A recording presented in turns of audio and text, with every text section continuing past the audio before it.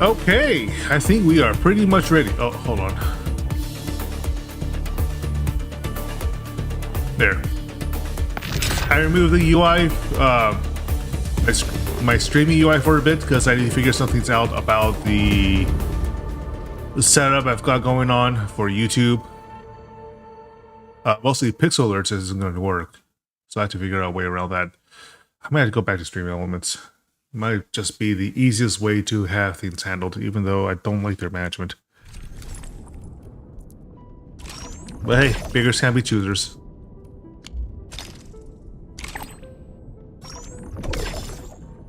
Yay, usage permits. Alright, so first things first, let us take care of the apples management, because they have refilled a little bit. I don't know why it's taking so long to refill though. What's with that?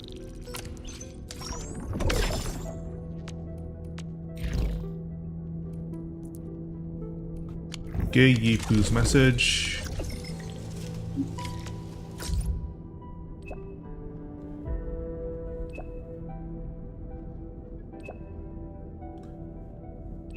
Prep work for a Fairmont Heart repairs is going well. We successfully transferred the Fairmont Heart from the Markerstone ruins to the cardiac remediation station, but we got started with the repairs ran into issues that involve protocol originating technology. We can only count on the infield. The project director is still trying to solve the problem. I'll give you the other details. Please, if you have time, do come by the cardiac remediation station. We'll talk about this face-to-face at CRS.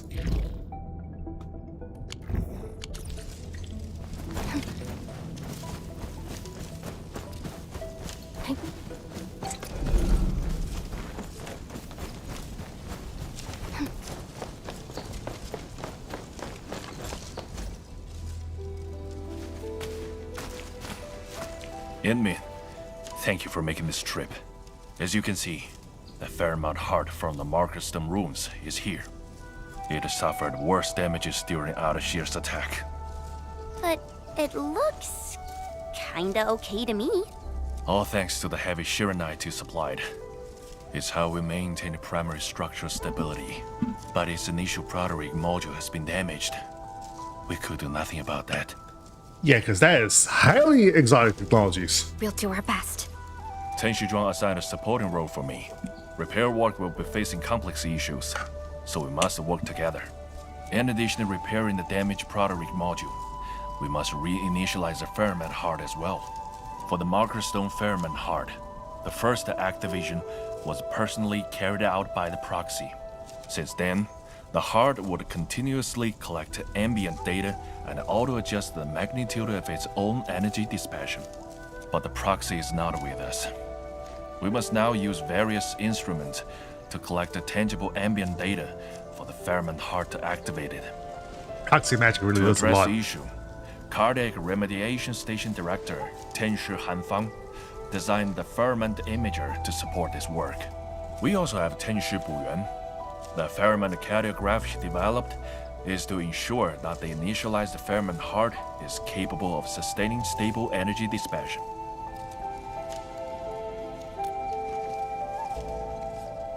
Super technical. After all, it's a real honor to take part in extensive repairs of the Fairmont Heart. Oh, what's this? Alert. Oh, little bugs. We'll take care of that.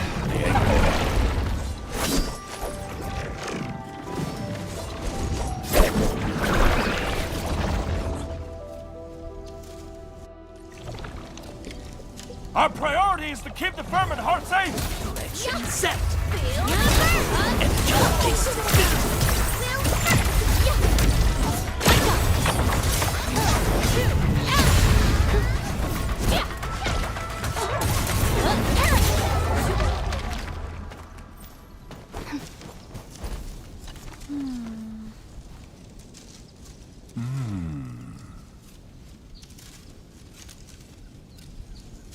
Tenshi Hanfang's covering imager. As for Tenshi Buyuan. T. When science runs into a bottleneck, one must find a fount of inspirations. And for her, that's T, apparently.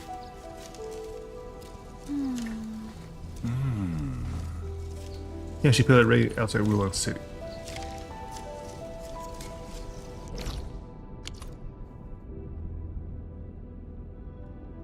All the way over there?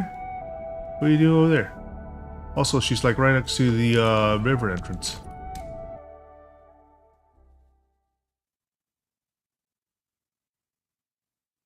I'm surprised. Didn't expect them to move the Farinmid heart outside. Say, how did Tianshuga and friends move it from the Markerstone ruins? This might be a Markerstone secret. I know. I'm just curious. There's a guy with an obvious side quest, but we'll ignore him for now because we're not doing the side missions at the moment. We are currently just working on the base and expanding base operations. Angeloy, evac, now! Calibration isn't done yet. No retreat. Guy's got hard pull.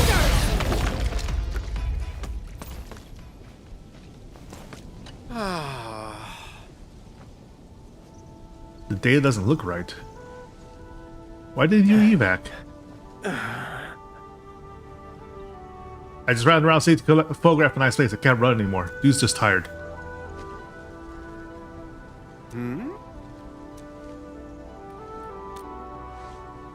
Initialization data handed out by our mentors only emphasized that ambient senses of the Farinmid heart must be people-oriented.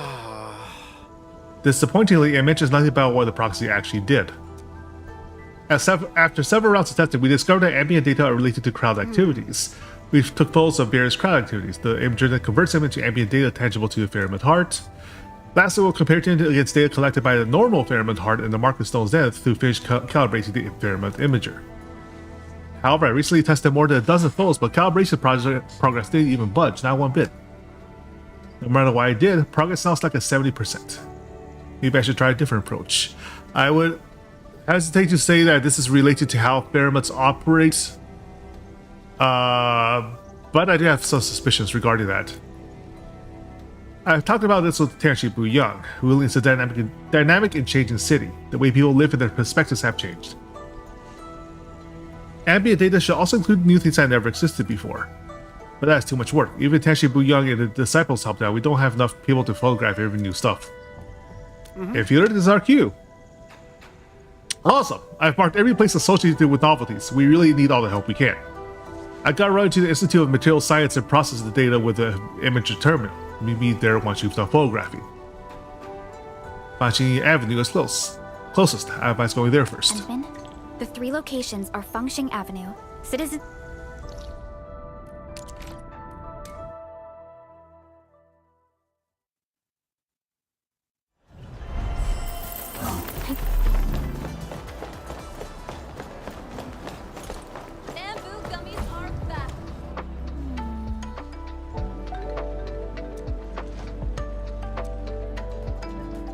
Tianchi High believes the chubby lugs symbolize useful tastes and trends. Alrighty. I had to play another match so we can't get enough of chubby lugs. But they definitely knew.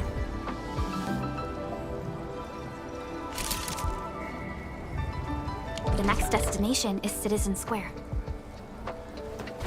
Bamboo gummies are back.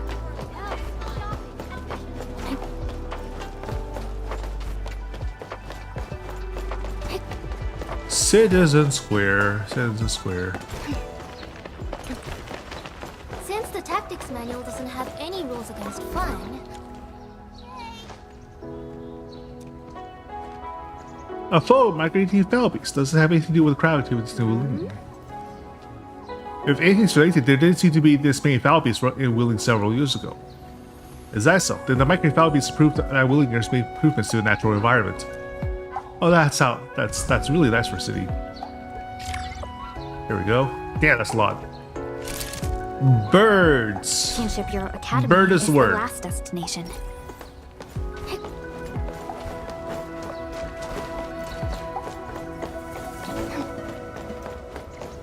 Bird. Bird is the word. Take a picture of the birds.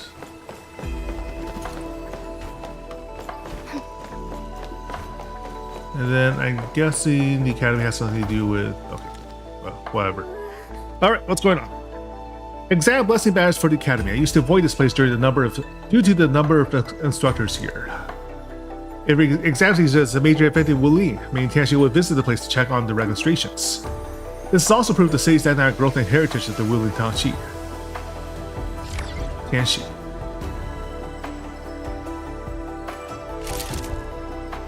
There we go. That's a nice picture. I really like the dynamic angle on this one in particular.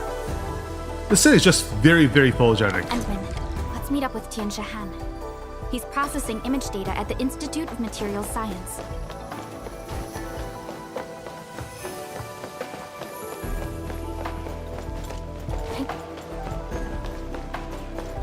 Let's go, let's go, let's go.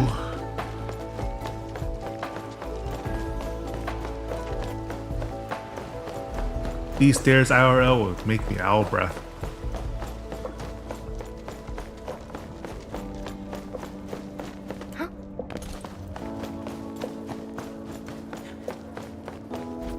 Tianshu Buyan, why does your team take so many photos of novel dishes and desserts? I'm exploring new possibilities. Upload it and see. Maybe it'll progress it a little. You know, hunger is proof of life. Sure, I'll try. There's a pulse, but it's absolutely negligible. I knew it. The history of cooking is just too long.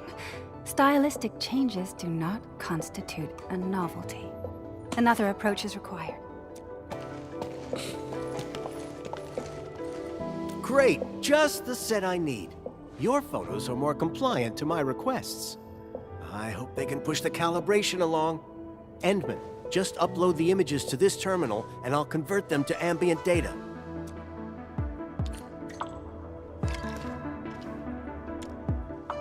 Let me see. Submit items. Migrating foul beasts. Endman, it's responding. We're getting actual progress for imager calibration. The Paramount Heart is really picky, huh? And rising? And it just hit 80%. Wow, that progressed really fast. Enman, let's try the next photo. Popular chubby lungs. Our approach is correct. Progress for calibration leaped to 95% I knew it. in Chubby one lungs in shot. particular were going to be popular. Almost there. Everybody loves the beans. Everybody loves the beans.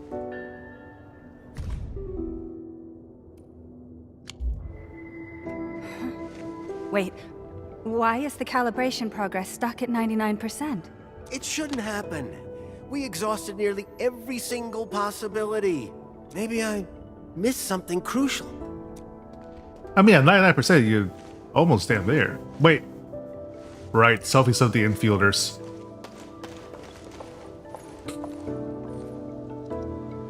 Of course.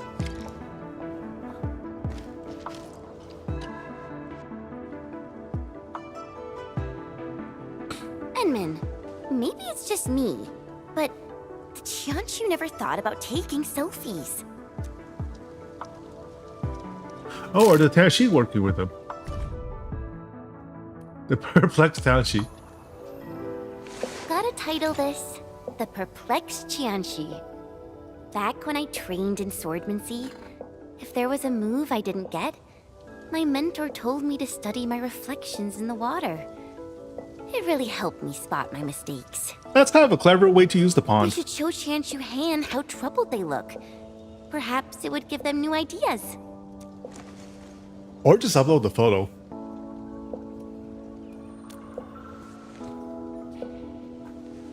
Maybe this will work.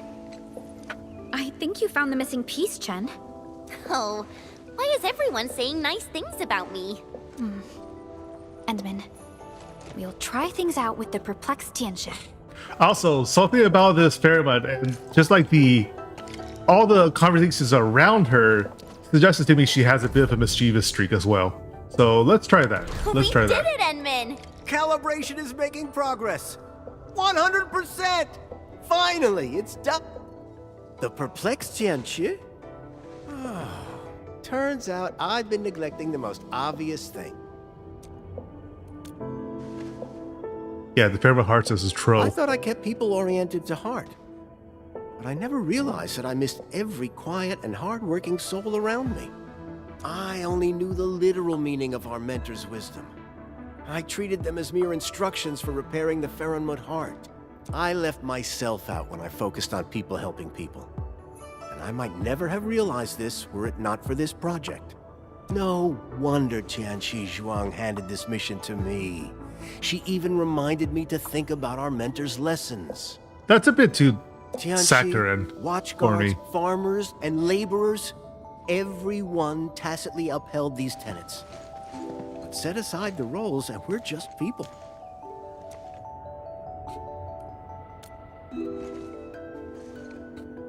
I almost let everyone down. My utmost thanks to you. This imager calibration will serve as our basis to extracting tangible ambient data for the Faronmud heart. Wait for my good news. And if you need help, we can talk about it over some tea. Feel free to share everything on your mind. I'm all ears. Oh my, she's flirting. Hold on.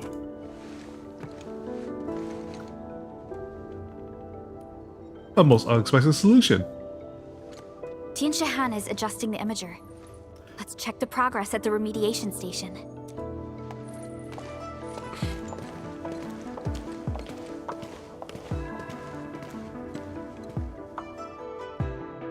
I think she just asked him out on a date. I'm just saying.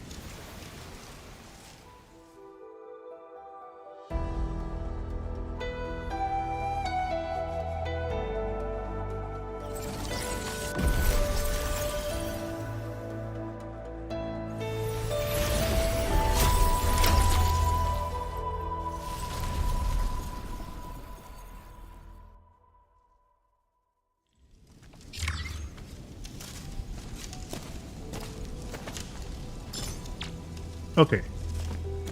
So remediation station is up to level. It's up to next level, really. Oh, and we have maxed out regional development for now. Outpost management, cardiac station. All right. So we still have insufficiencies. Let me see. I turned off Shield Knight usage earlier, so this heavy Shield Knight stock hasn't grown. The next thing is this place wants Jinkao tea, but Yasen Syringe is still probably your best bet overall, as of course with SC Willing batteries. Now, let me think.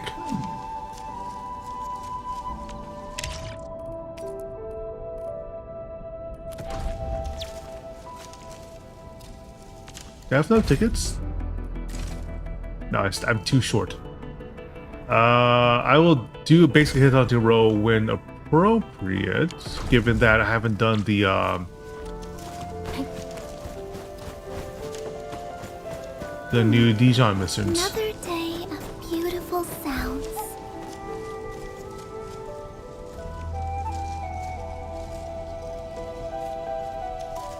So there's the hearts. These are the repair facilities around the heart, along with people that are responsible for overseeing its development. Primary station around it.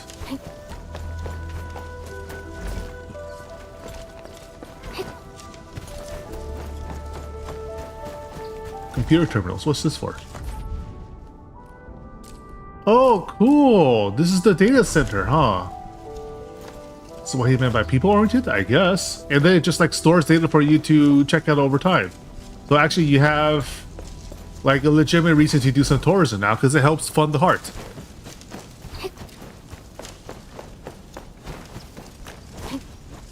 Alright, so let me think. How much of this do I need to tear down is the real question.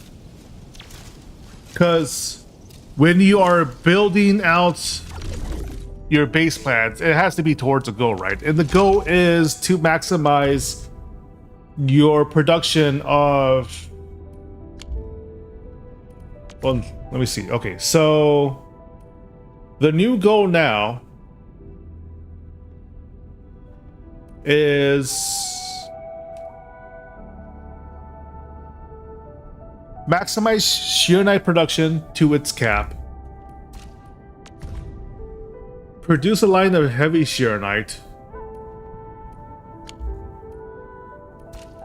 and switch over from Yazan Syringe to Jinkao Drink, I think. No, Jinkao Tea and Yazan Syringe. It has to be both, because Jinkao Tea is the upgrade from Jinkao Drink, and the Yazan Syringe A is the upgrade over Yazan Syringe B. So you need to have 2 lines of this, maximize Shironite production, maximize battery production, and then a line of heavy Shironite production as well. And heavy Shironite is going to be heavy Shironite is probably going to be the no. Also another thing, you also have to develop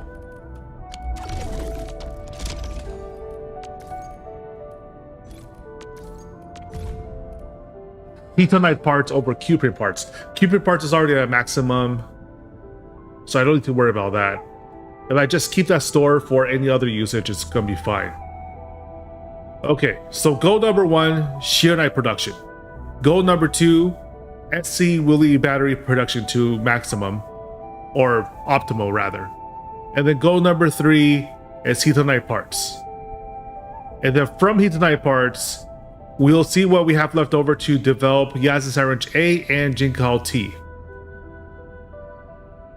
Let me go write it down.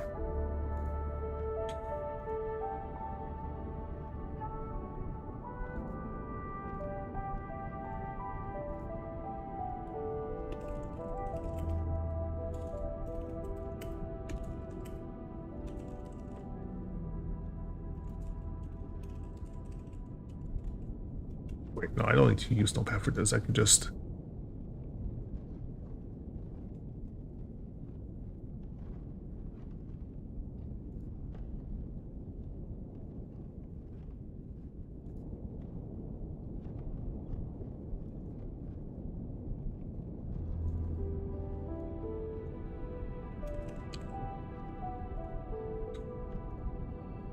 Objective 1.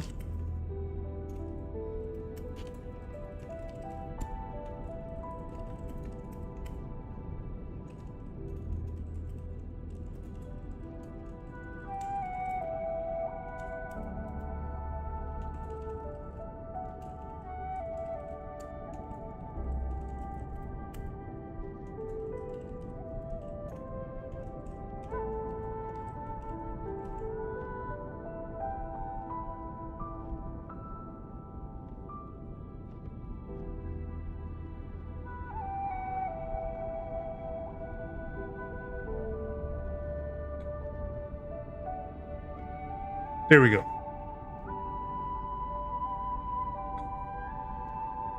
And that is the center of everything we're working on.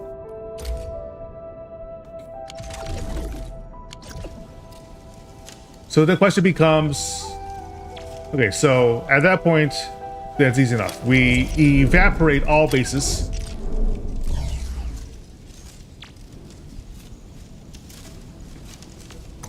Bulk action, delete everything.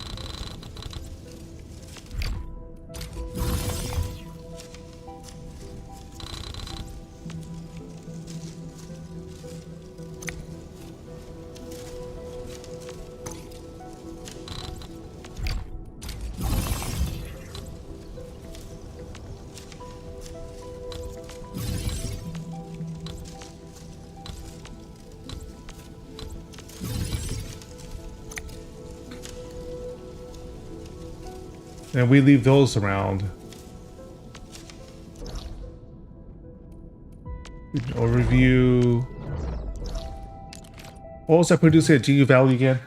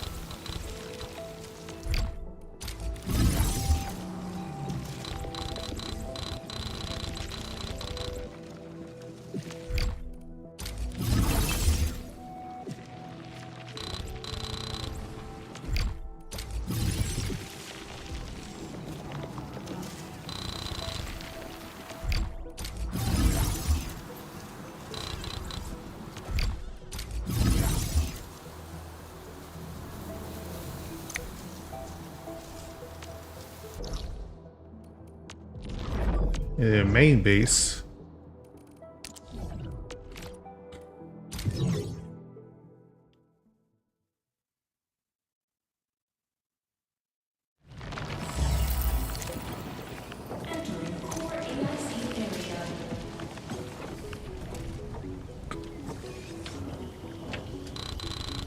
This part is especially painful because I spent so much time on this already. Be spending even more time.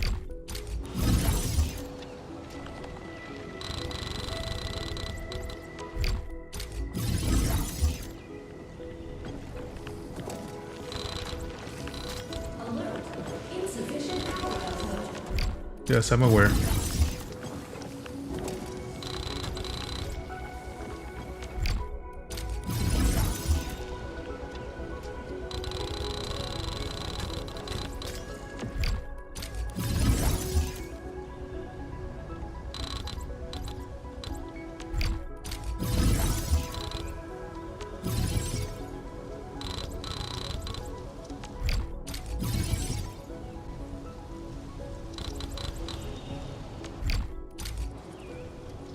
Okay.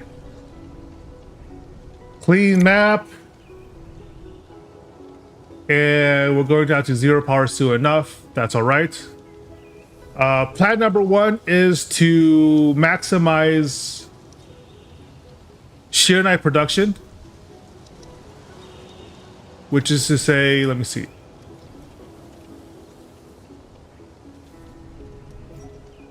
Yeah, we're not going to worry about that at all.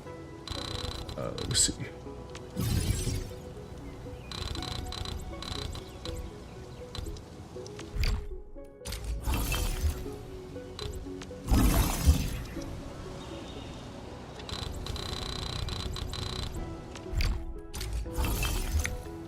Okay. Maximizing shear night production and maximizing battery output is pretty much the same damn goal.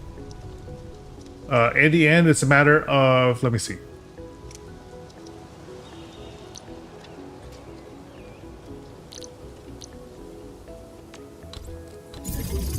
Because ultimately the plan is to use packaging unit to produce the shear night batteries and the GCAL-T production. Jesus.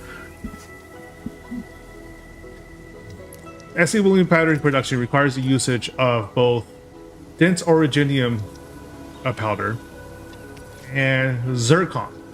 And zircon itself is going to be complicated because it's both a matter of getting liquid zircon and ferrium produced. And liquid zircon itself is a combination of liquid shear night and sewage. And sewage requires specifically the production of things running out of cuprium.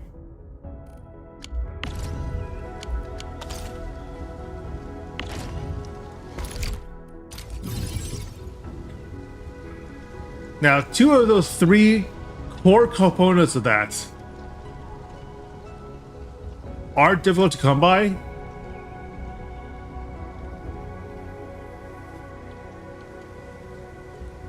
It would be a matter of, let me think.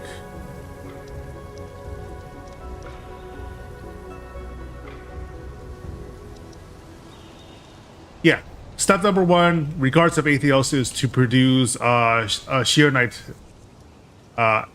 production line. And the best way to do that is for a main base because it does have the maximum supply of water for the map size. So regardless of anything else, start making some shear night producers. It will be, let me see. Shear night itself was 2 parts carbon to 1 part water, I think it was. Yes.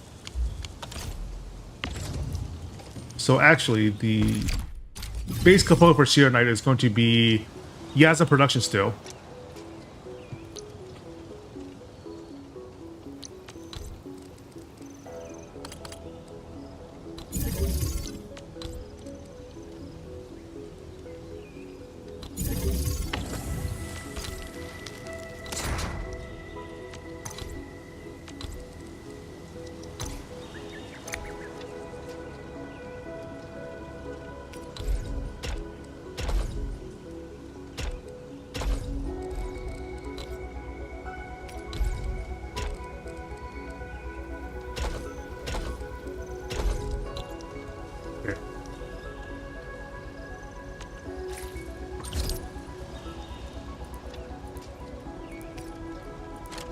Everything needs to go in here. What the hell?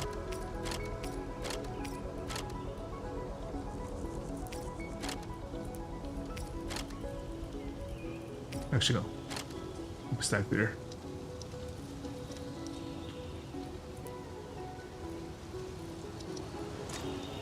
All right. Let's see.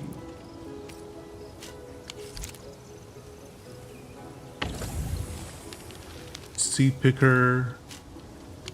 Seed planter. All right. Yasmin production leads to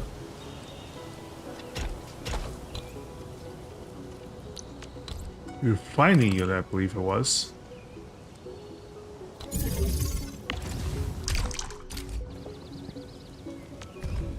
Formula there was, yes, produces 2 units of carbon. Which then needs to be ground down into a powder, I believe.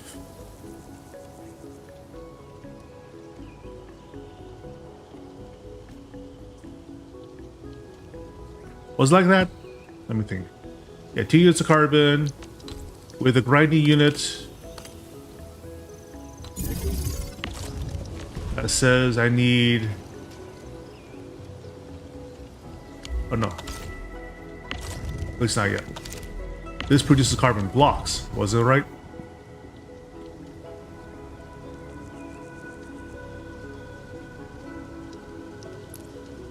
Oh no, that's why. Okay, so first I grind up, move you elsewhere. Move you elsewhere as well. Shredding unit. That's what I need.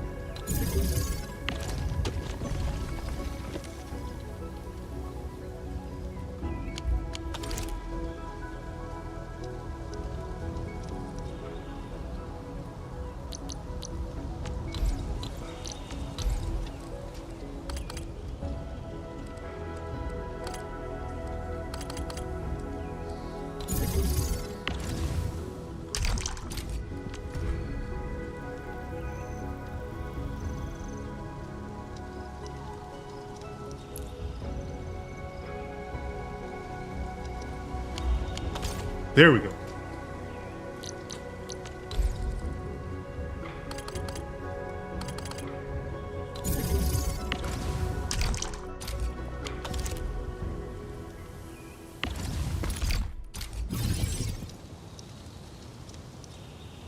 All right. So for one facility, we then build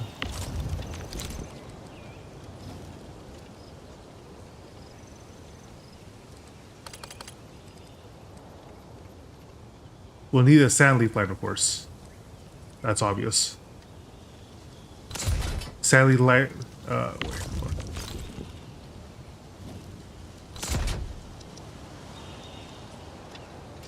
Then another grinding unit here. 2 sand leaf lines going down here, connecting here and here. And 2 carbon lines going up here.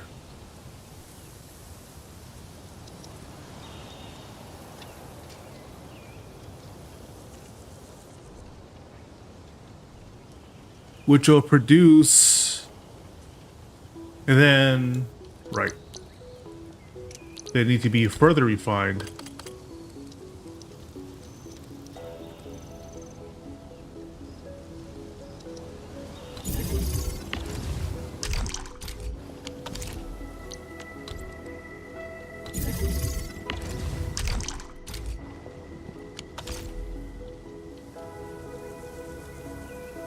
To produce the blocks we need. Now, the problem with this orientation, of course, is that if I have a line of sand leaf going, ground down sand leaf going through here, it'll cut off access to this way. So in the end, what I'm producing is effectively a line of starting from scratch every other day is a headache. I mean, it can be, but I like this part of the game a lot, so I'm not too angry about it. I do regret the number of days I have lost on rebuilding my factory, because that can be a little annoying. Why I like wake up one day and realize, oh shit, I've spent nothing but the last like 48 hours on this thing. But it tickles a part of me I didn't realize could be tickled. Oh wait, hold on. Obviously that's not it. There we go. And then that produces out the what I need, I'm pretty sure. And I can just duplicate that over here. Yeah, and then let's see, I guess the next part is to develop depot access properly.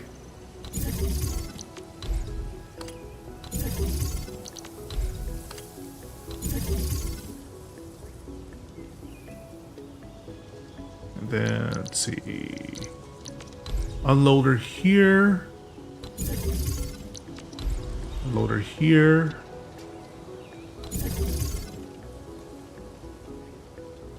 Oh, maybe I need to.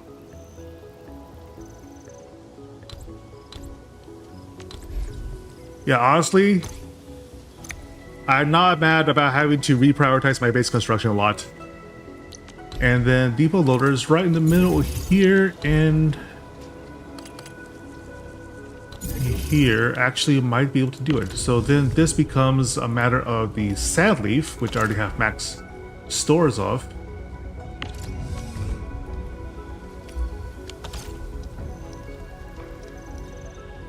Then did I have enough space? Yeah, this gives me enough space to run it through.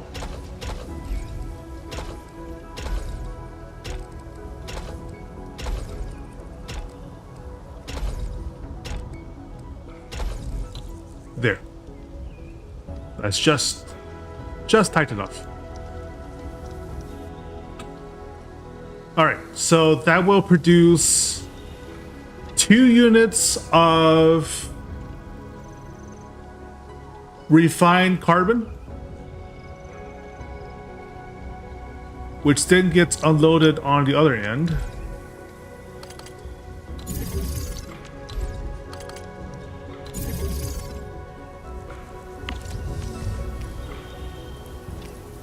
Yeah, stabilized carbon rather, not refined. The recipe for shearnite is a 2-to-1 ratio of stabilized carbon to water. And you can run exactly 2 facilities off of 1 water line. So then for that, we grab a pipe splitter, run up here, grab a Forge to the Sky. Awkward positioning, but that's all right.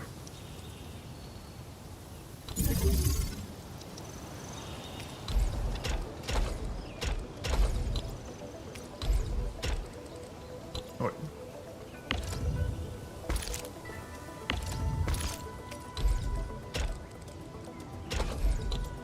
there. And then that starts producing 1 line of shearnite. So then, if that is the case, this is basically the production line for one. This is basically the production system for 1 line of shearnite. What do we go for there? We have so many more shearnite facilities more to go.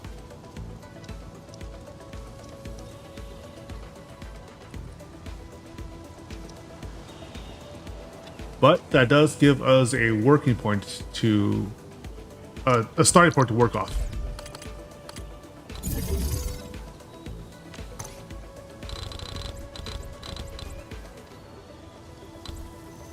And something to copy as well. Ooh, I missed a part.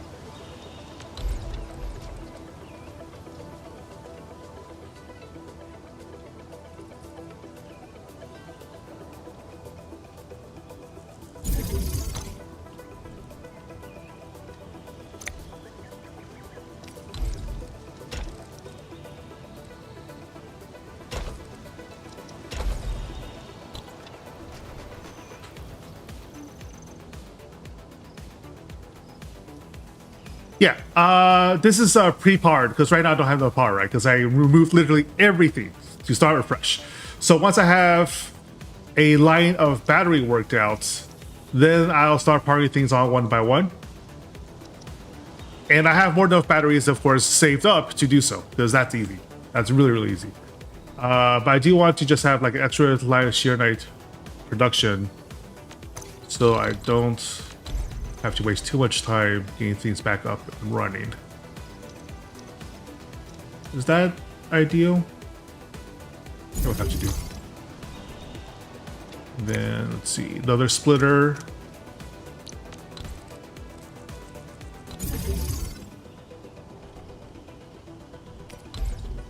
And then the fun thing about splitters is that they can, in fact, let me see, what's the neatest way to do it? It's like so.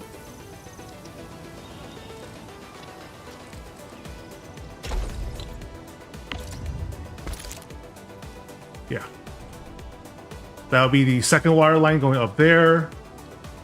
Obviously the question then is like, where does the shear night go? I could technically put down another depot bus for access there. Although, is that necessary? There's also the other question, the other matter, of course, that I need to also build out a sandleaf farm system to be able to feed all of this. And that's also really, really simple because sandleaf doesn't need water, so you can just plant them right next to the AIC core and that will do the work for you. Although you'll then need more sandleaf to feed in the battery system, which I believe is also another 2 of them, right?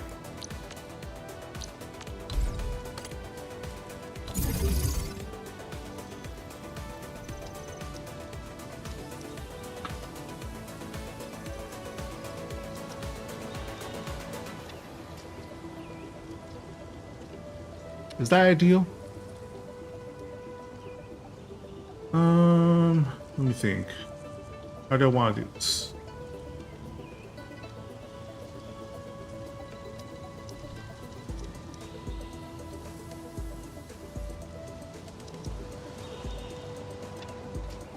Yeah, we got the carbon production facilities here.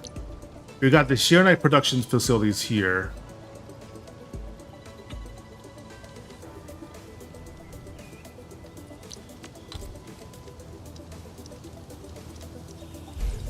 I guess you can make it so that the shear night feeds directly into the bus system again. Or do I want the shear night to feed directly into the battery system?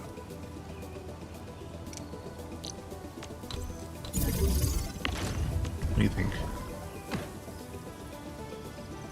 No, what I wanted to do is feed into, well, partially it has to feed into the battery system, but also needs to, I need to have ideally the shear night feed directly into zircon production, which is going to be a line of shear night to water.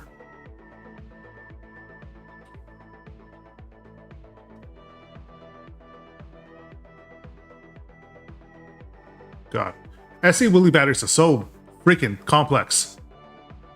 I forgot about that.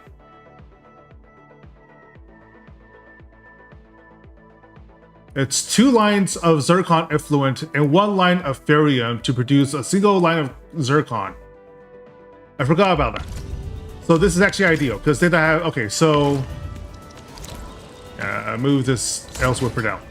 So 2 lines of shear night production feeds into 2 reactors to produce 1 line of zircon, to produce a line of zircon each.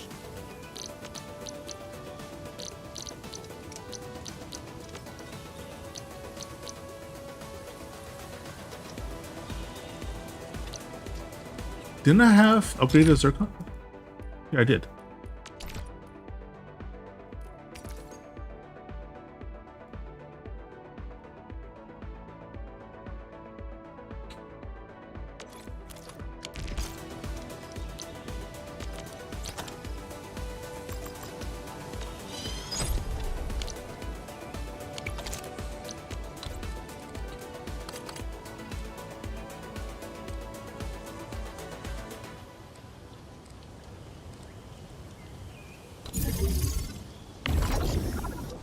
Let me think. These are the expanded formula.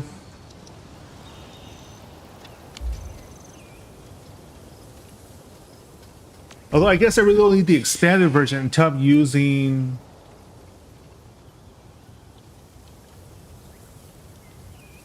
Let me think. Oh, it just mix multiple types, right? Hold on, I gotta be right back. Let's see.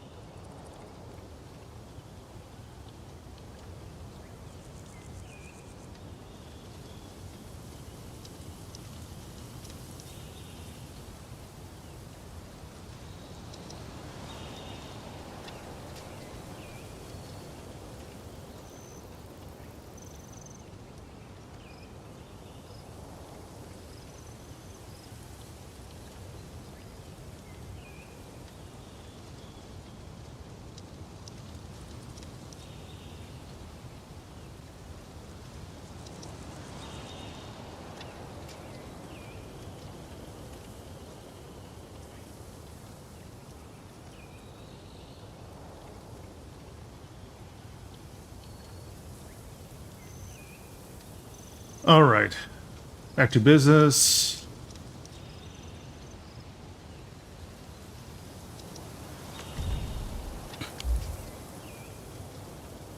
Expand crucibles let me mix multiple items into whatever I need.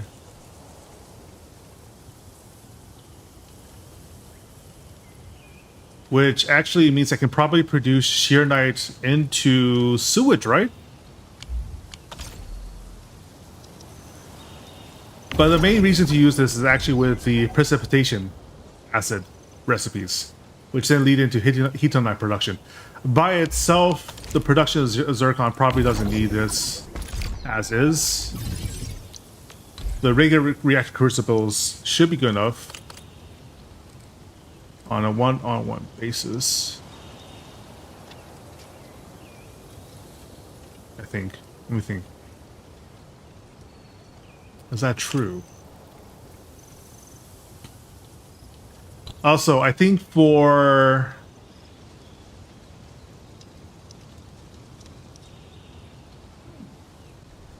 space savings sake, I will probably connect 2 of these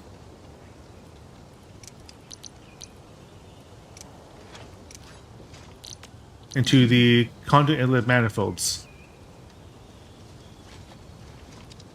So I can just park the water supply out here instead of moving things around all the damn time. That would be a pain in the butt.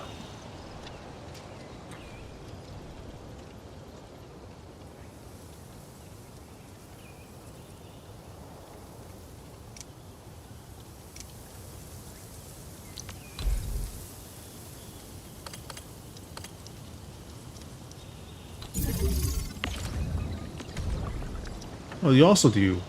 Interesting. Oh no, it's expanded so you can take 3 water. You can take 3. No, that's not true.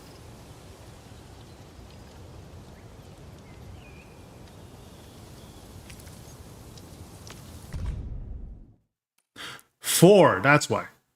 You need to mix 4 inner zircon effluences to produce 3 purification units. Wait, why use the expanded crucible at all? What makes the expanded crucible different from a regular crucible? Am I missing something?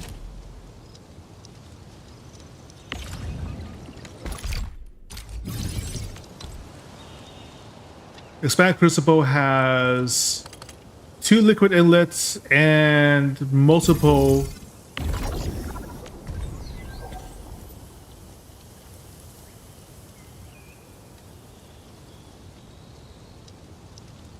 I guess it's just to double efficiency for some production, right?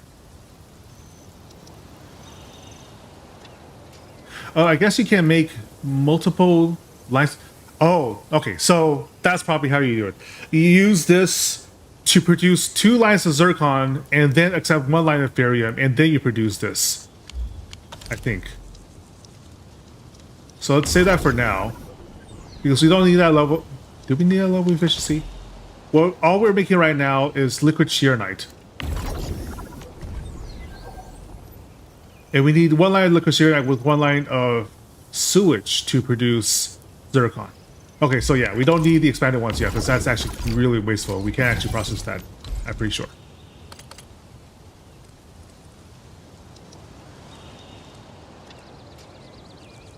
What would be the best way? So that produces shearnite right in, and then I need to attach the shearnite to the water. Like so.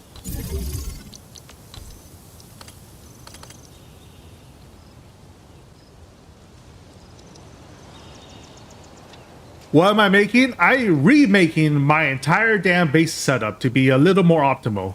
That's why I'm making. It's gonna be a pain in the butt. But basically, my goals here are shearnite, which I have. 1 line shearnite each to produce liquid shearnite. Liquid shearnite goes into a sewage line to produce zircon to produce Woodley batteries. From Woodley batteries, we can then start producing heatonite production. Heatonite production, once that's set up with everything left over, we start producing Jinkaoting gas and syringe again. And that is all just to say I am going to be spending all day on base building mode. Depot access, manifold inlets.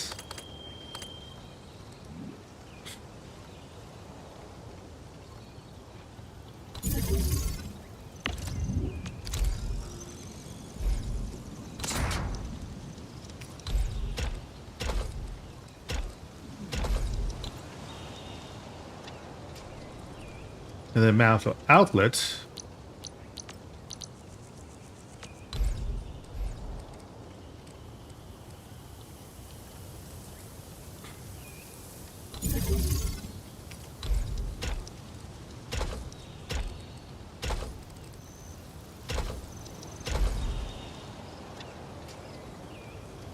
Oh no, I don't need this part. Because that's going to be 2, let's see, yeah. A splitter.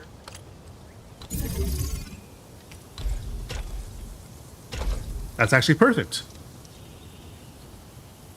Because 1 line can access 2. So that helps a lot. And then to connect the 2, we need to do... You can actually pop out here. I have another upgrade. I didn't realize that.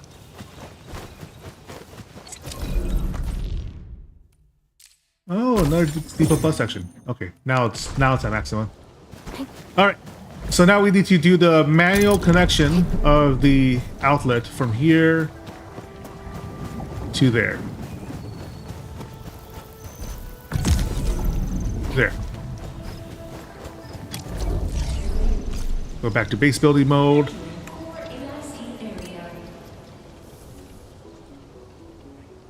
All right.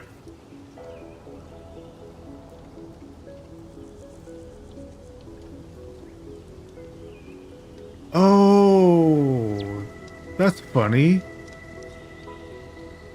It took all the water that was already there, just pumped it right there. Now it's going to run out because none of this is powered. But this itself doesn't need power. That just needs water pressure. Okay, so...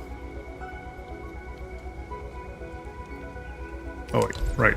And then production here is...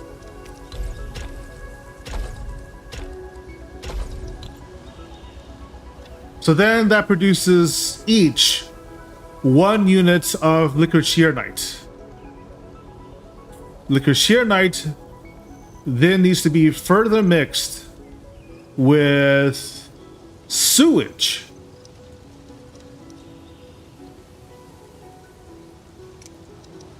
That's when we start using the expanded crucible. I think. No, because expand crucible can still only accept 1 line. 2 lines maximum.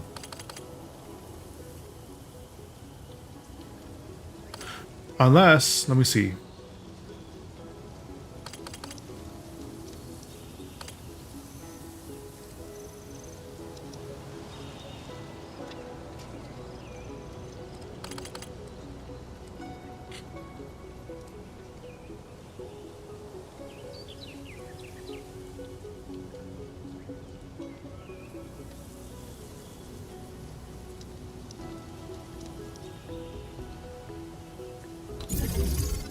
What was the recipe again?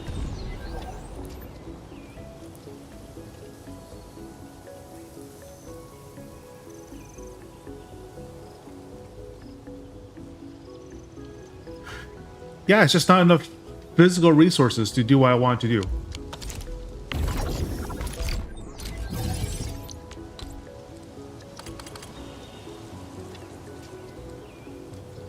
Okay, so the connection then is liquid shearnite and sewage to produce zircon.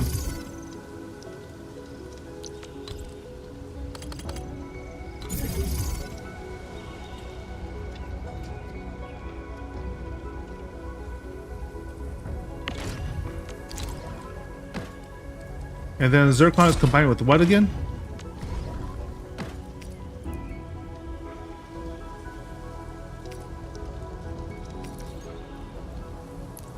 Zircon is then combined with dense orogenium powder.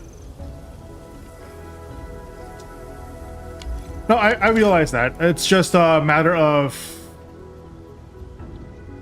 like, it's not... like, this line, this inlet will be accepting sewage from production line. This inlet will be accepting liquid shearnite.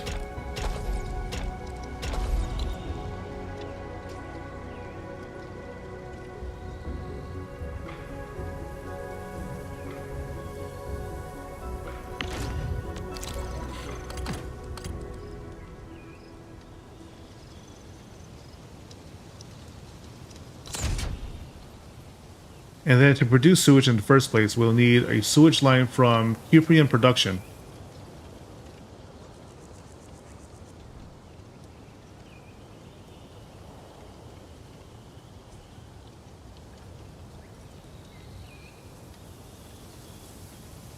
Which will have to go through the top, which is easy enough.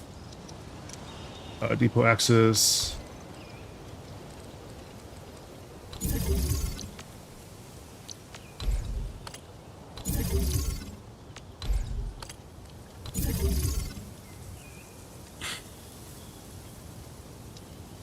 Because or to do that, we just do some refining.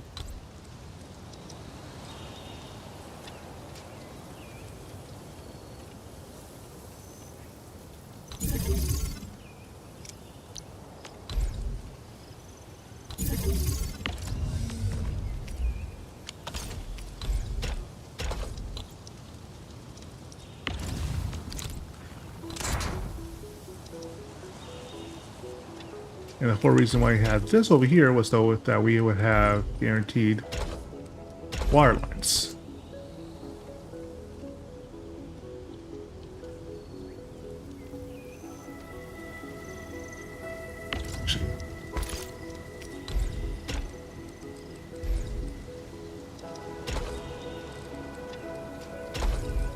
There.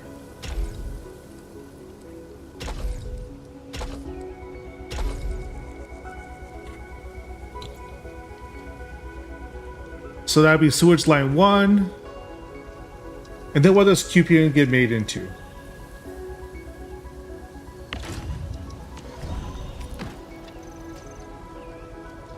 Since our other end goal is to produce hetonite,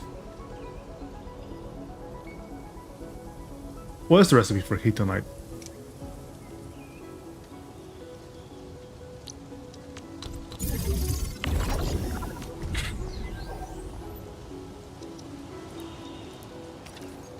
Liquid hetonite. Cuprium solution. Okay, so we're gonna need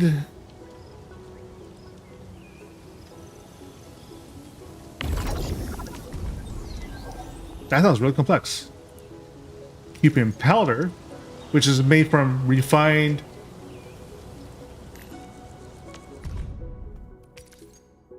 cuprium.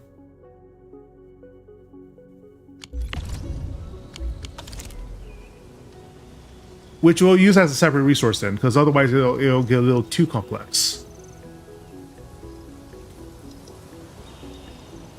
Which means depot access depot loader.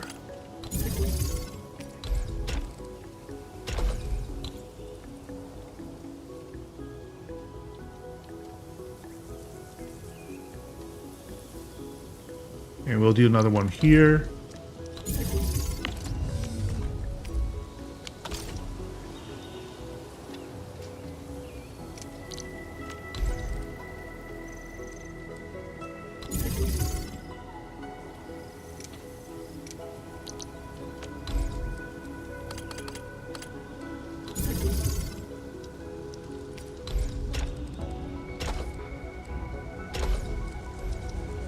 Yeah, that uses up the second line.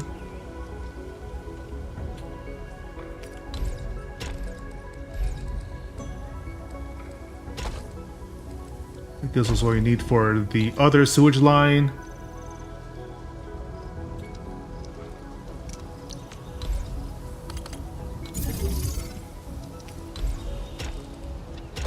And the other loader. Okay. Sewage line, liquid shear line, and that will produce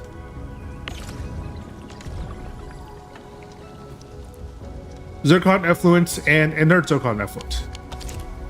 And inert zircon effluent works on a 4-to-1 ratio to produce more zircon. So it's not completely wasted. We can actually use the effluent if we are smart about how we plan things out. We might have to use a pipe bridger to do so, though.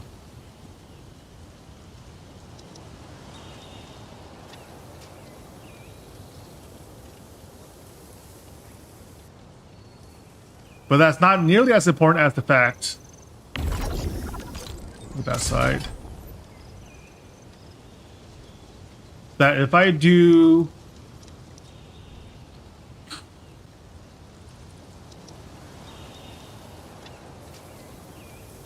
let's see, 2 lines of zircon. Oh, you only need 1 line of zircon. Shit, I forgot. Dense orogenic powder is the end result I'm looking for.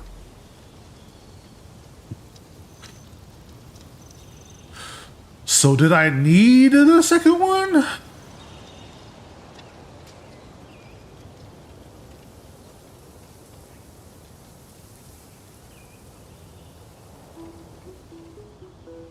Maybe I went one over.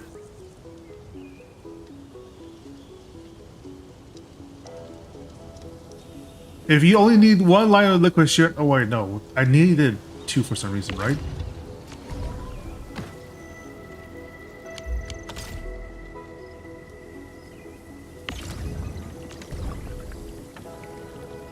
Oh, no, it's because I needed 2 lines of zircon effluent and a ferrium powder. That's right. That's why I forgot.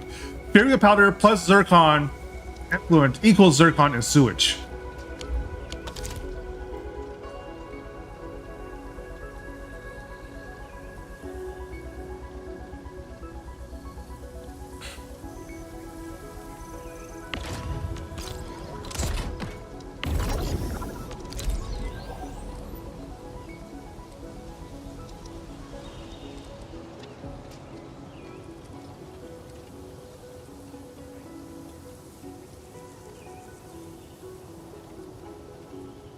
Is that right? I think that's right.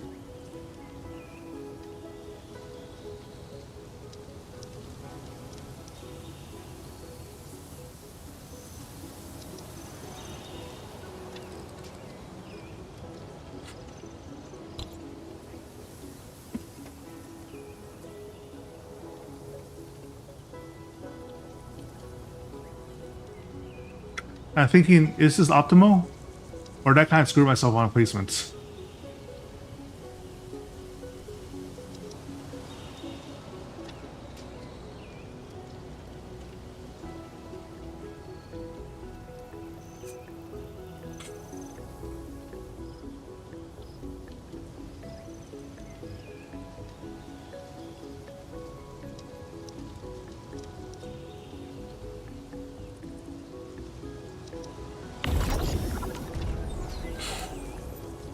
Two to one. That's a 2.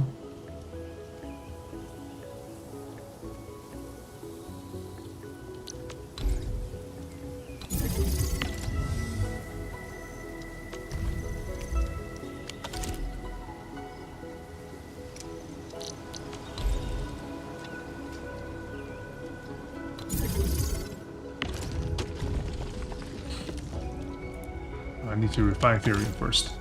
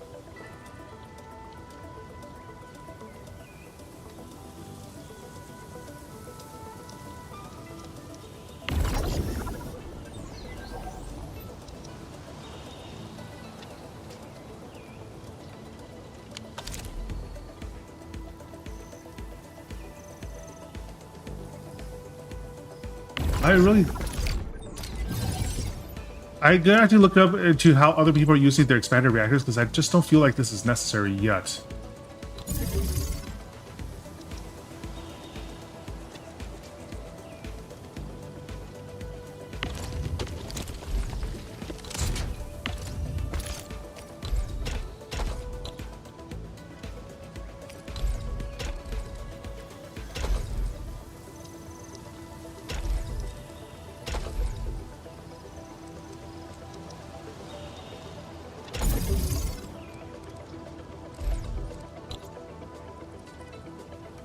All right.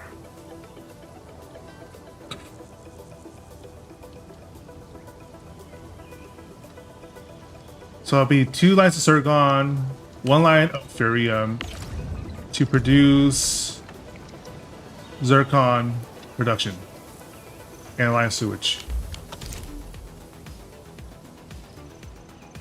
The sewage comes out in too slow a drip to be useful for anything, so that just gets turned into water treatment.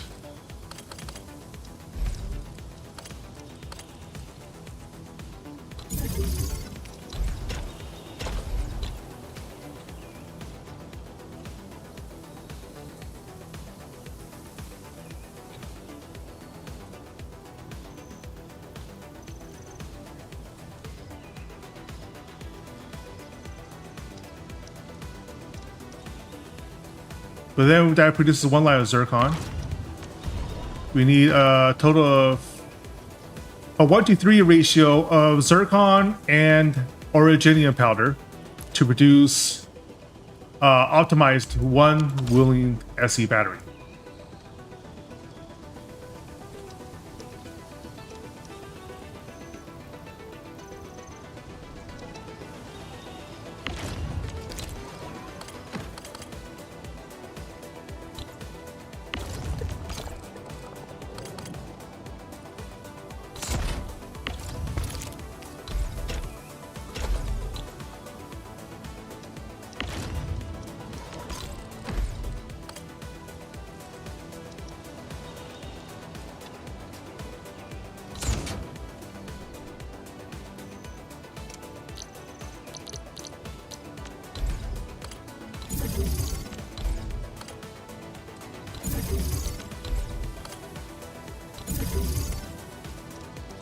And the recipe for that is pretty simple. At least it should be.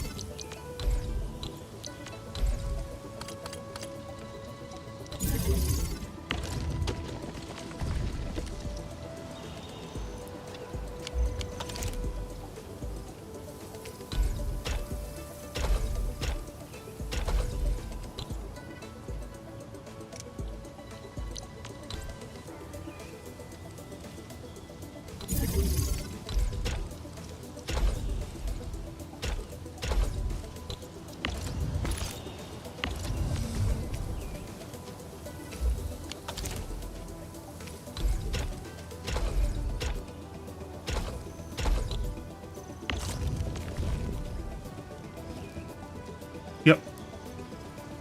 Dense originium powder. Easy enough to do.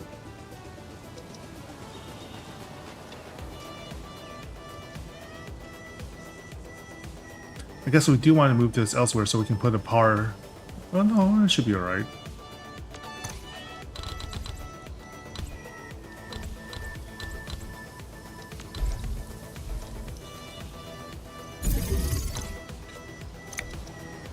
Nope.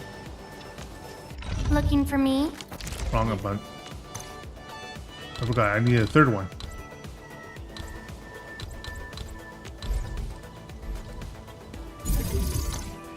There.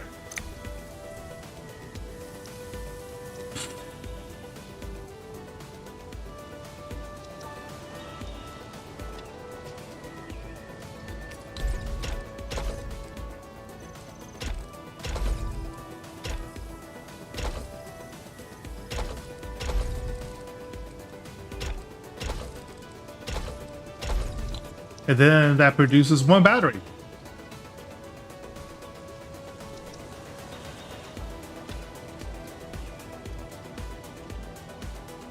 Holy crap, that was a lot of work for one battery.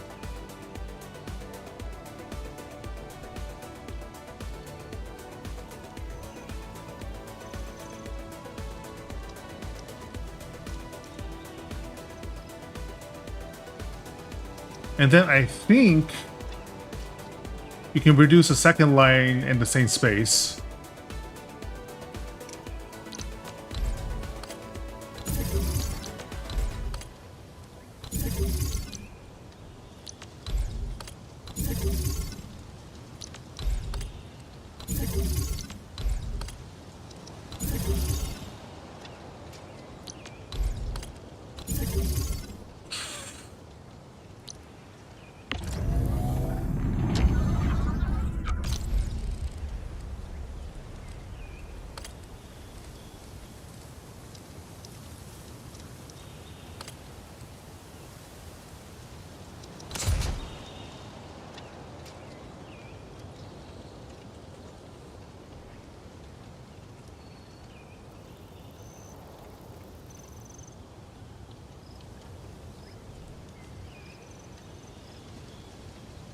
Or do you want to? I know for a fact that there won't be enough space to duplicate this part of the facility up here, but there will be enough space to duplicate down here. But that means that you'll be running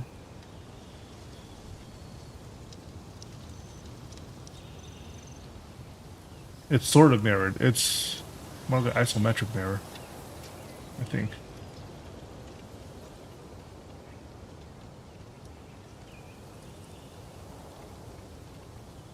Well, in either case, it means that you can get the QPN lines running up to this area to produce an extra line of zircon.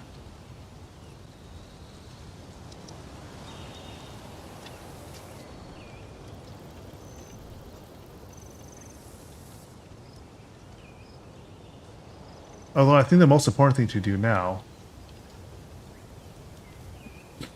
The most important thing to do now is to turn on one set of battery.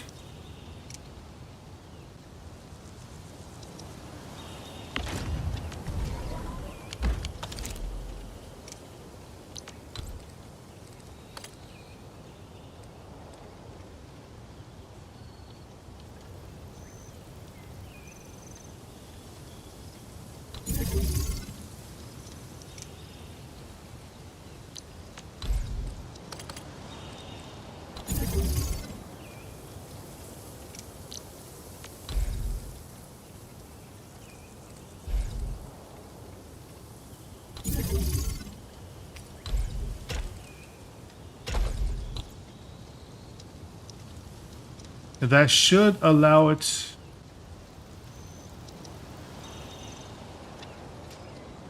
Yeah, that seems like it'll work. All right.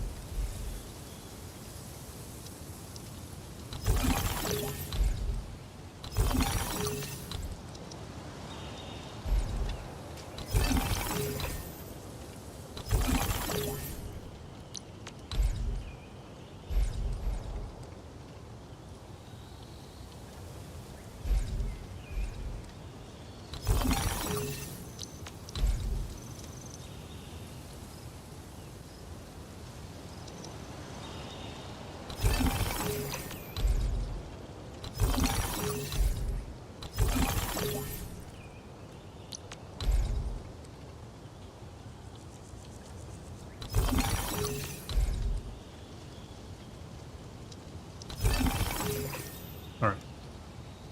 Now, counting the number of families we need 1, 2, 3, 4, 5, 6, 7.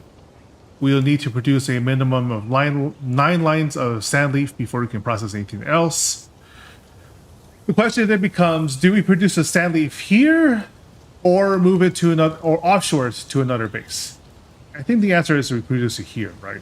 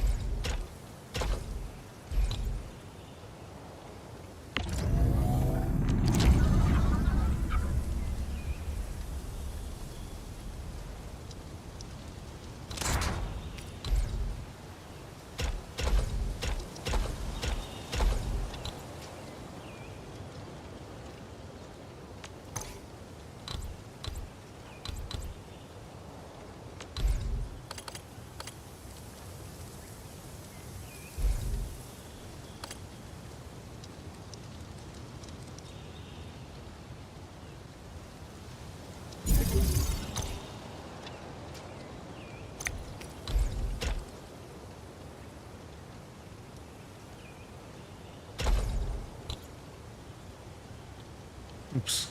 Right.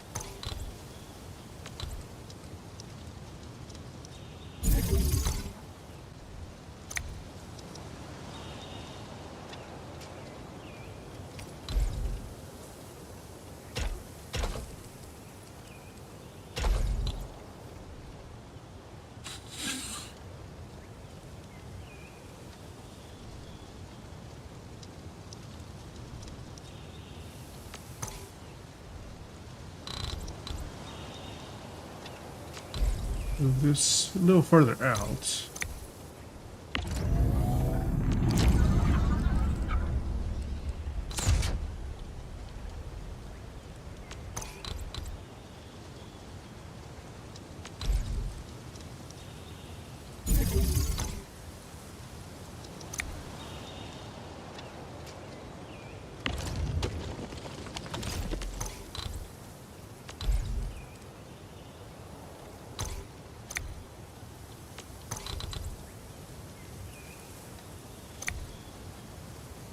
There we go.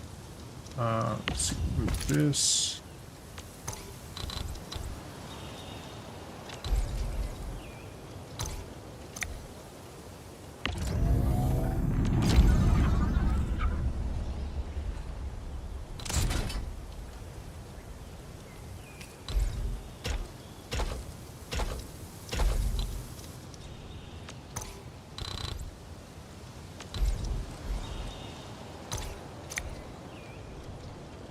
There.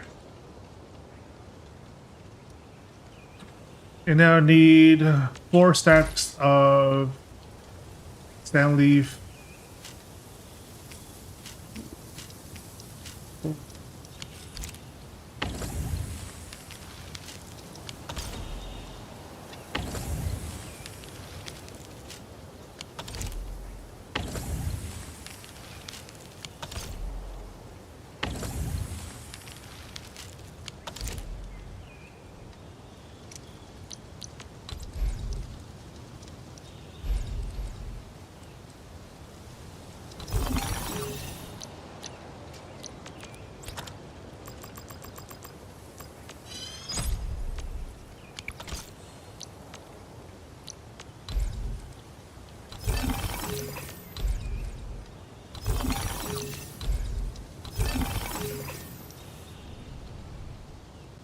There. And that should successfully create 1 set of batteries. Let me see if that's enough. Where are my batteries? Here we are.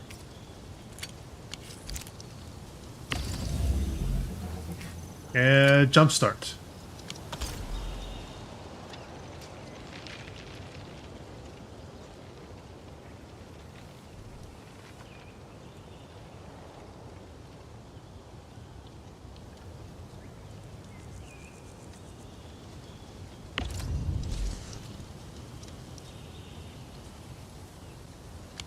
Why are these connected?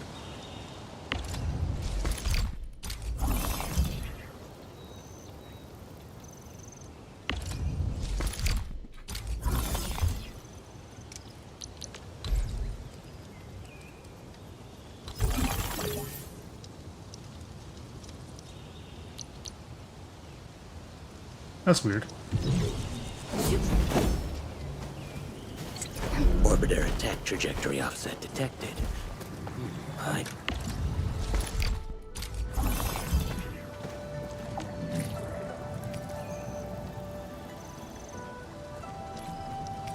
Oh, it's because I have to use this. I'm pretty sure.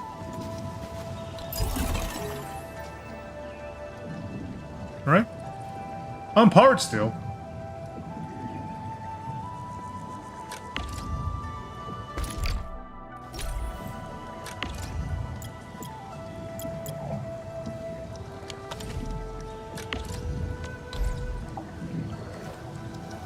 Oh, wait, what?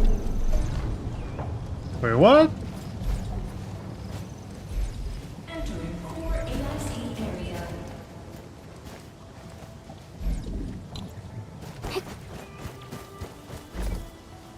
Is it because of that far? Oh, that's annoying.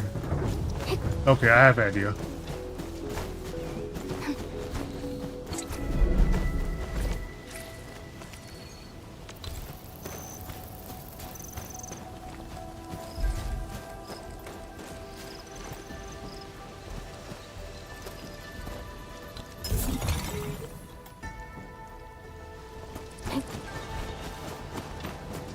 That's why.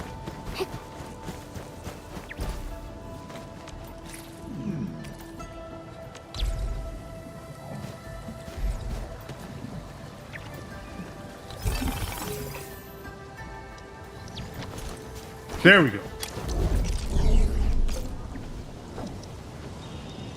So now the water is pumping. Production lines should be in place.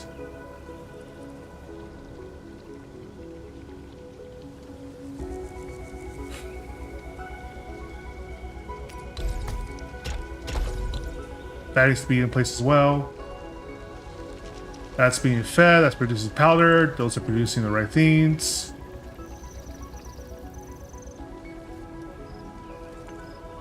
And now I need to turn these on. Let me see, hold on. It's yellow tubes. And yellow tubes.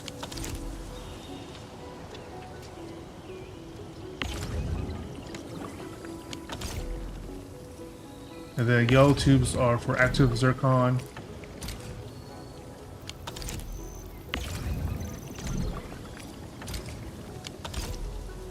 Right.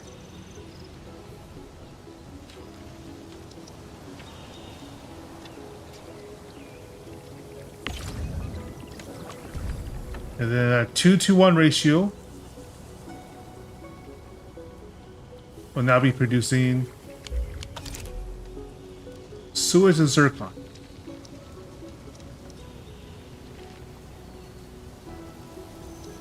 And then what I want to see is if I can then pump inert zircon over to another part of the base.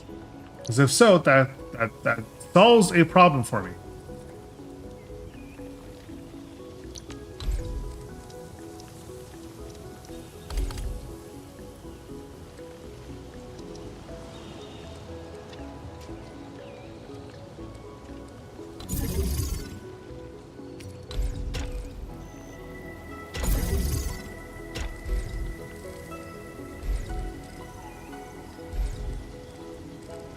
Too much.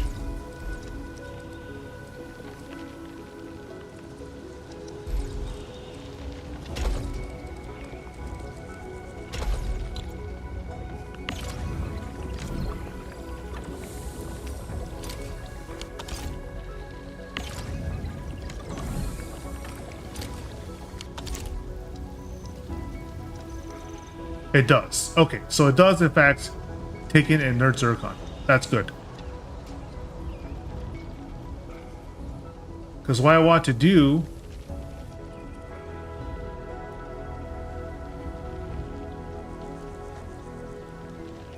is simplify the process producing 2 zircon batches, right?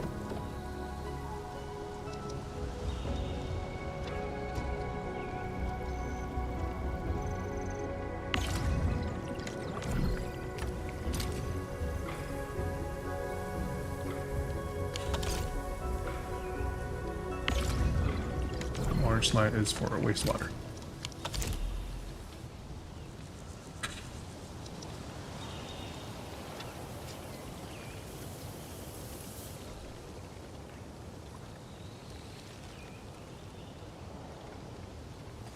All right. Let me see.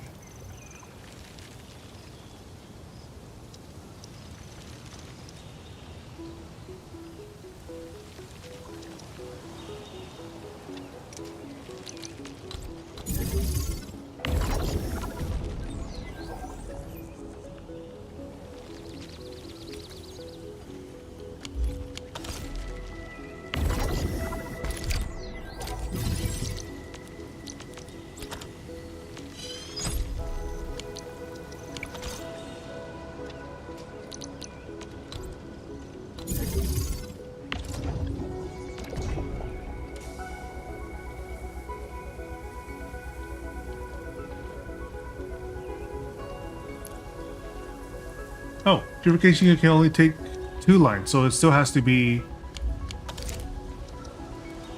Well, that's terribly annoying.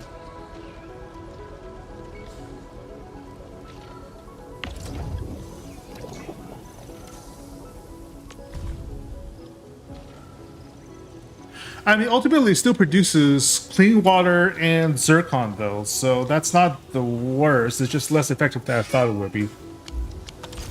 It means that I only need to make one more Shionite production line to produce liquid zircon, which is beneficial for my overall planning.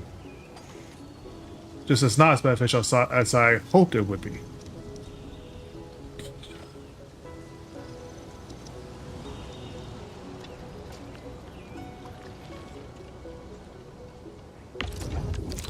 So ultimately, I will move it over here.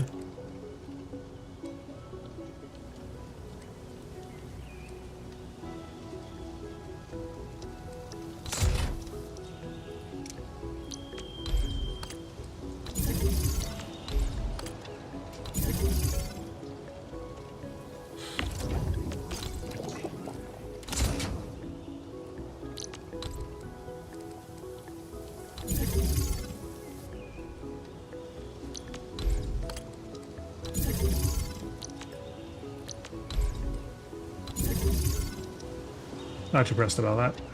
Okay, there we go. Okay.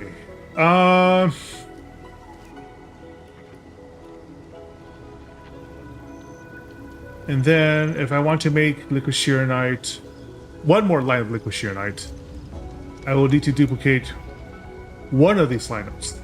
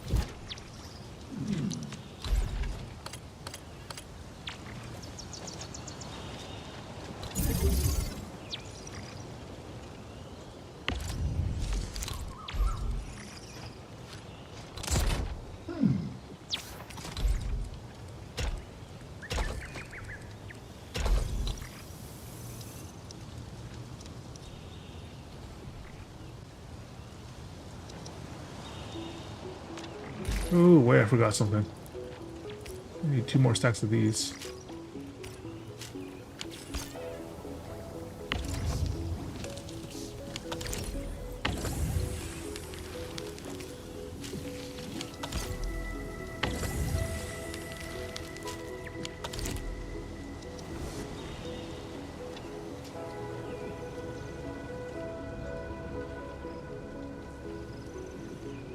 Okay, there we go.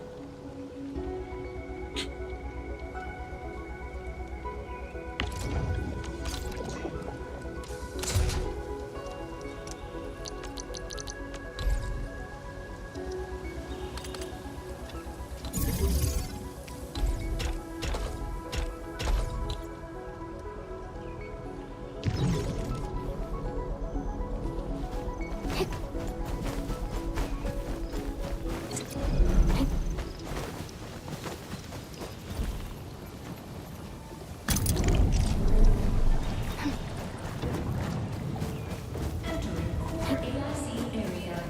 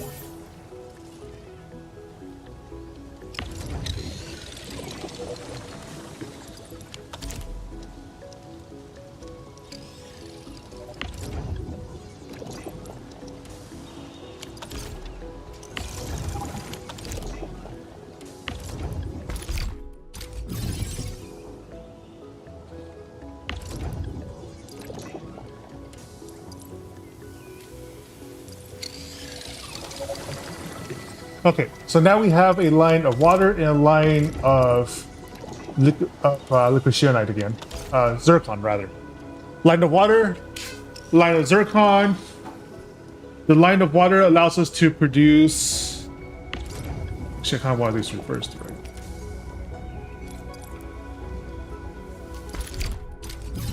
My bad.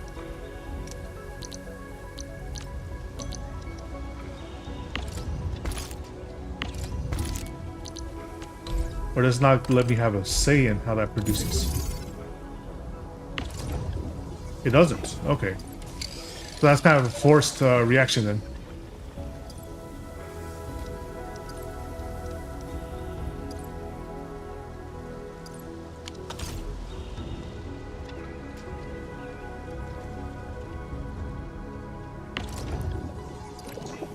So blue's water.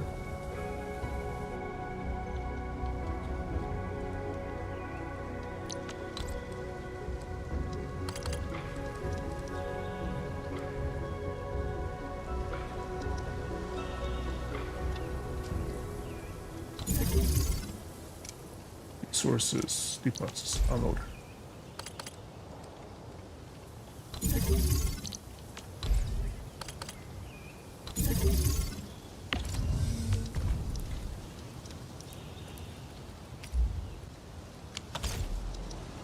That's what's happening, right? Okay. Why aren't you all grinding away?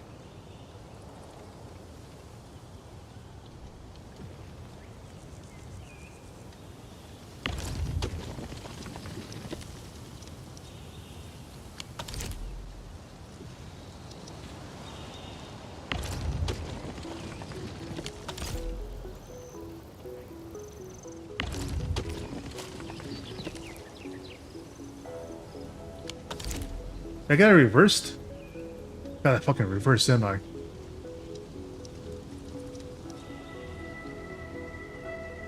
Oh, I'm an idiot. Okay, hold on. This is easy fix.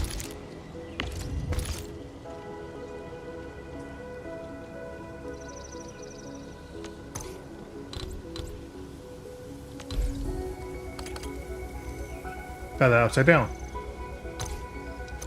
Like that.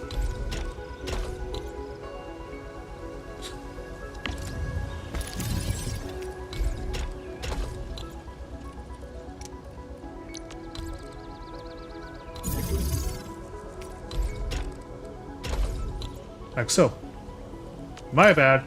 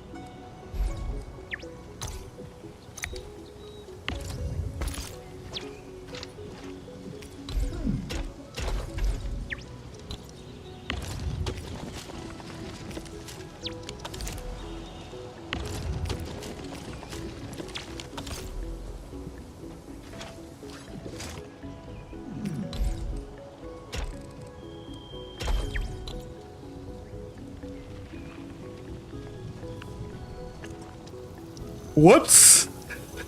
All that hard effort, I had the very baseline kind of screwed up. But now it's actually working properly. Now it's producing refined carbon. Now I can link 2 lines of refined carbon up to this point. Not refined carbon, stabilized carbon.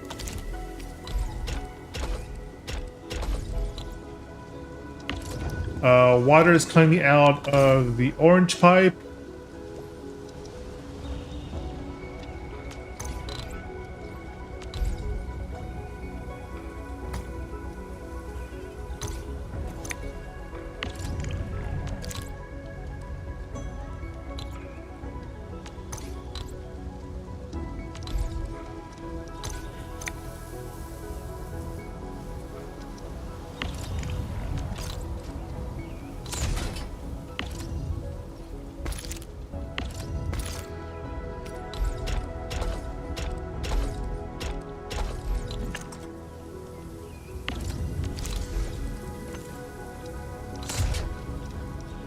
Okay, there we go.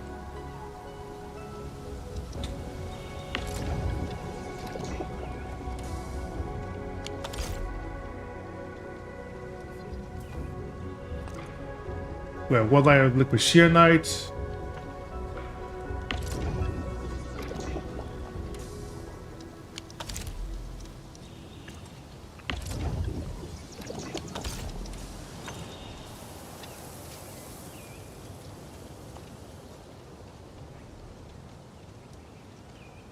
Then we need a line of sewage.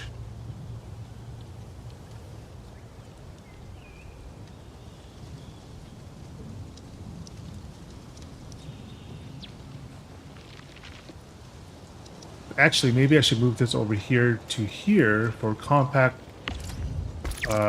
build compaction.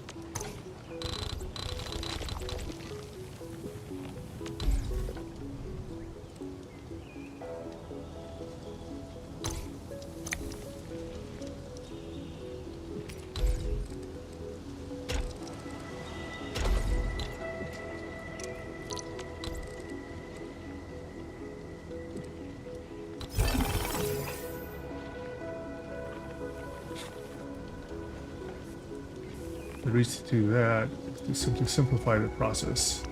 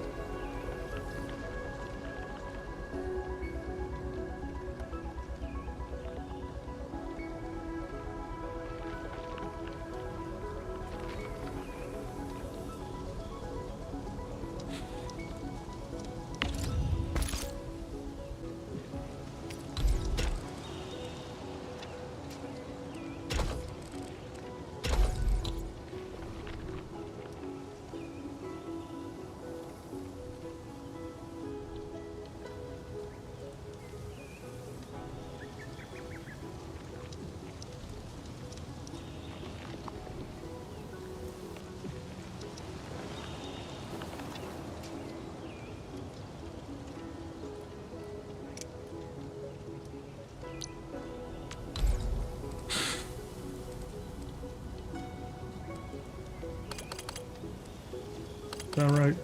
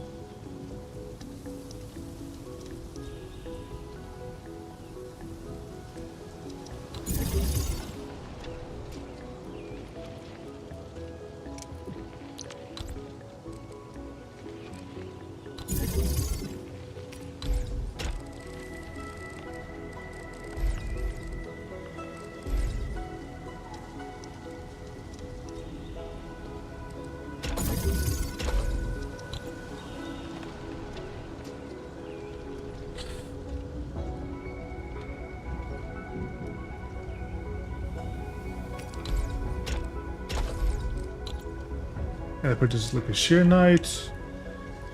And then depot access again for unloader for Q preem.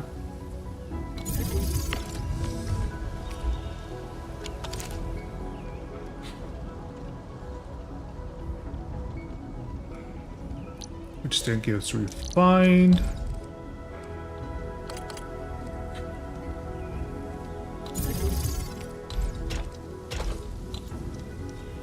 Which in itself needs a water line.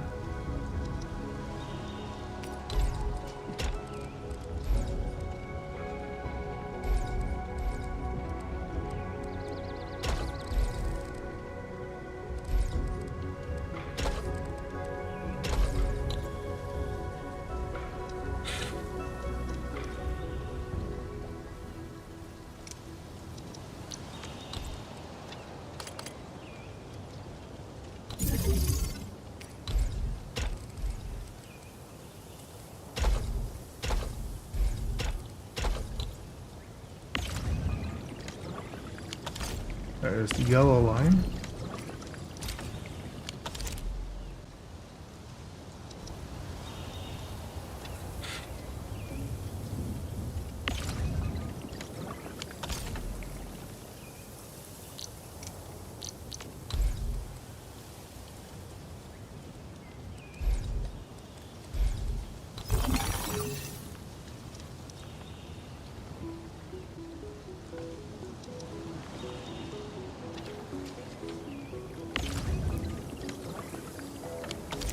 And there you go. 2 lines of liquid shearnite. I'll take liquid zircon rather. I'll take the yellow line for that liquid zircon. And then that'll be just 1 line of effluvium left. Put it over here actually, so we can put water treatment here.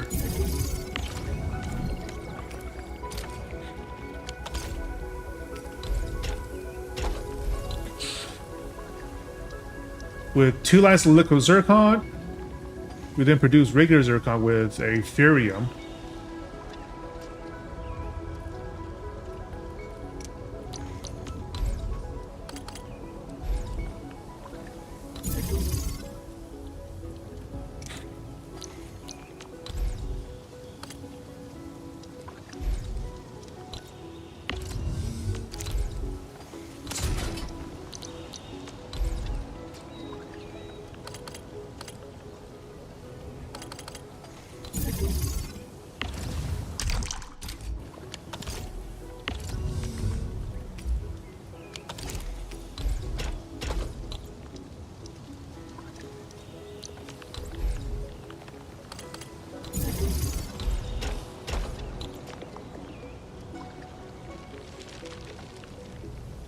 The how's it made again? It was another reactor. Okay.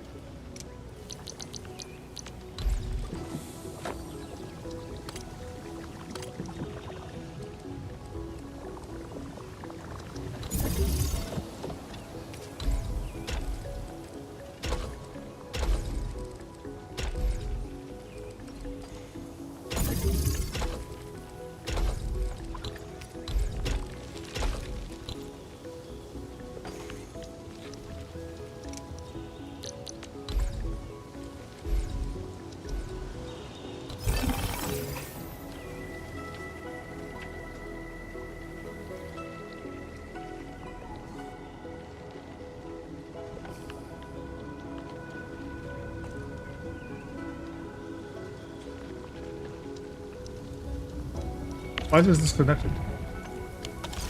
Oh shoot, it disconnected something. Okay, I can fix that. That's easy enough to fix.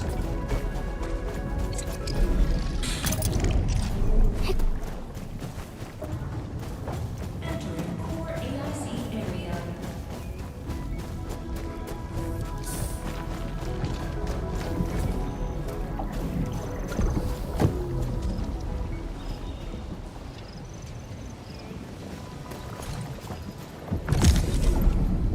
There we go. I forgot that I moved it, so therefore disrupt the connection.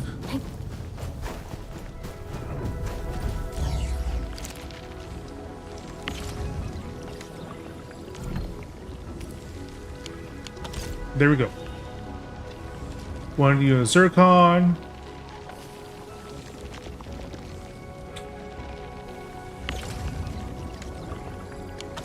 And 1 line of sewage will be easy enough to maintain.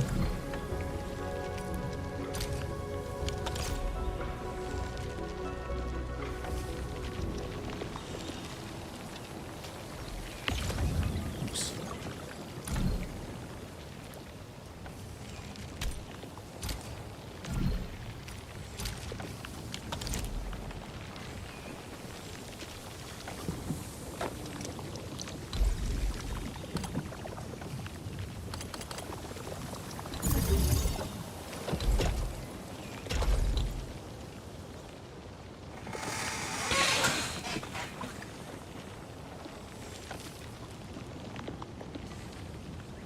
Why do you stall out?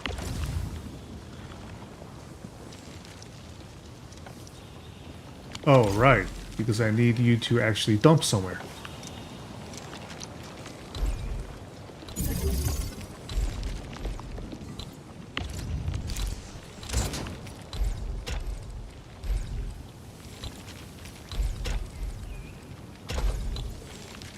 There we go.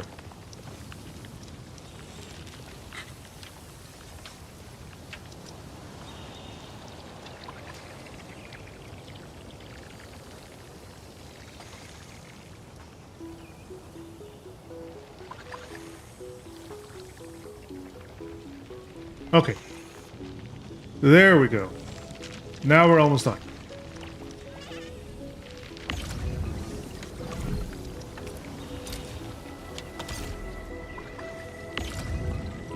From this, it produces zircon, and then from one line of zircon, we just produce one line of batteries. And it's in fact an inversion.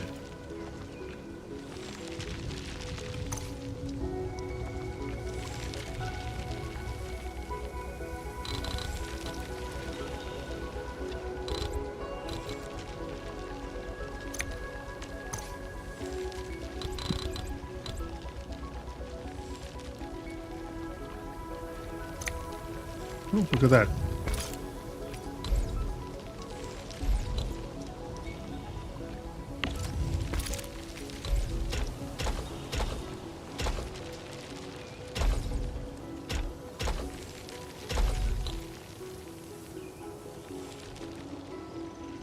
There's also a problem here.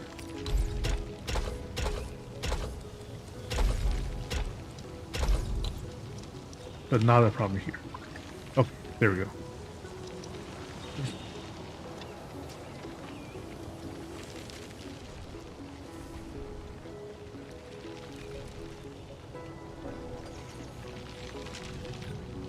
Yeah, we may have to build it from scratch. This is kind of rough.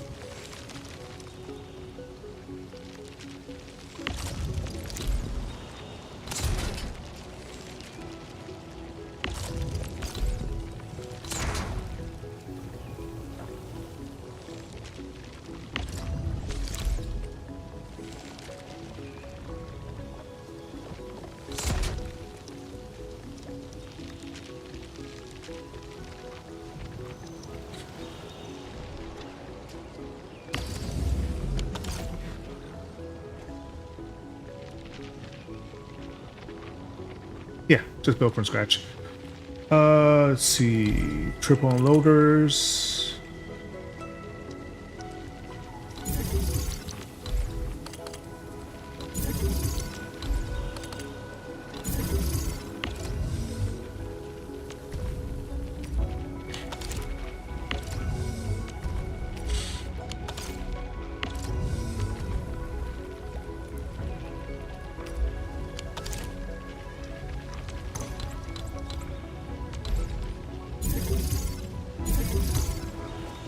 There we go. That's the baseline.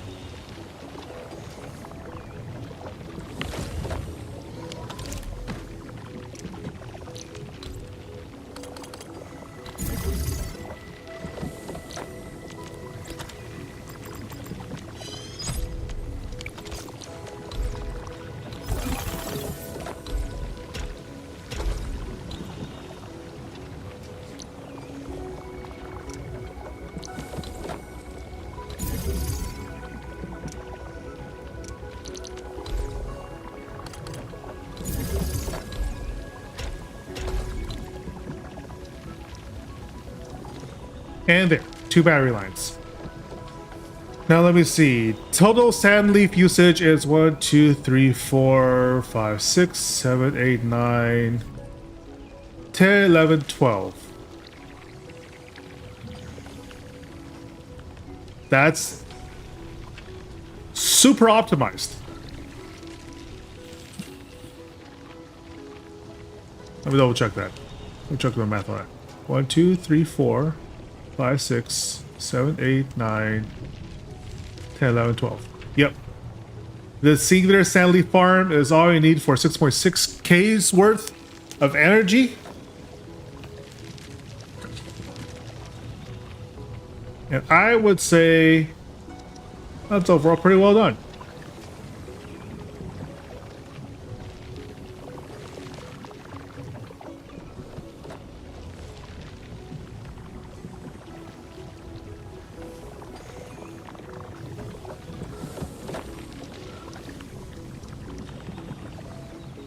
And this whole Phoenix grid here is like perfectly optimal.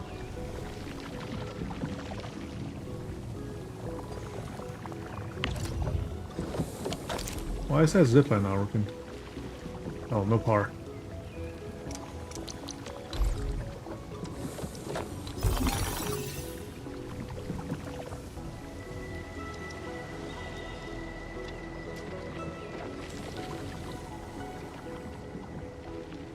All right. I'm not at max Shionite production yet, because I'm going to need Shionite access to produce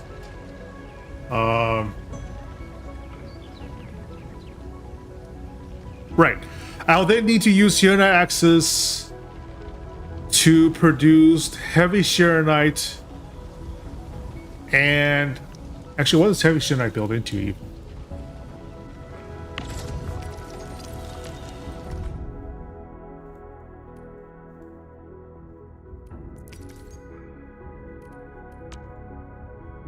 Right, heavy Shionite goes with Heathenite parts to produce Heathenite component, which I'll be needing to produce everything I need, along with producing the occasional batch of liquid heavy Shionite for puzzles.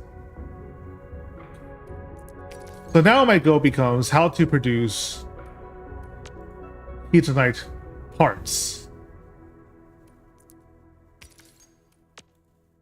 And Heathenite itself is a mix of Heathenite solution and precipitation acid. That's why I'm going to need precipitation acid. Along with... Oh, shoot. Okay. I'm going to need to use a lot of acid. Acid everywhere. Well, goddamn. Okay. So now we know what we need to do. Next part of this particular gig is I'm going to need another sandleaf farm to produce enough grind material or some components. Oh, no, I don't need it yet.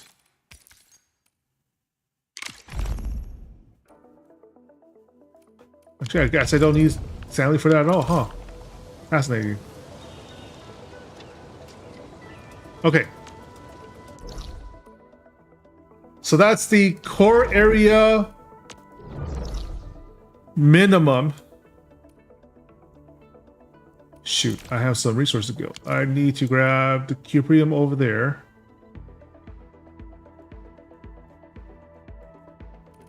And this is one, mineral bed. Yeah, Rega's working on that. So just the one more. That's easy enough then. Let me grab a couple relays to get to the cuprium over here. And either way, I need to teleport here.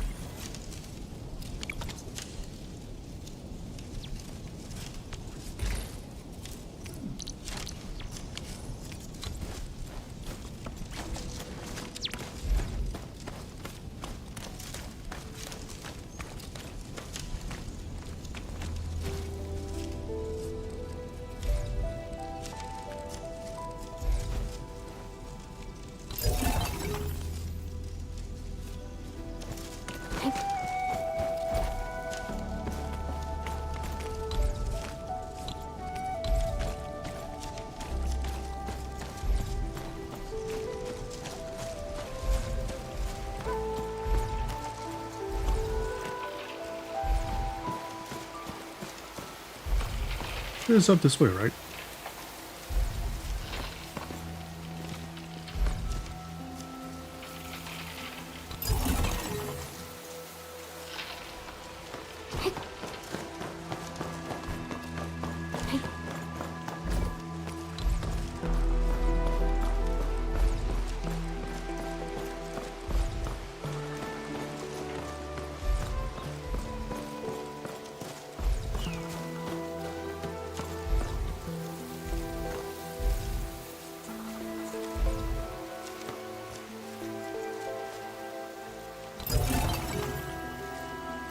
Here we go.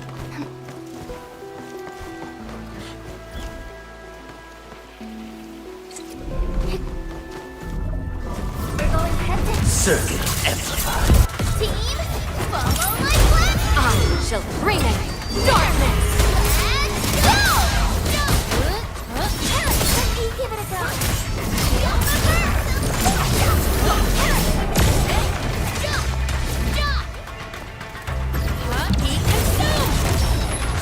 No hardship will stop us.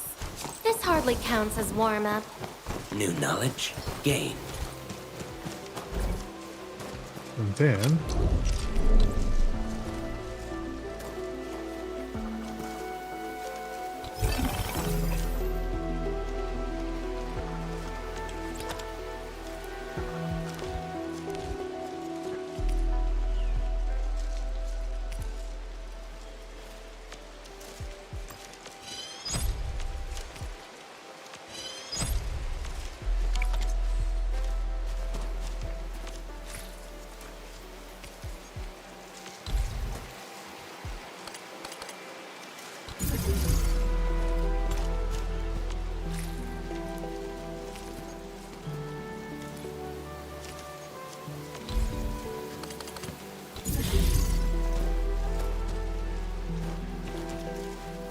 And then the question becomes, where does the water come from? And that has to be piped in from a lower point, actually.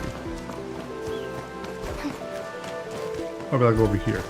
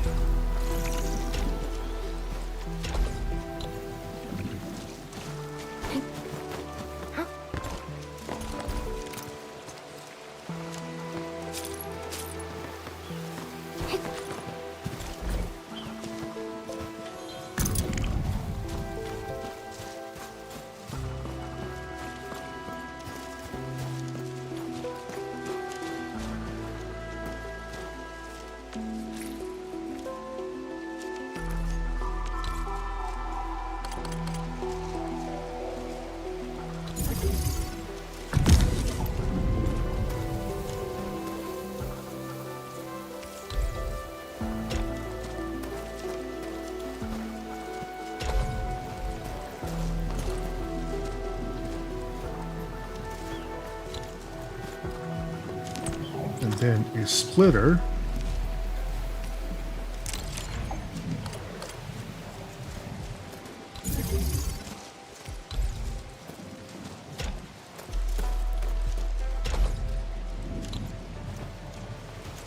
And there we go. Last of the nodes are connected.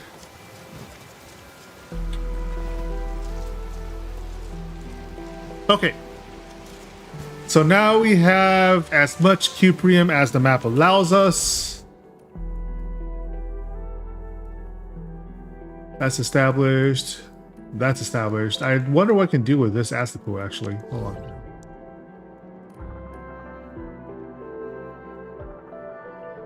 I would have to daisy chain so much to get this asset pool to any other build facility. It makes me wonder why it's there.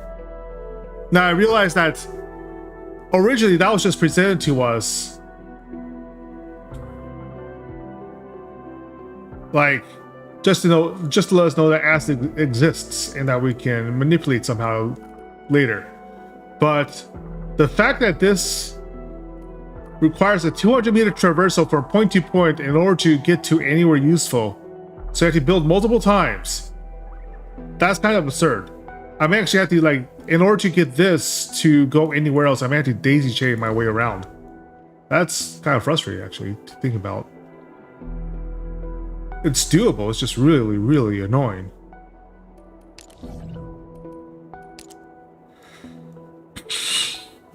But that's not my current concern. My current concern is to start the production of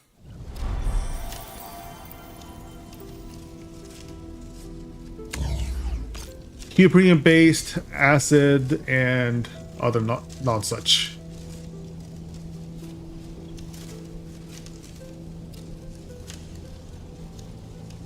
Let me think.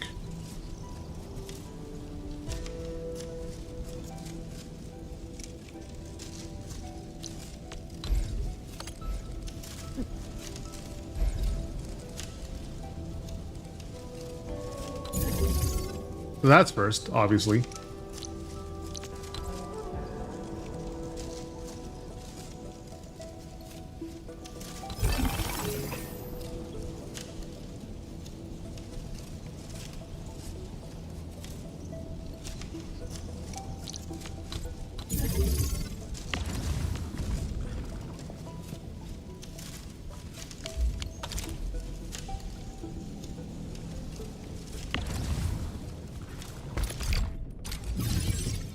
Let me see.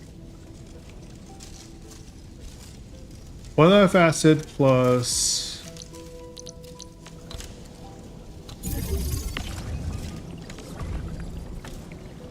cuprium solution to reduce cuprium, cuprium powder rather, to reduce cuprium solution.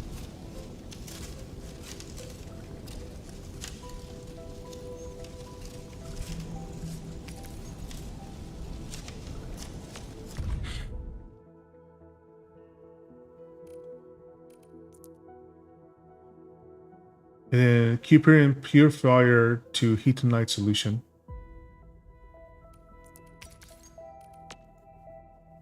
Heatonite plus barium equals heatonite and sewage.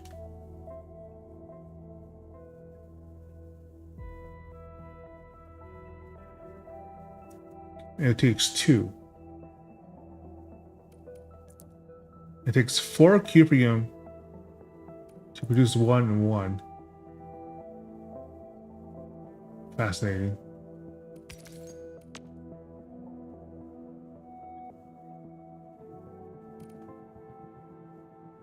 And that produces so much sewage. And that just produces all the damn sewage.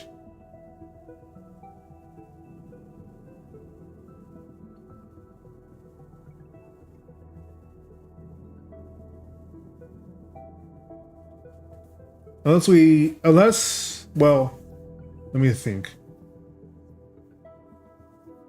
It can't take, there's nothing in the game that allows you to take 4 inputs, liquid inputs at once anyhow. So just 2 lines of refined cuprium to produce cuprium powder and acid is enough. It'll just be really, really slow.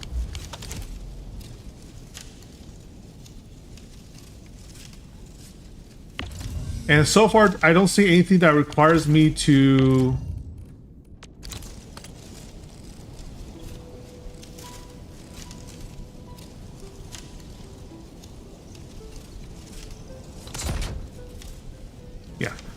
so far, I don't see anything that requires me to use more sand leaf right now. That will obviously change once I start using other things, but for now, let's do cuprium ore.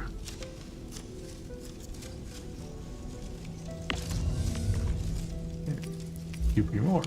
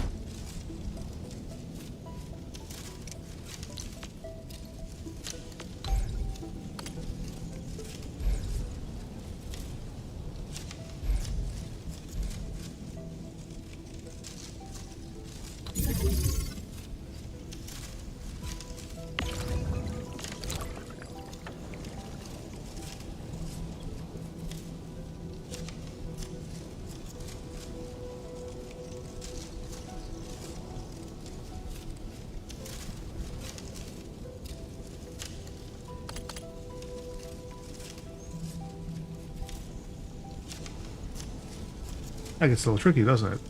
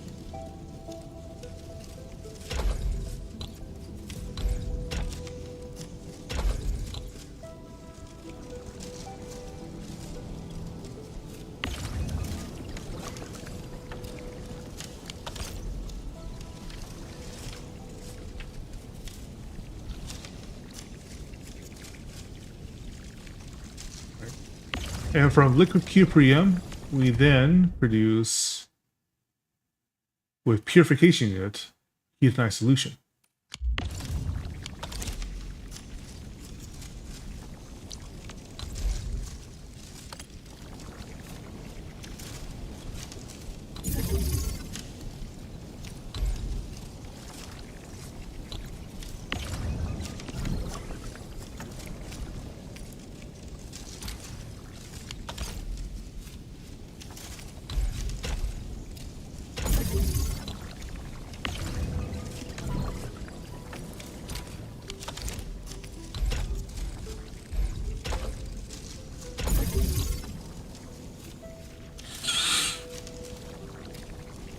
There we go.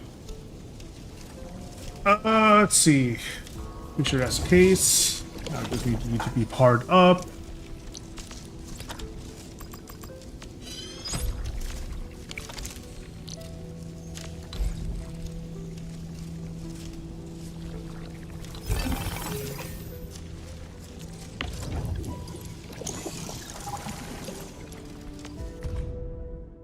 Heatonized solution then is to be run through with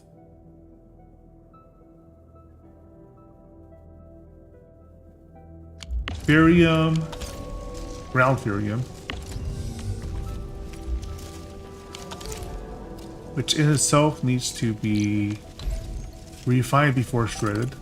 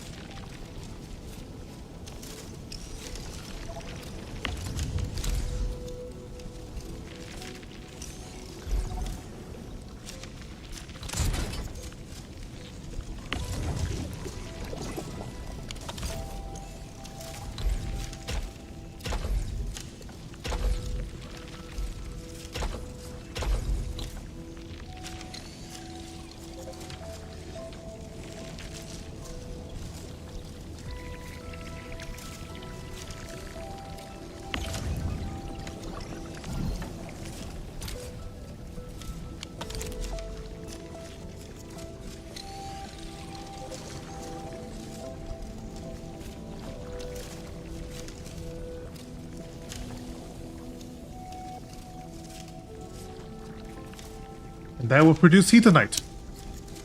All right, we're halfway there. Now we just need to figure out what to do with the acid.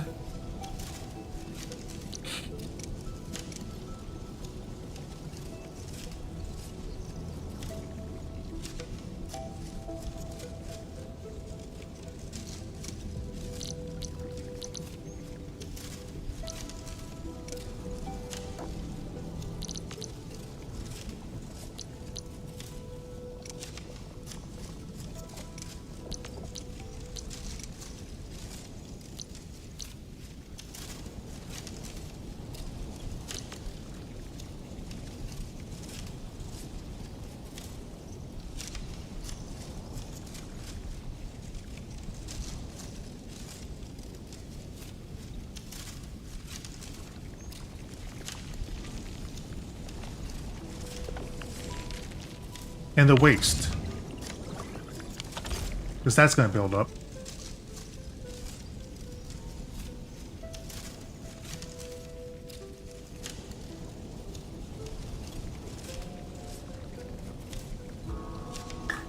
What can we do with that?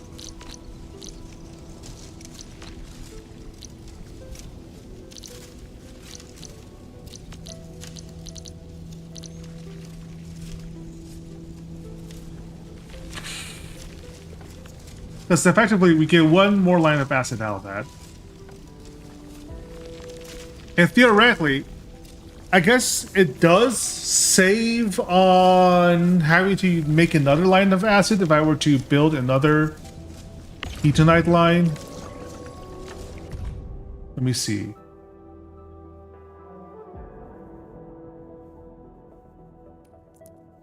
Because it builds... Okay, so I need 5 Etonite to produce 1 Etonite part.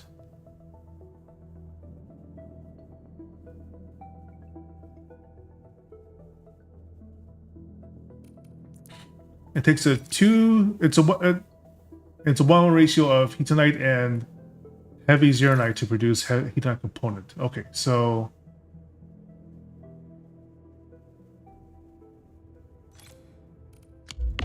I guess it's not the worst thing in the world just to produce a lot of Heatonite.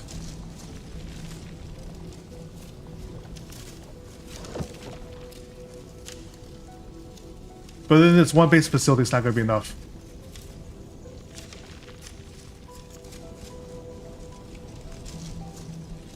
So actually, I unplug this, dump it to the bottom over here.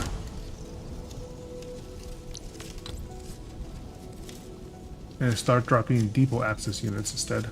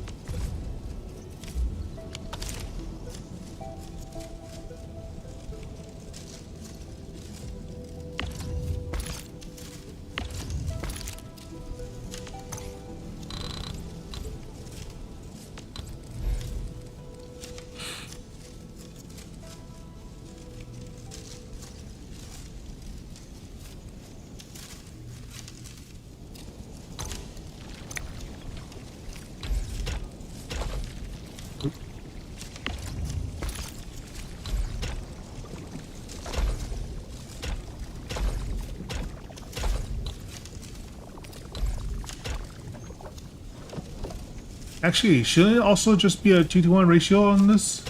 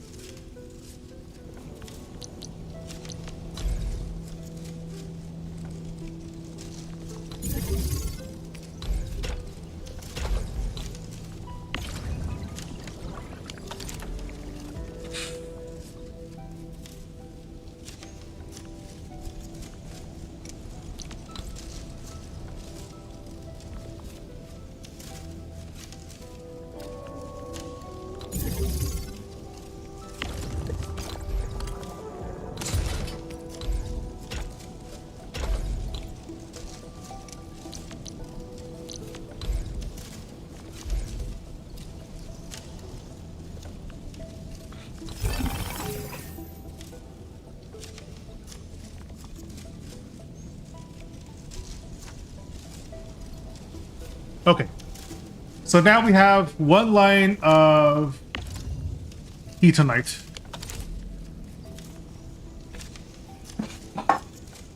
I think. Why is this empty? Oh, right, because the acid's not being used, so therefore it's just kind of clogged up. But we can use the acid because all we need to do is use the acid is produce more of this. Cuprium.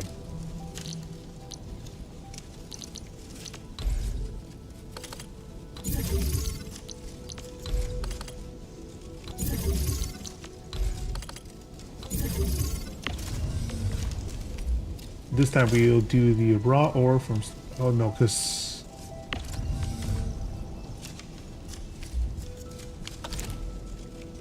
But that'll produce sewage.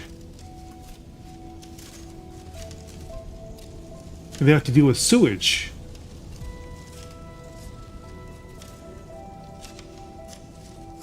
Which... Oh no, because we want sewage anyhow, right? Because we'll need to combine... We'll need to produce, No.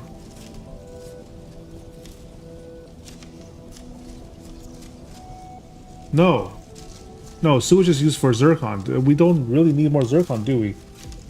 Let me think. What else is sewage used for?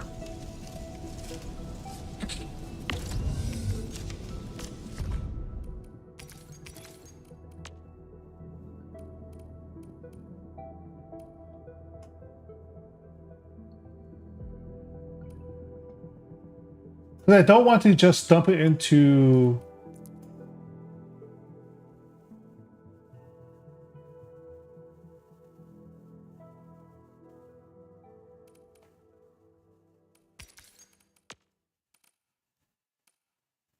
Oh, no, right. We need at least one line of zircon to produce heavy shearonite anyhow.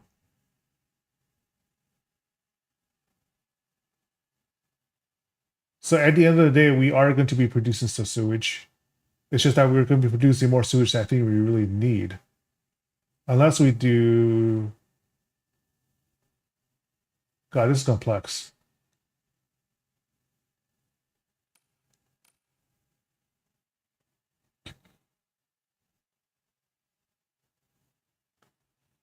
Man! Trying to think my way through this. We don't need to produce zircon itself, but we do need to produce liquid zircon to produce heavy shearonite. And it's a 2:2 ratio of heavy shearonite to heatonite component. Whereas heatonite component itself requires 5 units of heatonite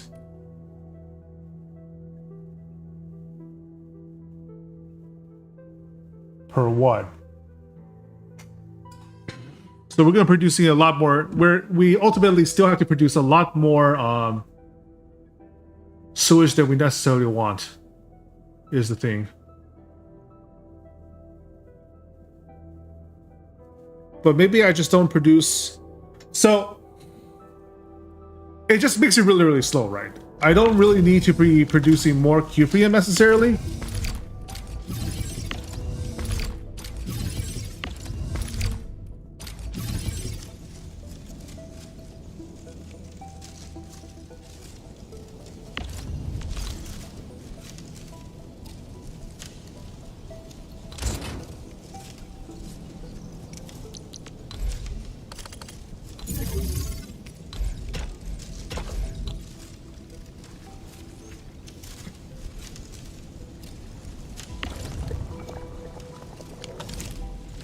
shoot.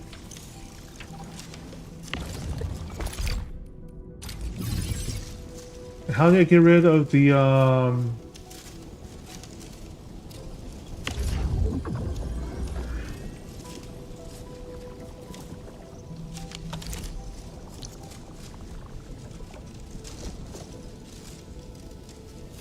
how do you get rid of the extra acid then?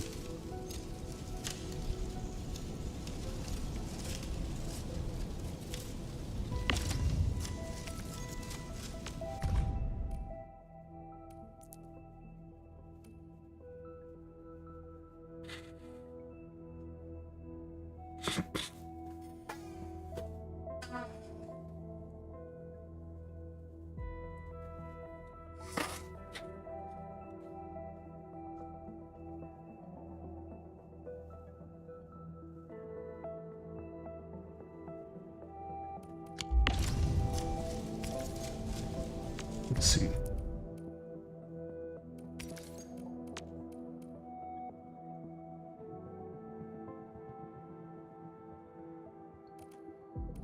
Acid's own, like it'll produce 1 extra unit per time. So I guess the only way out of it is to ensure I have a supply of liquid heavy shearonite.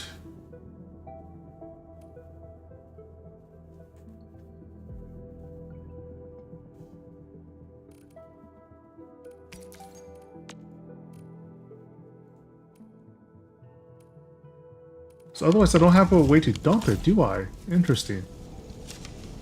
Wait, do I? I don't.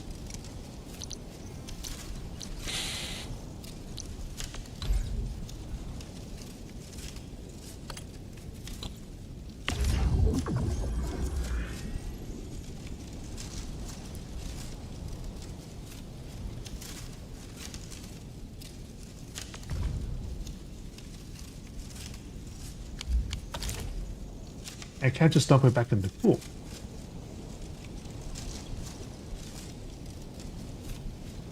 Then what do I do with that extra line of acid?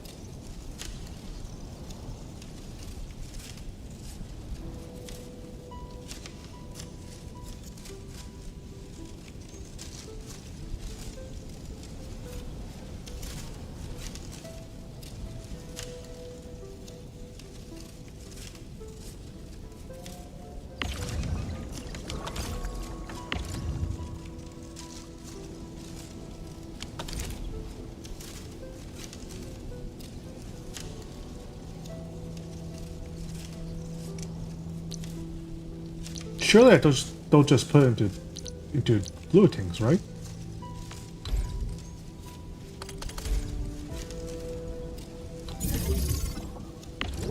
That would feel really, really fast. No.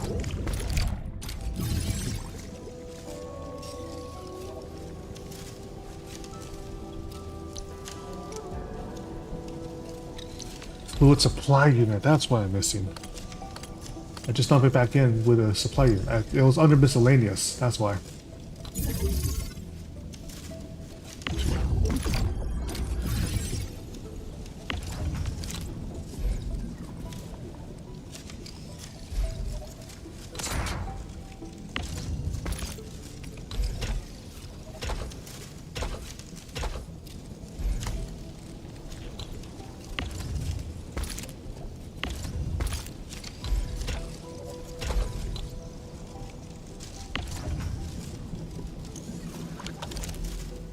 There we go.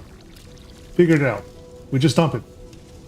And we want to reuse it for anything we can, but that's not currently the point of that exercise.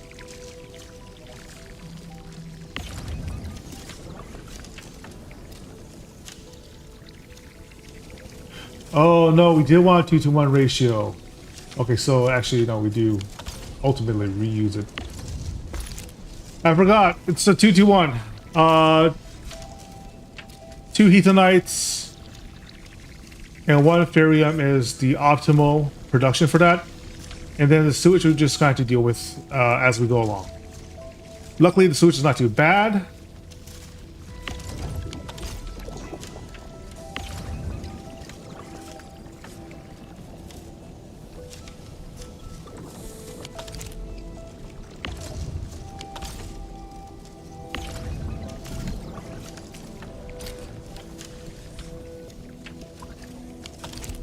There we go.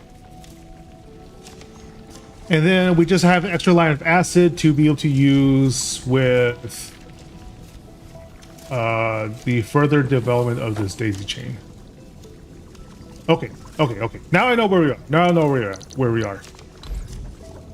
Relative to our build priorities.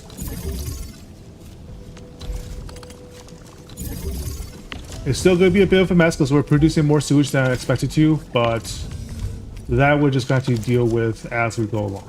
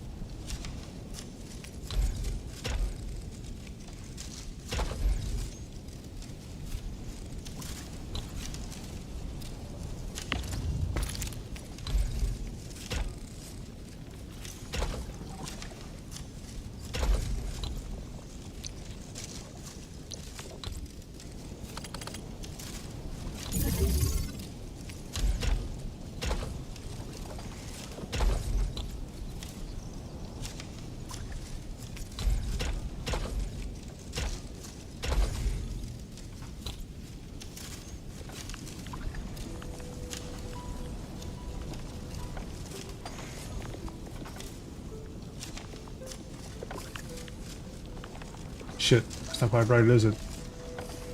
I'm in space. What we're gonna do with the sewage line?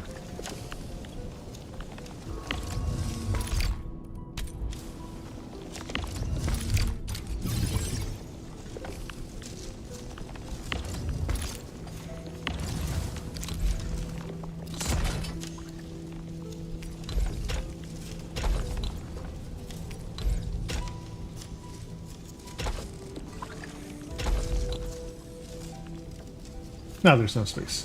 All right.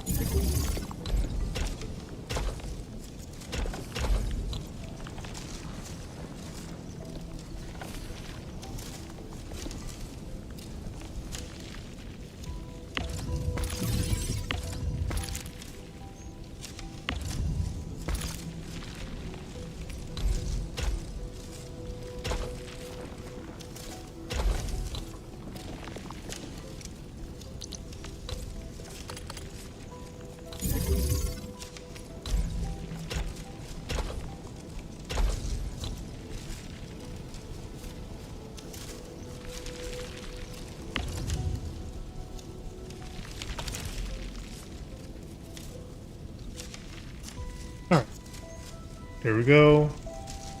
I think at least one sewage line just goes right into processing, or treatment rather.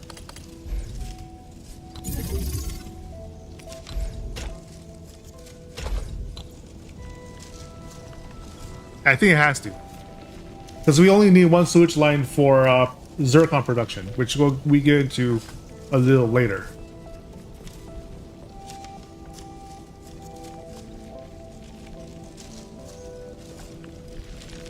And now we do another refiner.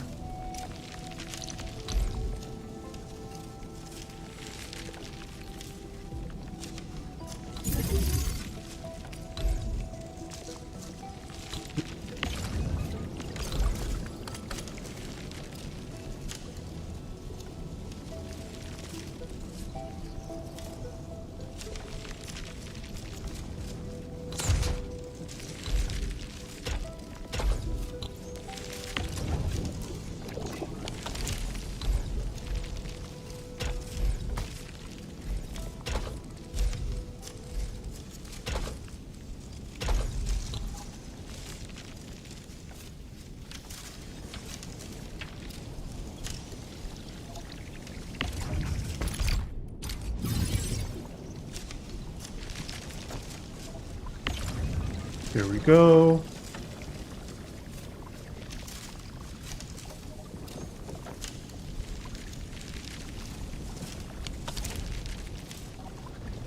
Zero acid waste.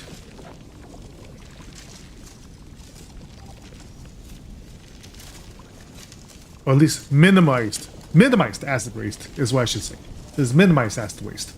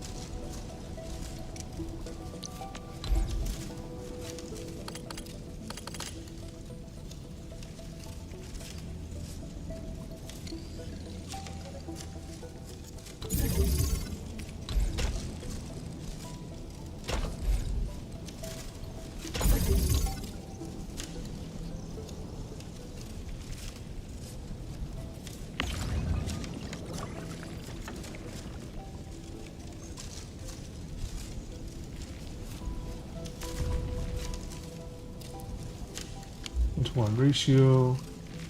When do you start producing? Oh, because you don't have any power. That's why. Yeah, that will probably be important. There we go. There, I can do it. There we go. No acid waste.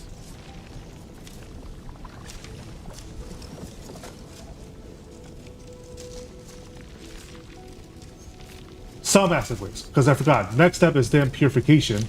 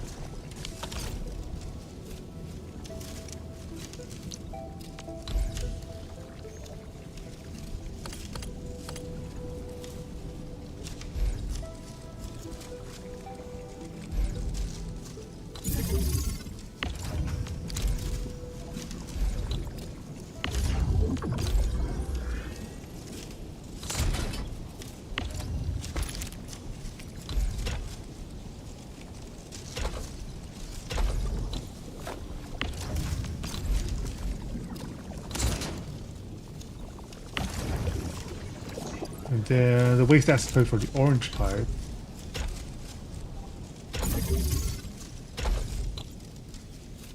Yeah. Just dump it back in. Alright. And then that gives us heat and ice solution.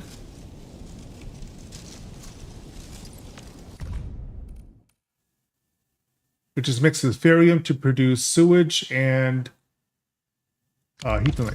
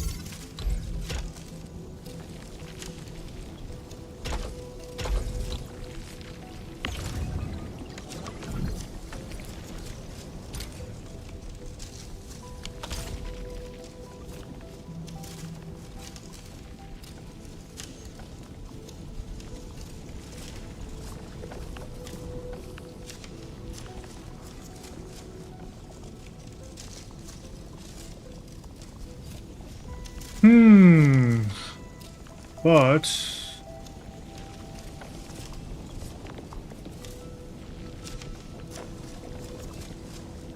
might have been a little over ambitious on my part.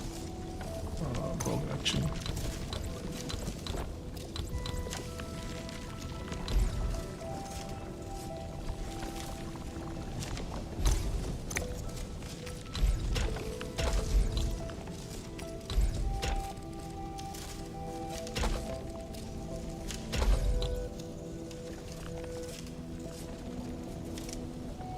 So I still have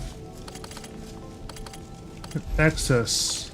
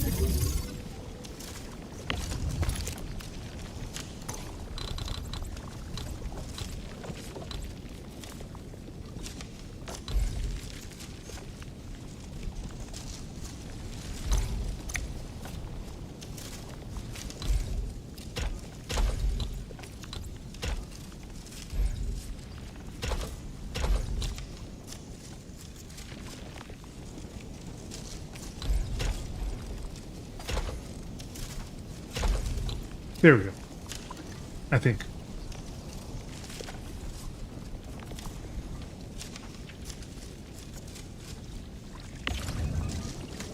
All right. Right. There we go. Now we have a sewage line. And now we can produce shearnite again.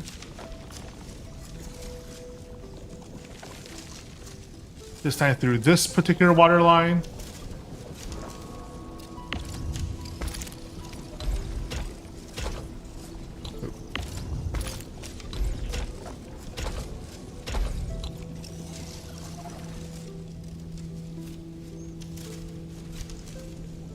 Here we go. Uninterrupted. Okay. And let me see.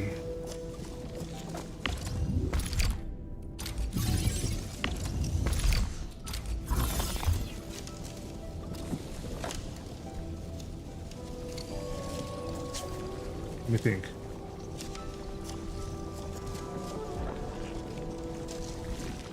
It's a matter of getting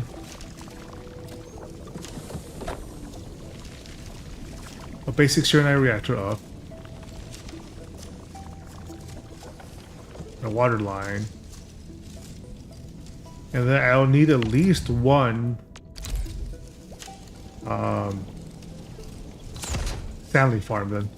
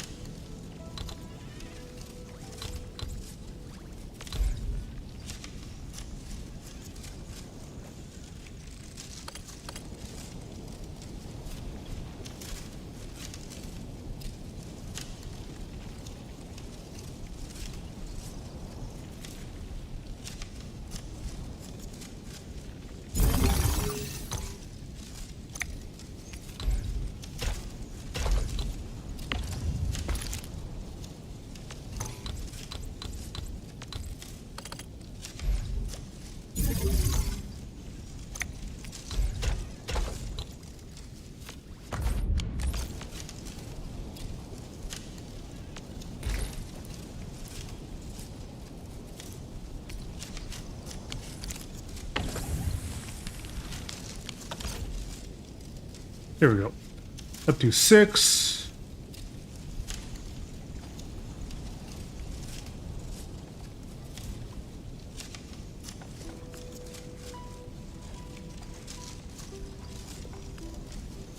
Where are you clogged?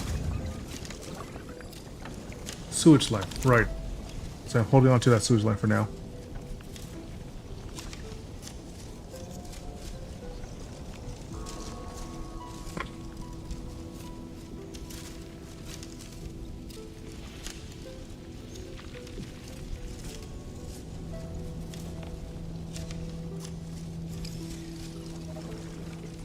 First things first, right? I need to have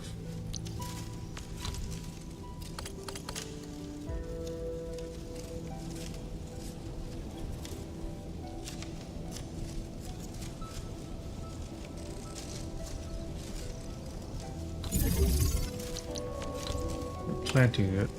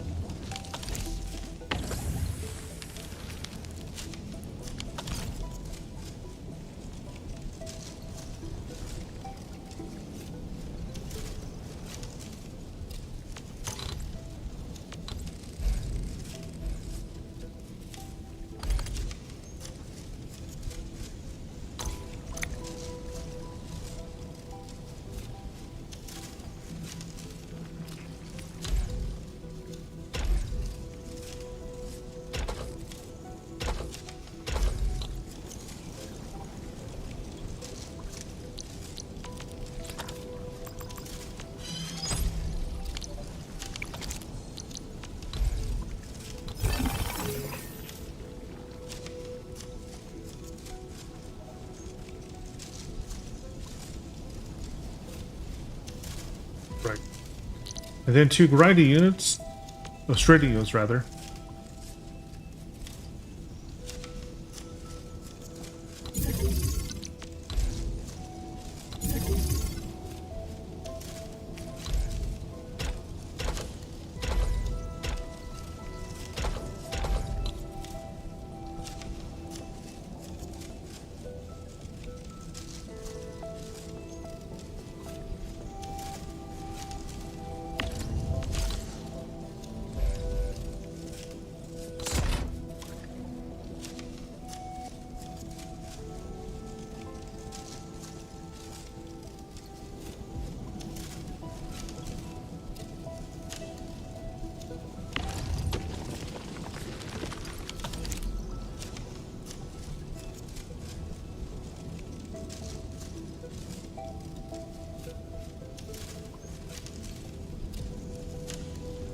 Did I do that right back in the base?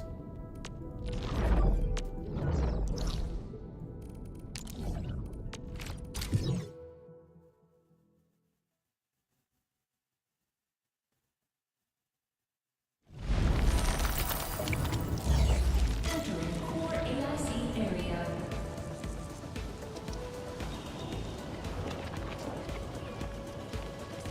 Yes, I did.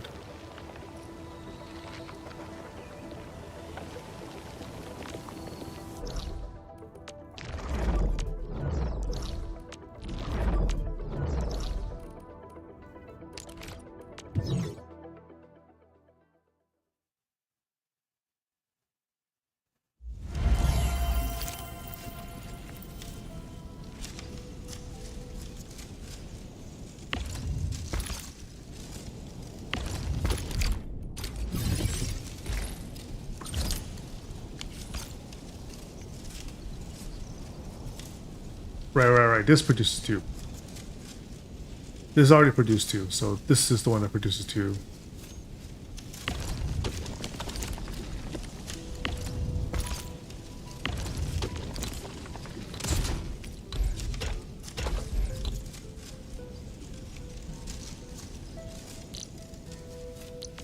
And then 2 refining units to turn to carbon.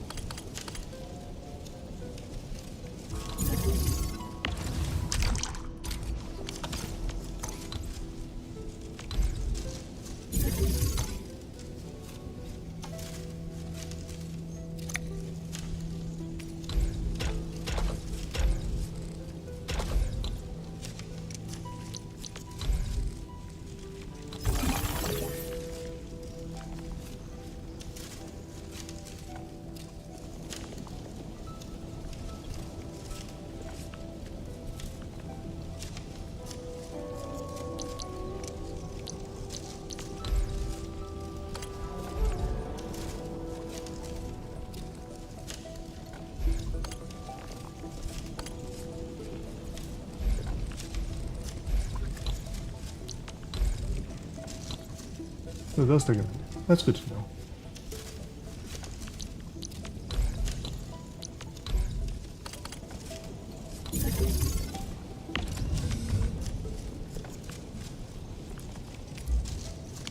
Sadly, grinding units.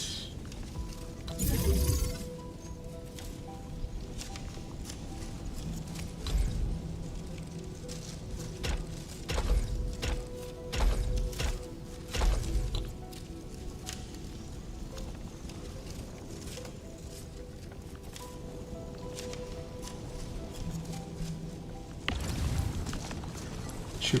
Right, I forgot. That actually produces 2 lines of it.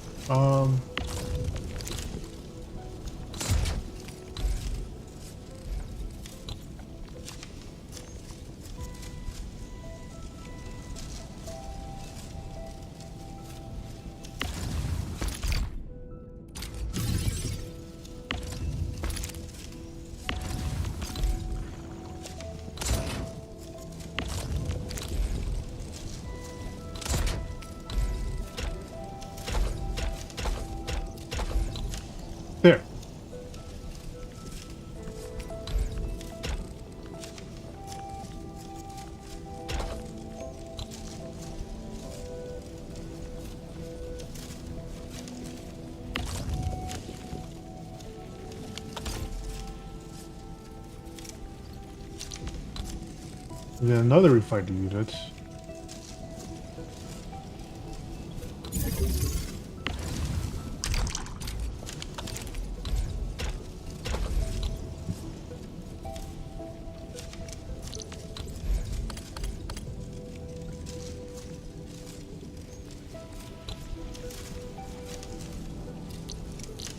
In fact, so many refining units.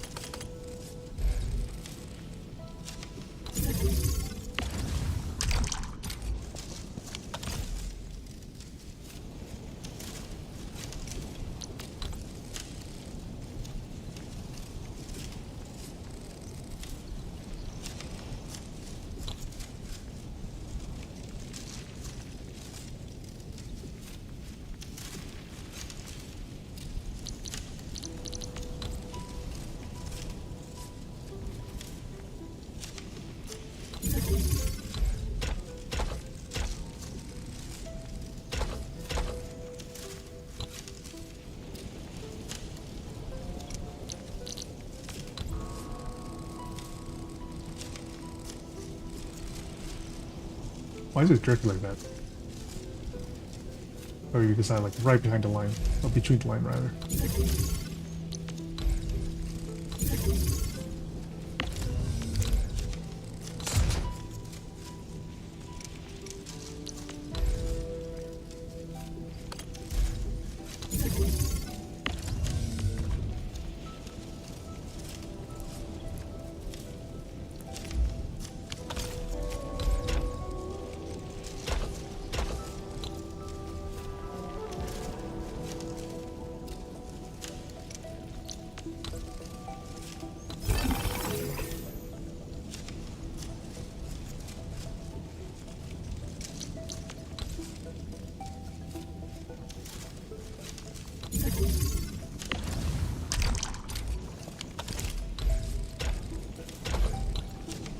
Okay.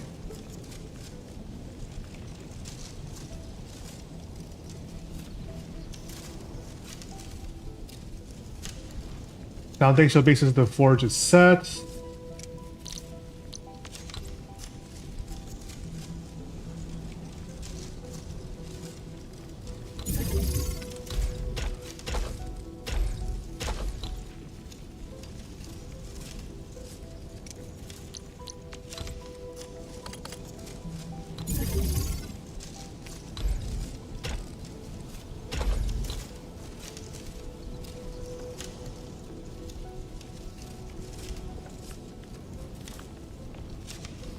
And there you have it.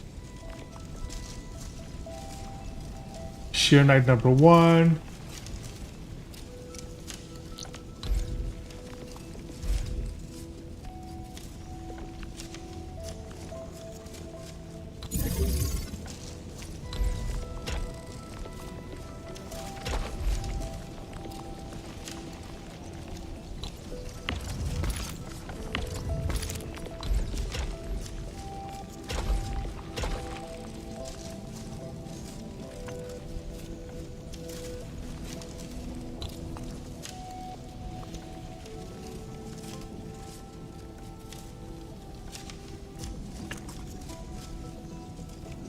Then we need a reactor crucible with water.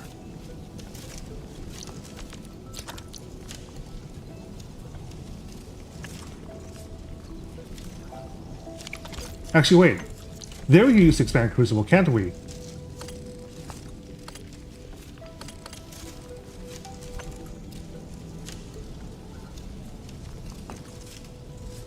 Because the goal here is then to attach.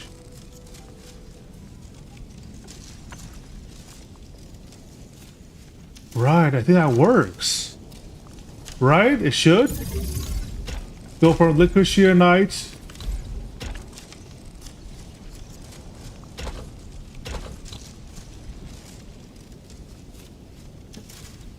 And then where is our here?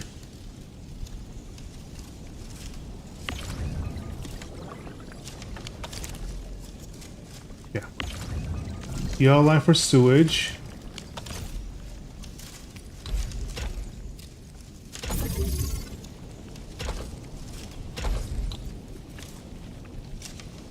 Let me see if that works.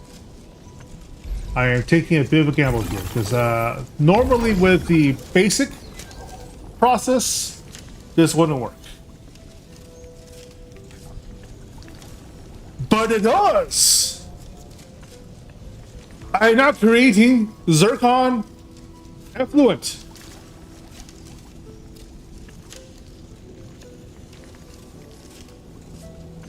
Thank God! So that's why you use it. Okay.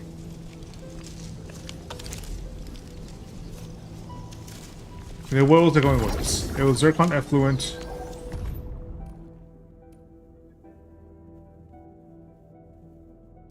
Plus another line of shearnite to produce heavy shearnite. I have 2 more shearnites to make. And I'm quickly running out of room.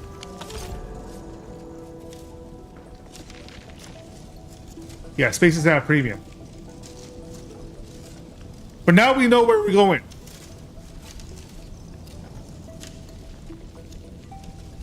Also, this entire line was redundant.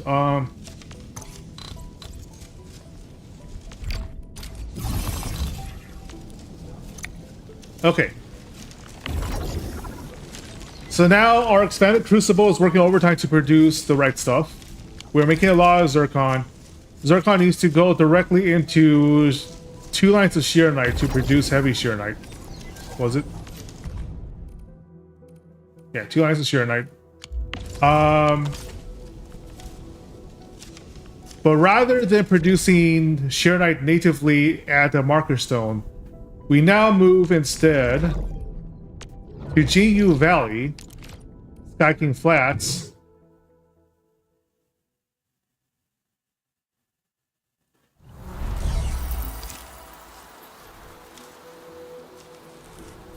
which has a supply of water,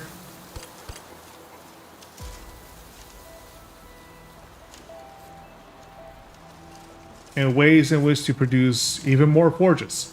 But how many forges can we make? We can make 3 more. That sounds about right.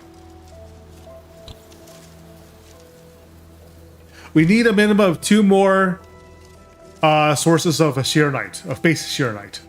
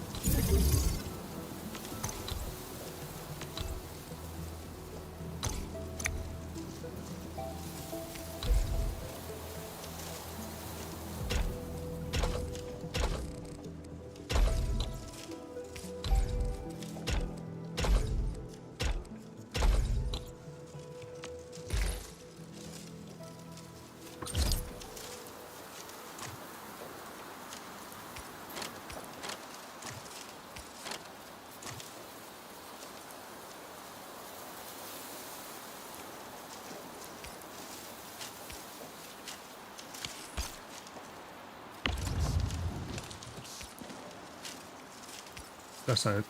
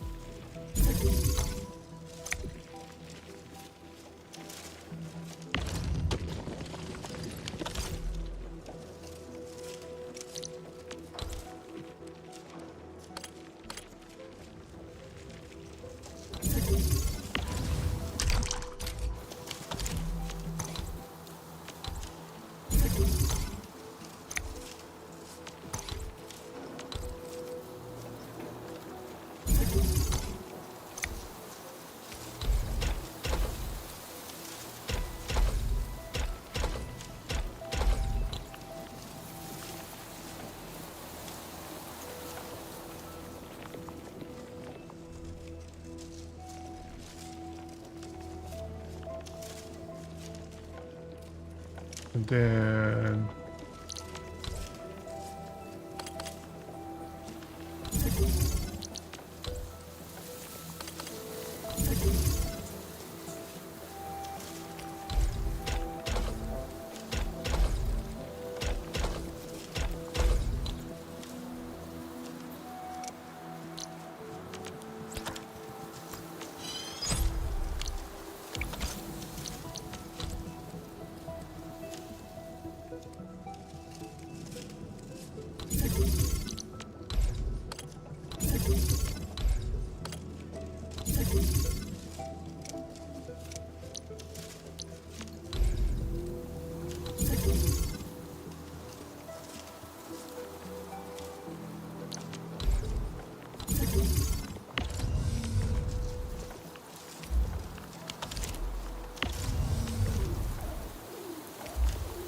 sand leaf production, wrap around, power supply.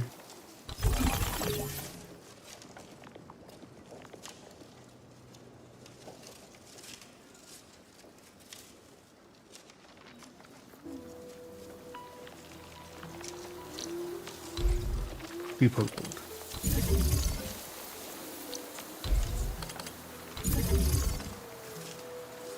Oh no, I forgot. Refinery.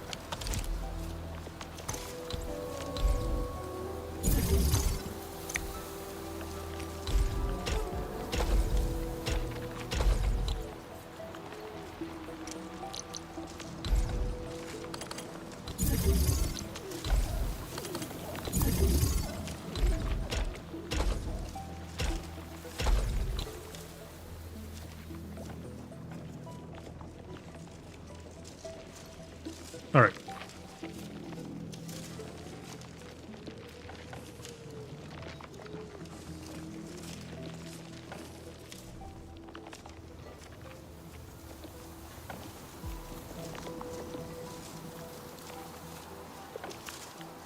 What's drawing from the power again?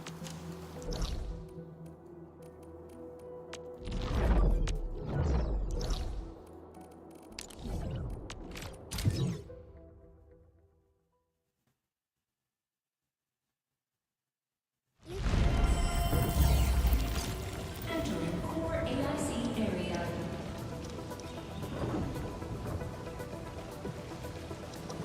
That seems to be working fine. That is working fine.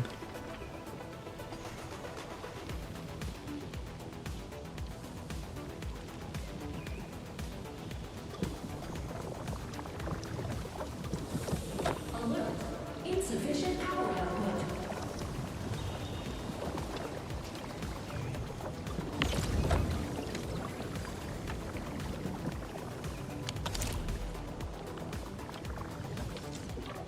What's going on here?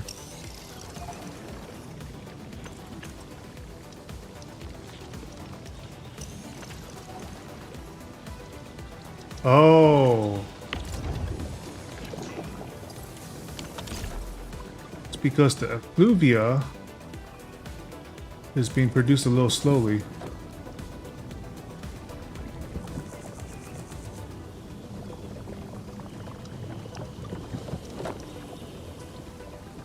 But I think I'm fine with that because it does pop back up to 6.6 every once in a while. And as long as it's not the inefficiency isn't too bad, I'm not sure if I actually care.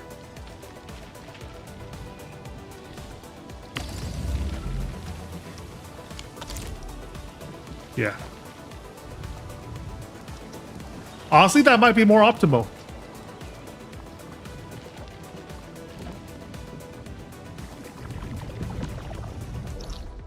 Like the occasional loss of the occasional dip in energy doesn't keep my my facilities from operating. And then if it just pops back up every once in a while, that's fine. Now, where was I?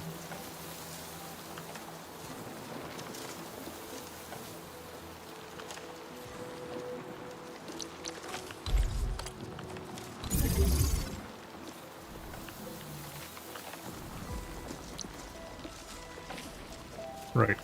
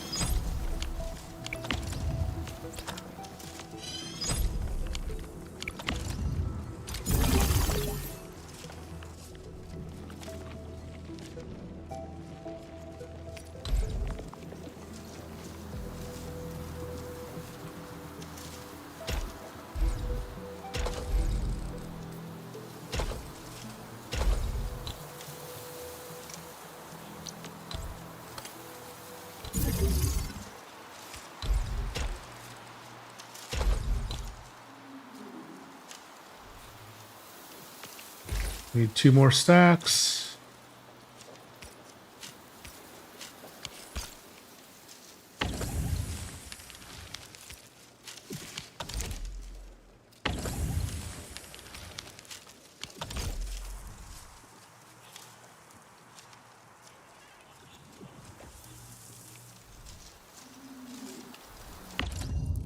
Although it does kind of feel like my power usage is a little weird now.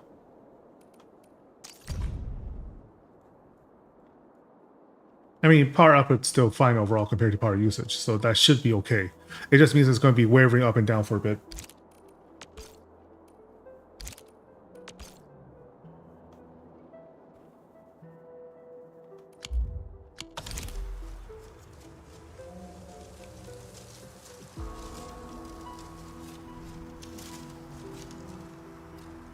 Okay.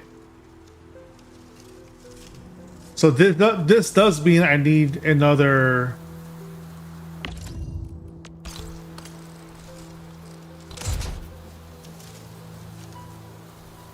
sand farm, because my sand leaf usage has definitely gone up.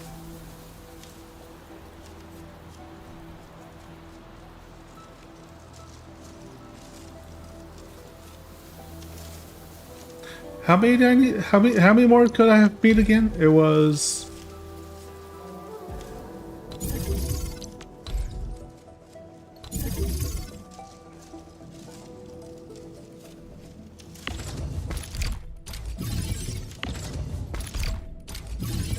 Yeah, this might just end up being a sheer night battery farm. Or sheer night specialized farm, rather.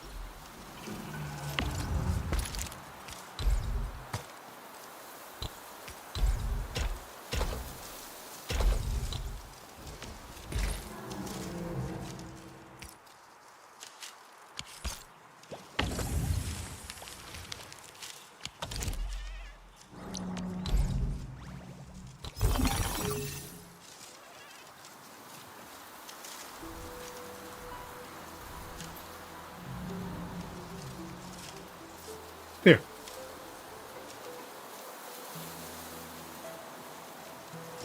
That should furnish all that I need.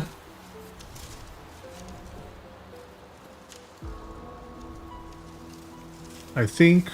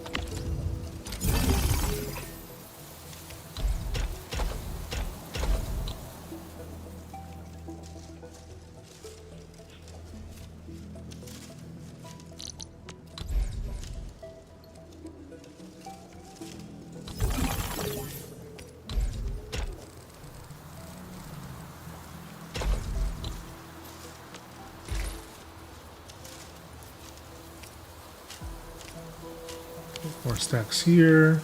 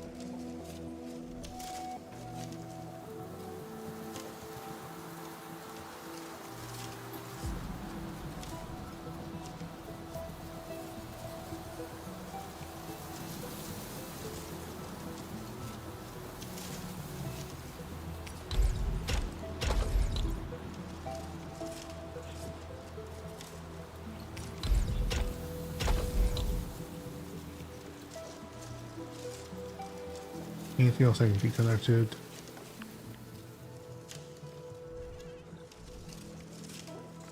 No, I think that's it.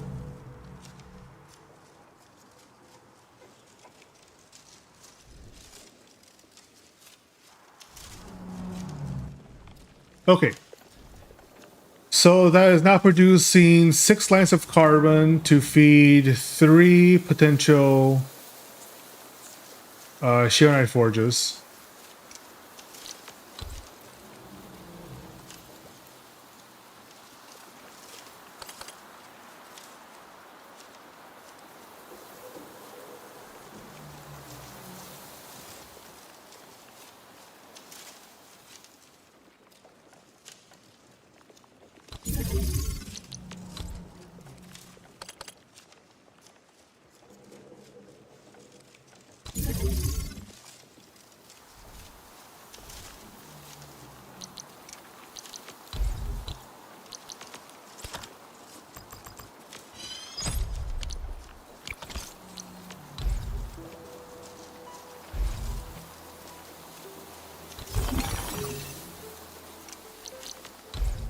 Let's see. 1, 2, 3, 4. All these into stabilized carbon.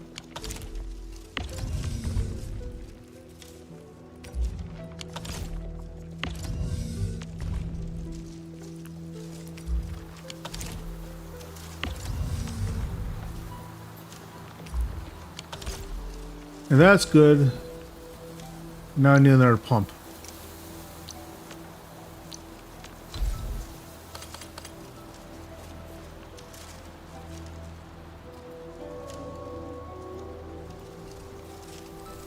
Can I get another pump?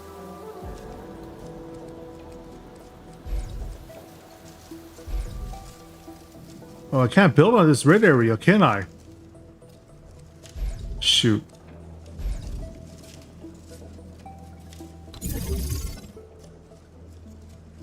That means I have to use this sort of connection. Move this here.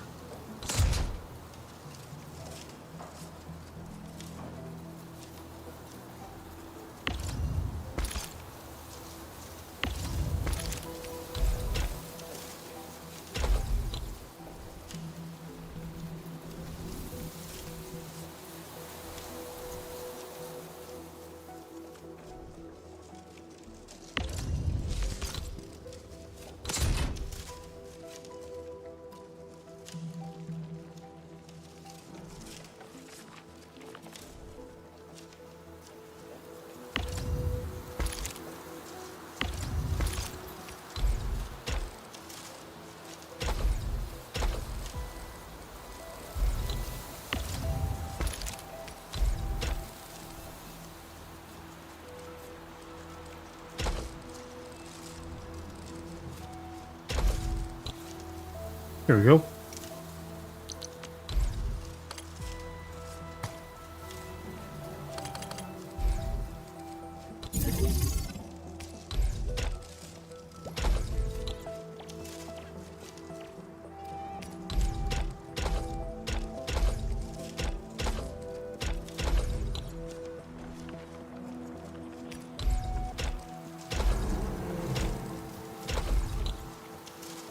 And there we go. All right. Shearonite production here is effectively maximized. And I might as well just make extra sand leaf. Well, actually, no. Let me actually check the sand leaf usage.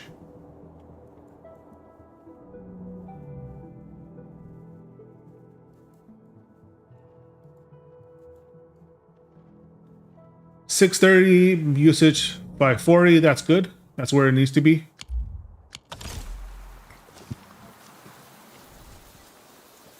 Okay. So now we have 2 lines of Shearonite that can be used anywhere. We go back to marker stone.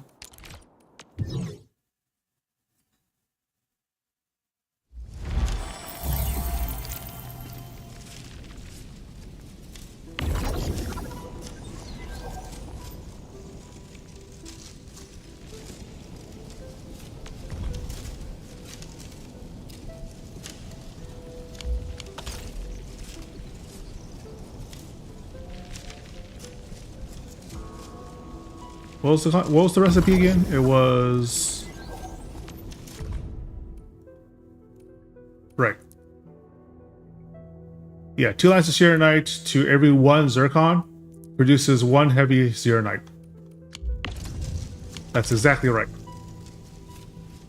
So we do depot axes.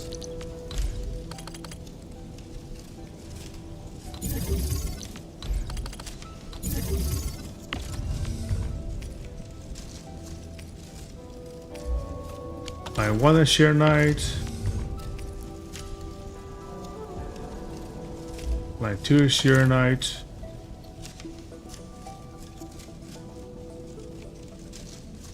And it's a reactor, right?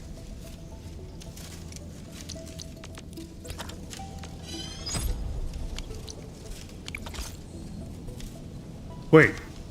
Can we just leak the Shearonite here?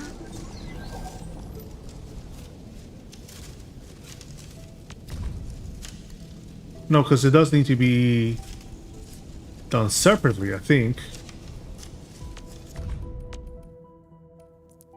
No, it has to be done through a Forge of the Sky, that's why.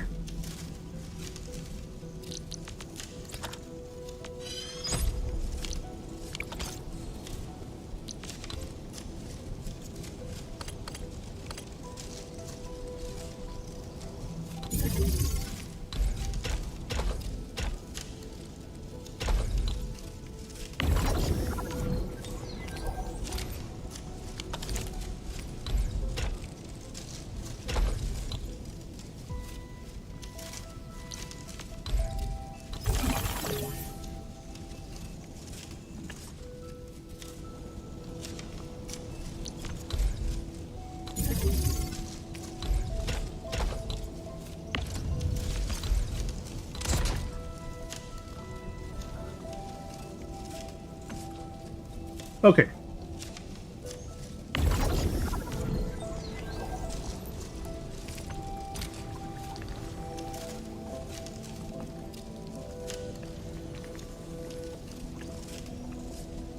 That should no longer be a problem.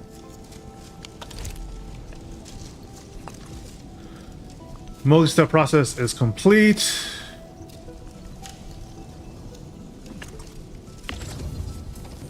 We now have heavy Shearonite. We mix heavy Shearonite with Hetonite on a 1-1 basis to produce Hetonite component.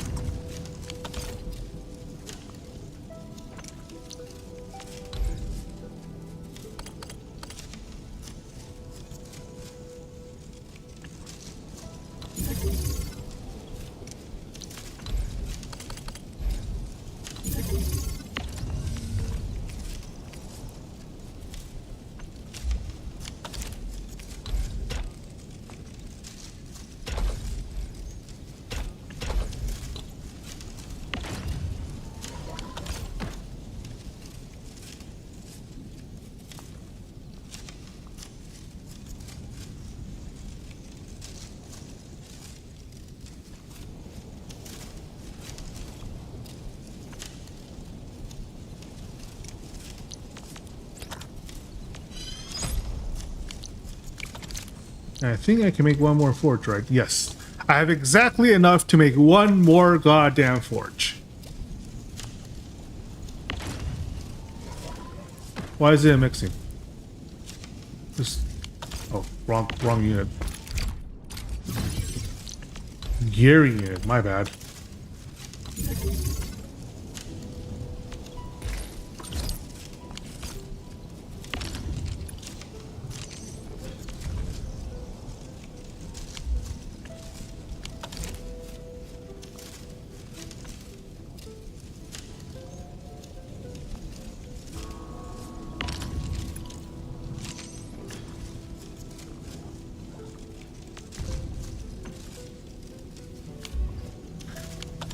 No, still my bad. Because I forgot. In order for the Hetonite to become Hetonite components, that needs to be fitted.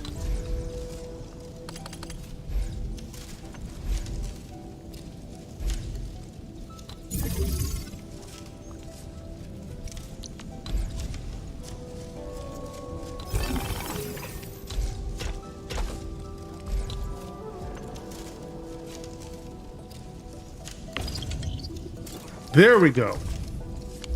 That's what we're looking for.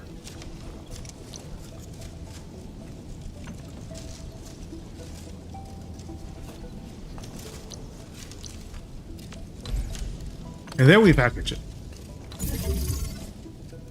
But actually, there's still one more thing. We still need the raw heatite components for other stuff.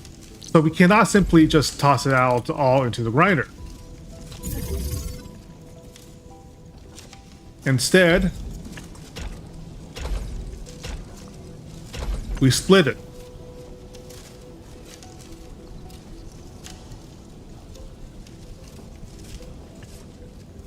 Slowing down the production even more.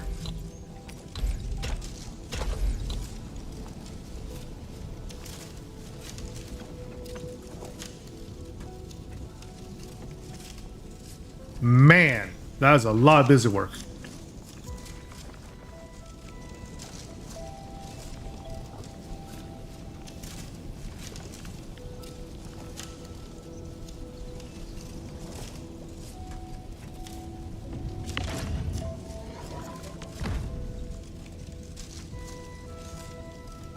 Wasn't that right?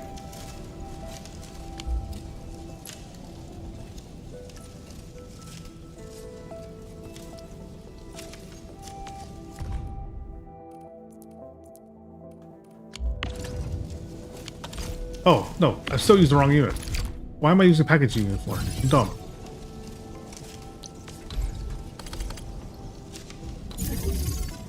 Here we go.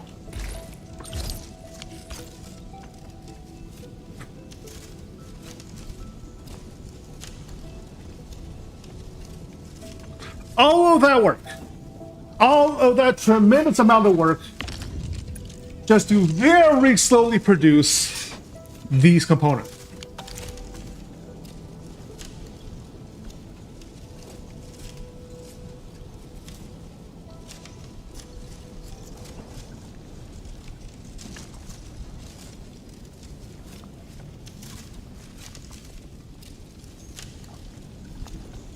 So we've produced max shearonite, SC Woolley batteries, heatonite production, including heatonite components and gear at the same time, which is excellent. And we're still not done. So far, this is a single water line that connects to the expanded crucible, which is nice.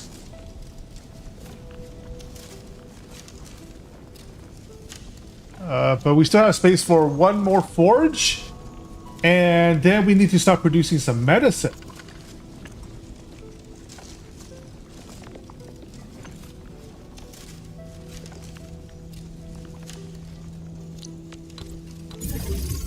Let me see, the recipes for you are currently heavy shearonite, regular shearonite, and bumper rich. We don't really need bumper rich.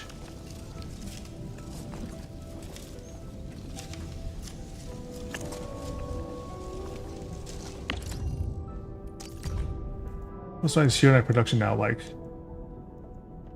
Okay, because I just remembered. Okay.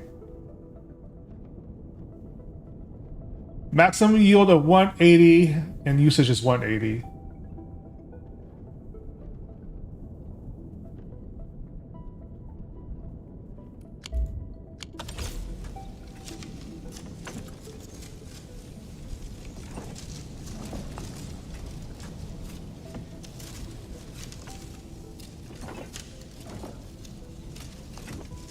There's also one more thing, huh?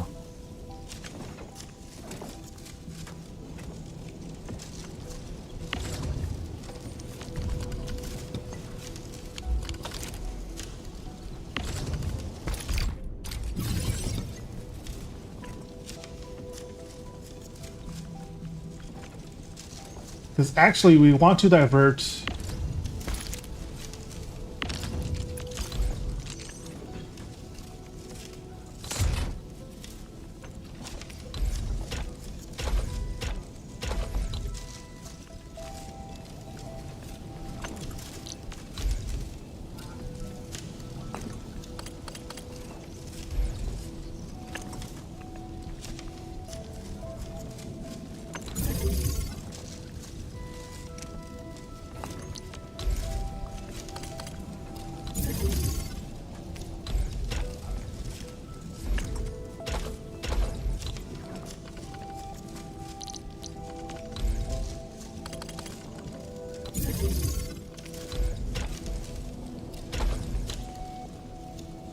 Yeah. We need to divert part of that to produce liquid heavy shearonite.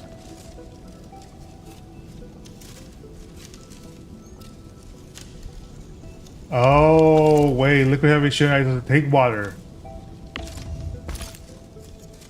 Liquid heavy shearonite takes acid.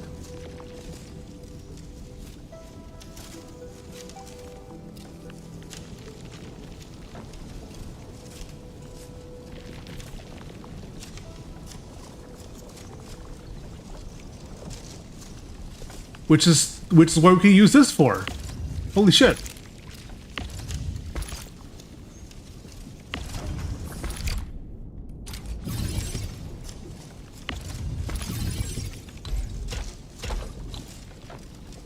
How did I get you over here?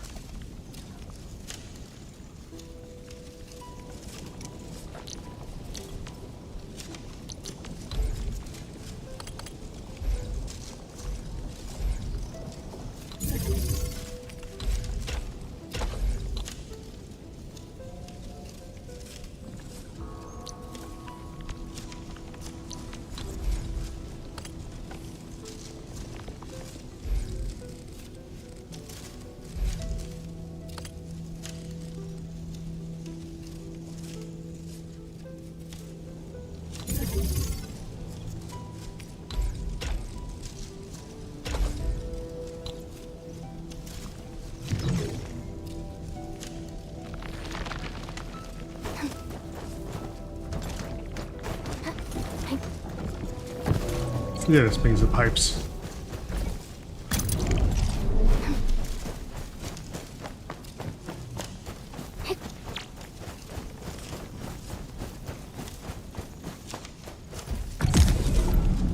There we go.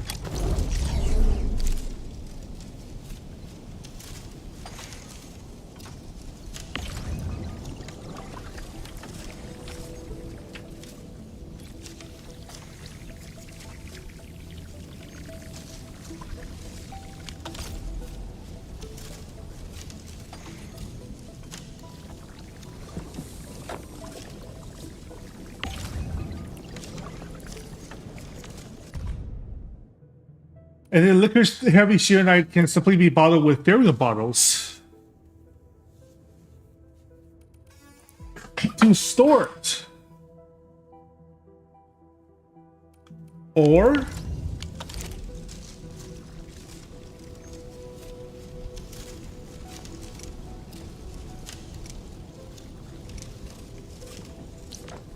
you just do a fluid tank.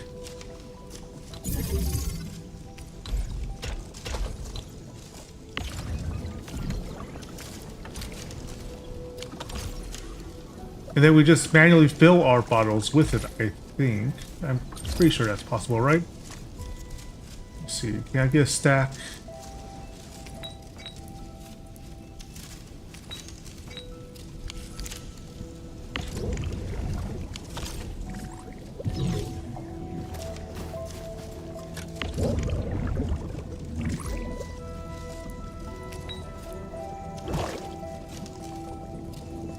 That works! Hell yeah! Now I can just like slowly fill out a stack of Fairy bottles with a slow precipitation of liquid heavy shearonite, while my base slowly grinds out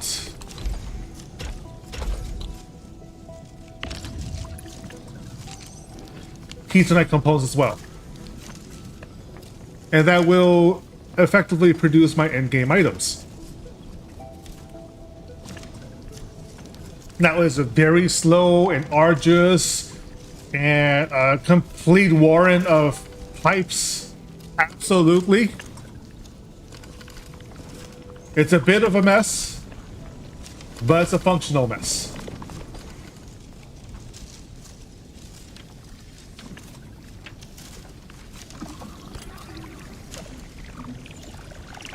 And now we have enough to still produce shearonite on a smaller capacity.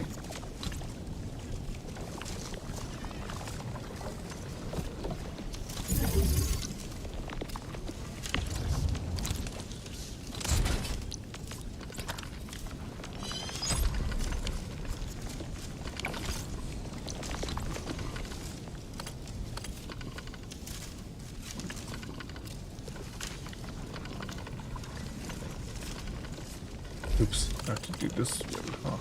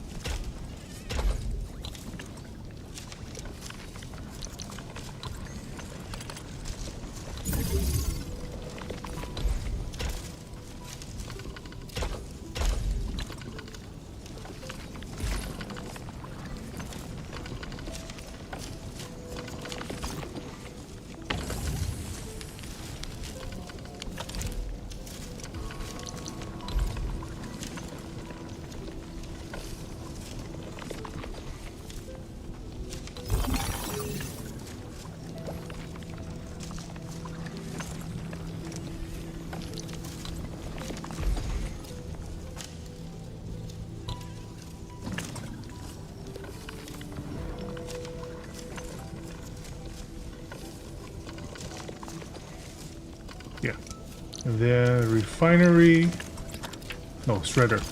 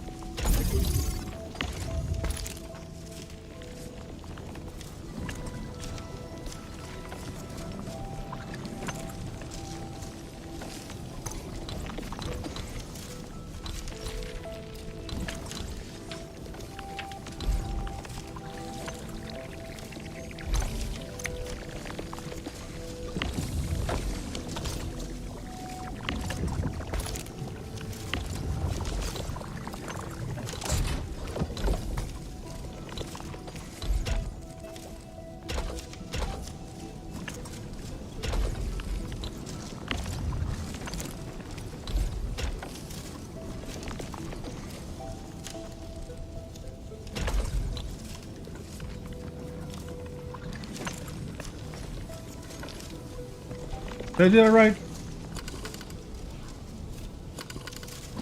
Not really.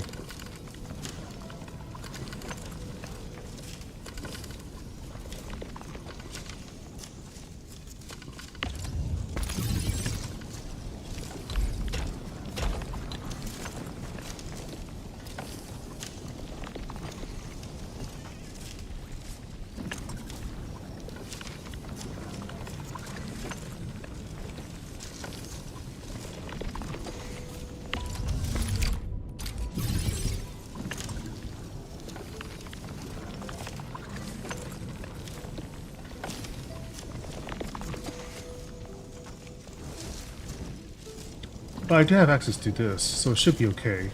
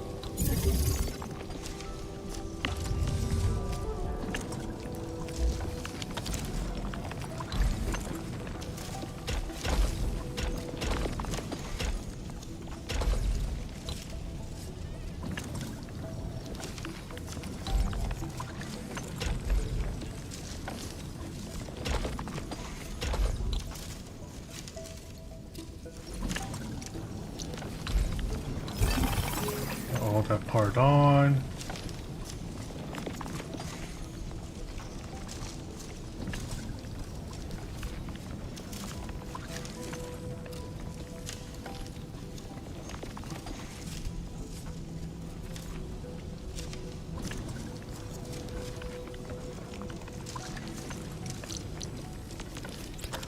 Refining units.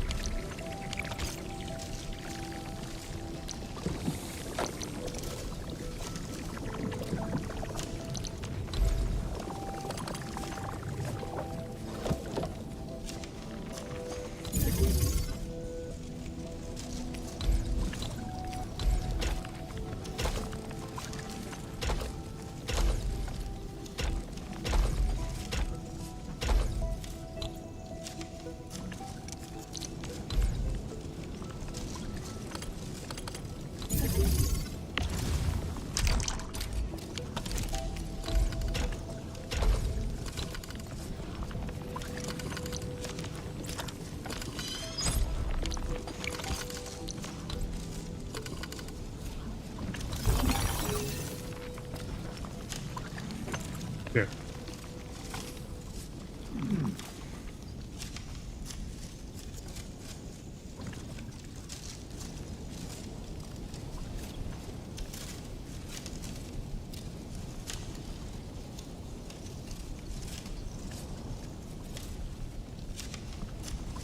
What's the best way to pack this away then? Is it just to overlap the lines?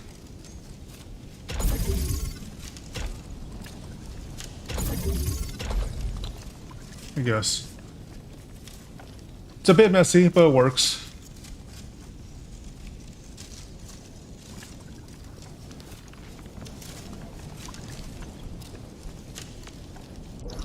I think there's still a lot of space in GU Valley, right?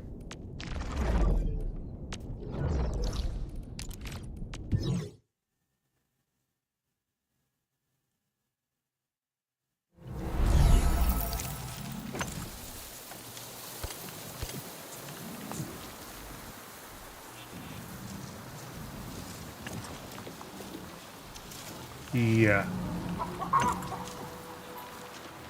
Plenty of space in GU Valley for... Oh no, it's not. 1, 2, 1, 2, 1, 2, 2. Okay, so that's actually maxed out. How about main base then? I think there's still plenty of space in main base.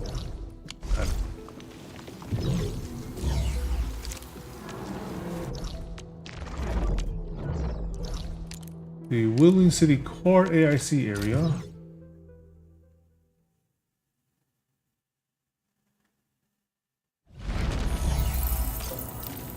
Entering core AIC area.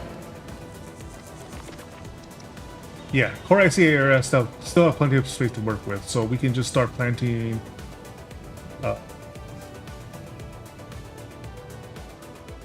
depot access points.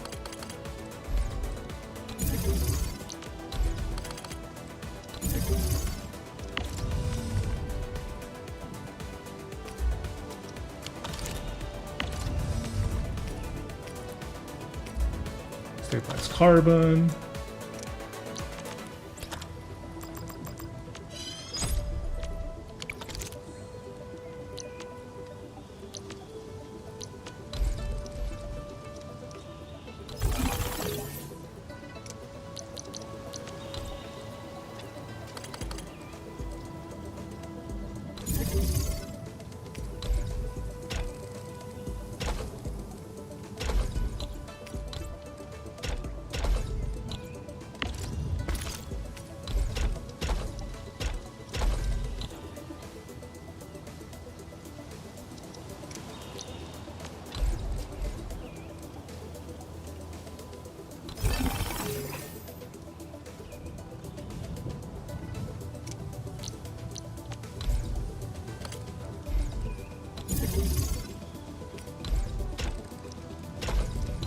And there.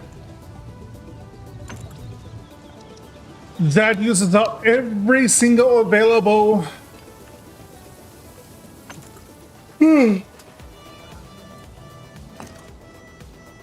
Yeah, every single available Forge in the Sky is now being used. My power usage is just efficient enough where it will waver back and forth between full load and partial load. 6.6 versus 3.4. That's good enough. Let me see. I still have 120 Originium to use if I need to. Current usage of Therium ore is approximately 50 to 90.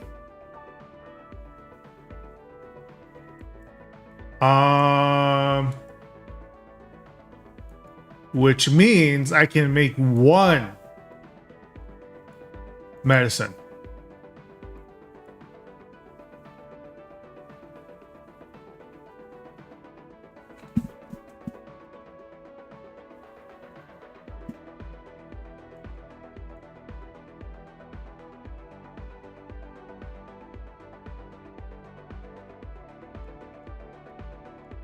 I should make this. The priority will therefore be on Jinkiao T because Outpost Management needs it. But you know, I guess shoot. No, optimal still to produce Yazan Syringe then. Because although you can make Jinkiao T, you're not going to have enough. You need Cuprium packaging material in order to do so. Wait, hold on. Yeah. You need to produce Cuprium packaging material, Sky King Flats, only accept Seacal Drink, but does accept Yazan Syringe. So in order to maximize your production, you're making basically, yeah, Yazan Syringe to apply to both. Jinkiao T is if I have enough leftover Cuprium production, rather. Let me see. What is the Cuprium production like right now? Cuprium usage is 180 and 150 maximum. So I can produce Jinkiao T at a very reduced drip.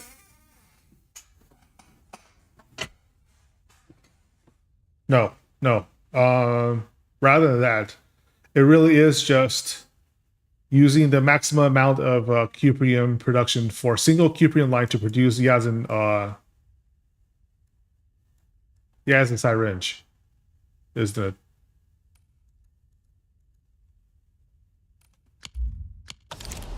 man, my Cuprium usage is really brutal right now, isn't it? Do I even have enough to do so? Okay.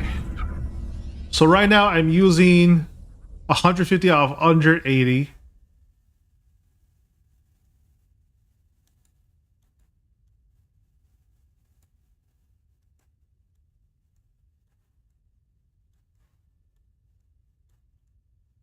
Basically all towards the production of heat tonight. I need to be able to make Cuprium bottles.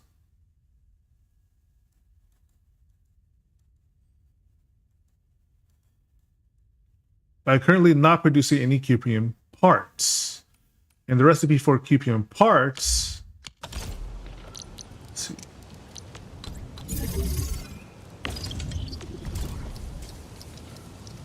Is I need to refine Cuprium ore into Cuprium parts, which will produce sewage.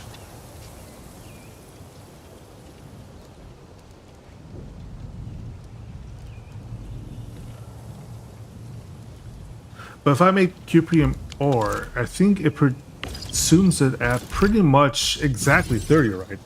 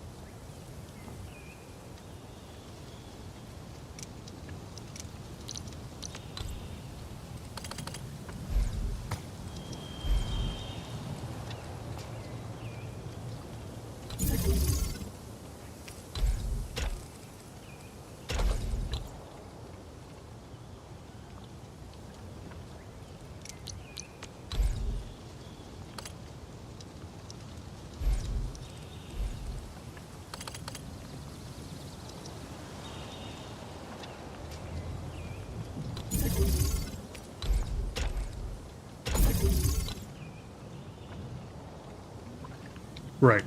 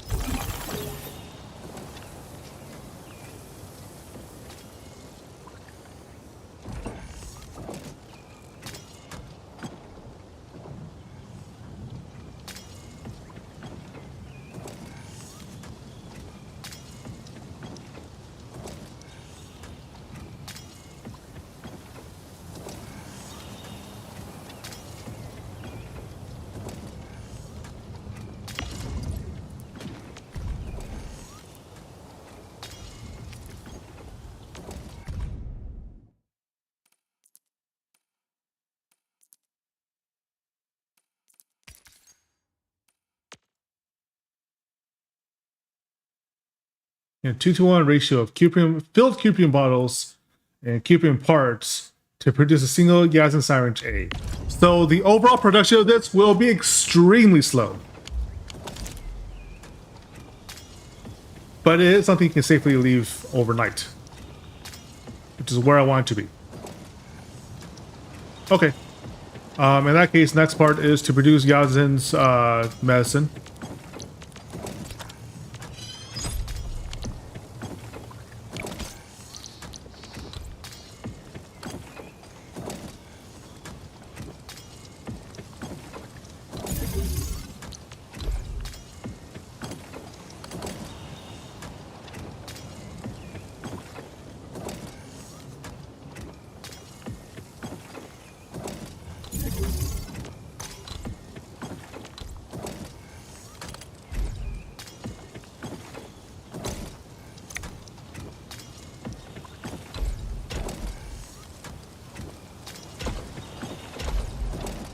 Wait, hold on.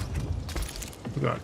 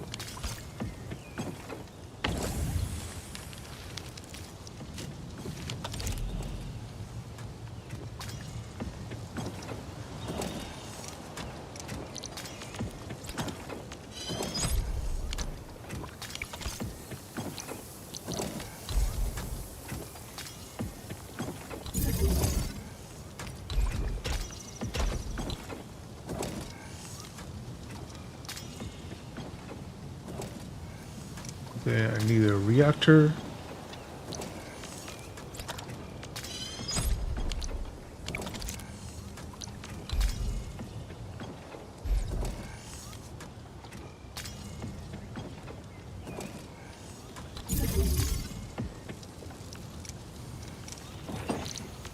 Pipe splitter.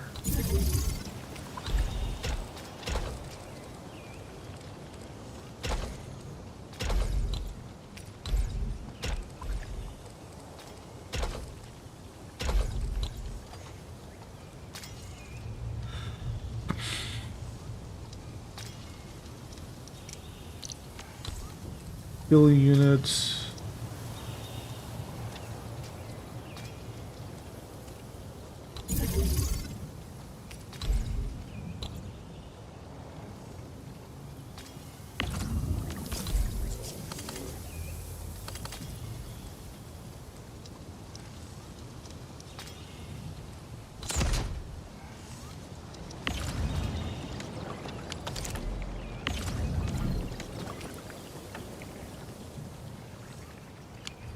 This is Jinkao's solution.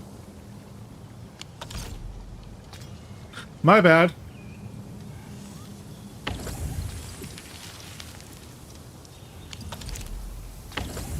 I put the wrong thing in.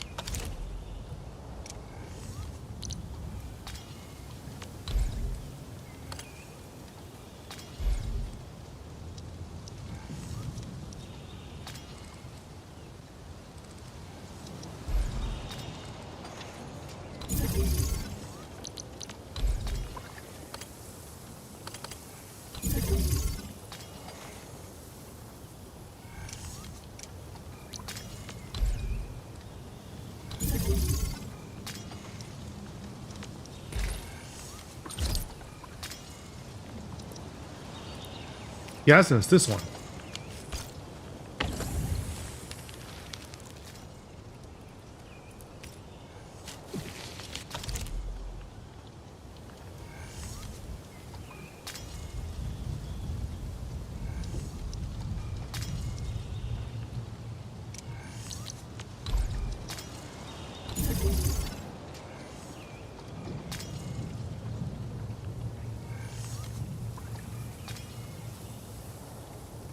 There we go. Whoopsies.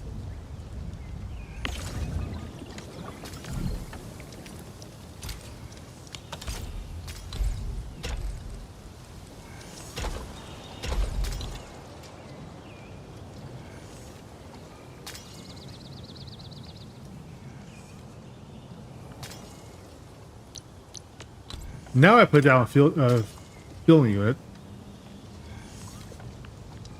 Right? Oh, that is the filling unit. My bad.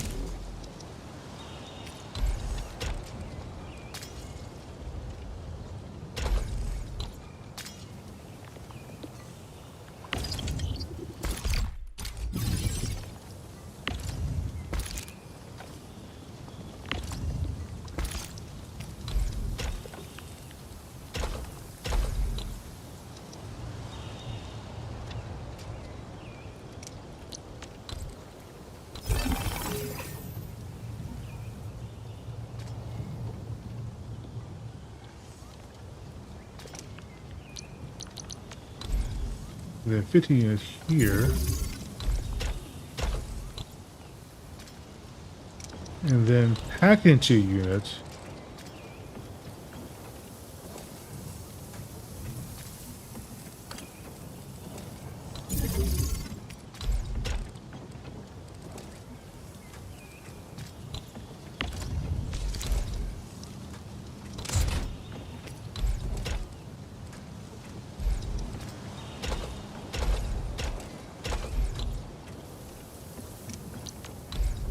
The depot loader.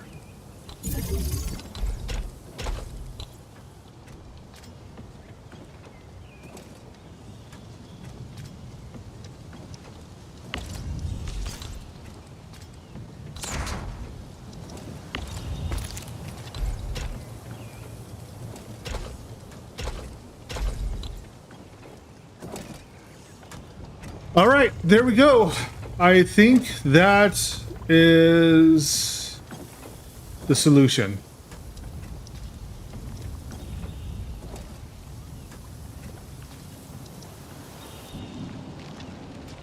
Let me verify that this is the solution I'm looking for. Cupid ore usage now 180 out of 180. That's all I can do.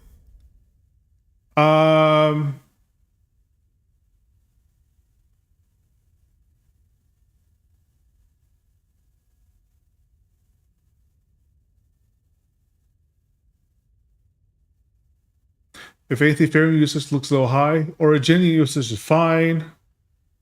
Where is the 120 coming out though? Where am I using this much ferrium from? Let me double check.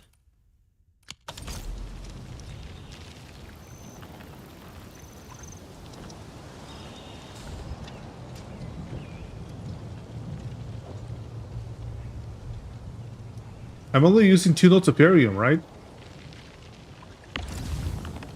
1-1 ratio, 1-1 ratio. Oh, right. There's new ferrium usages down at Marker Stone.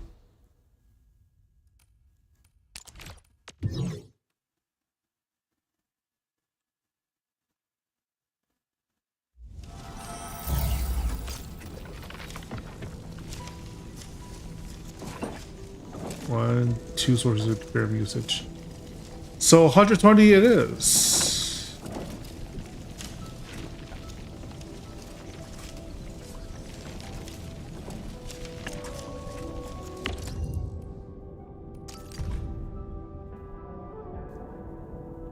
That's a problem.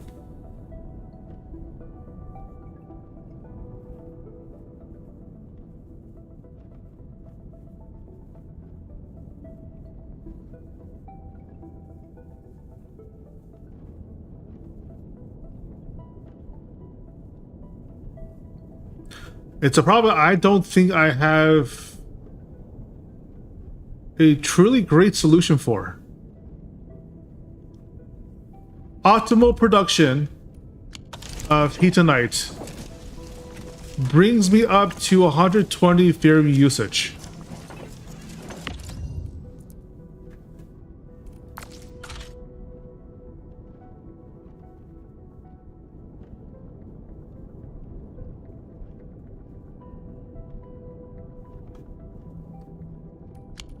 Now, currently, I don't have enough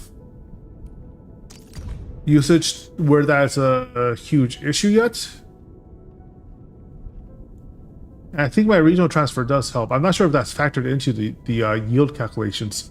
If it is, I'm fine. If it's not, I'm in trouble. I guess the thing is just to have it run for a few days while the game tries to figure it out whether or not I'm in trouble or not.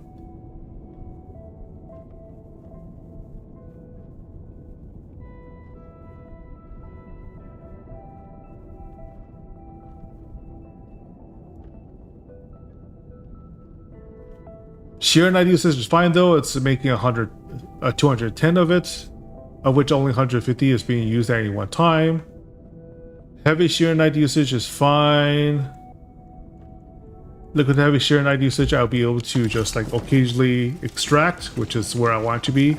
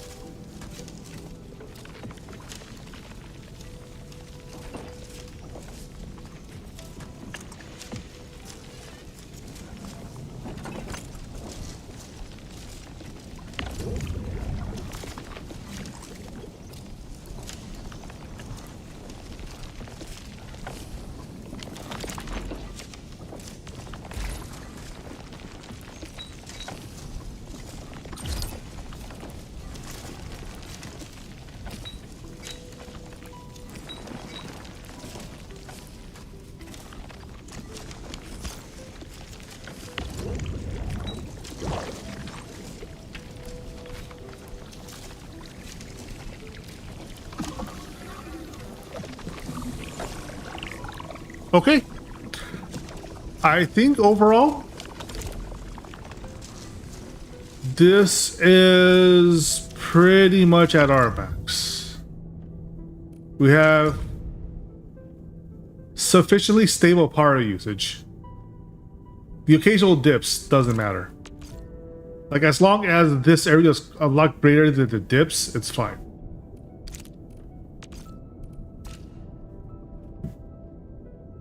The only problem then is the lack of barium, right? But I just remembered we are getting a whole brand new region.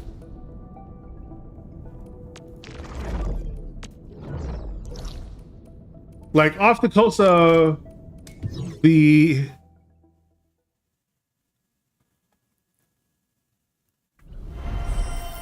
Yeah, off the coast of this region.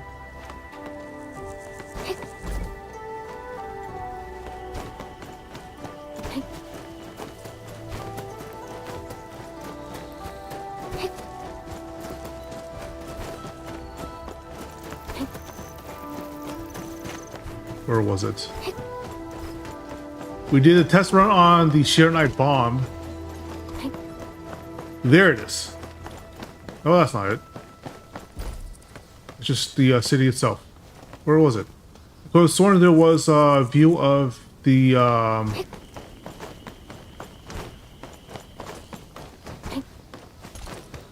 Was that blind?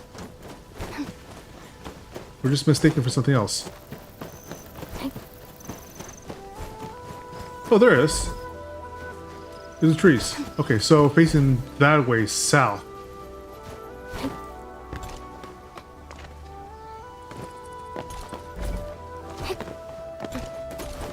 Well, there's a beach.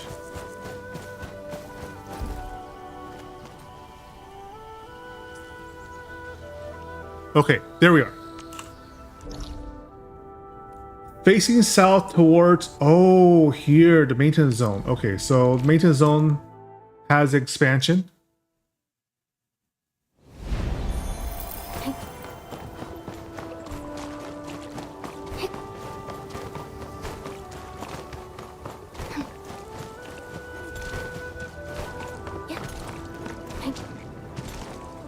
Okay.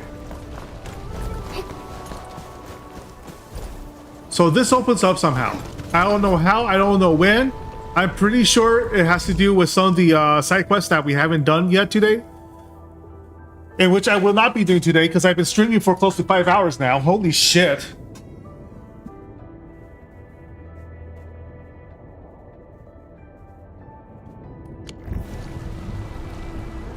But yeah, it does look as if, because they've definitely changed this. There's something over here that is no longer blocked off. And we'll be able to access the next region either off the side quests or because of something that happens along the way. In fact, let me see if I can't bomb it.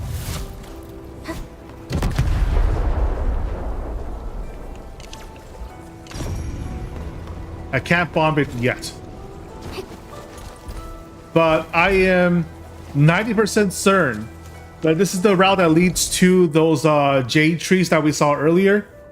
That we can see from Giandias. And I'm willing to bet that there's going to be at least one more Therium node over there, right? Or else Therium usage is going to be a huge bugbear for us to deal with.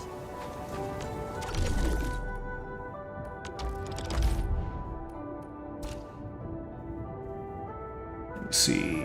Oh, hey, look at this.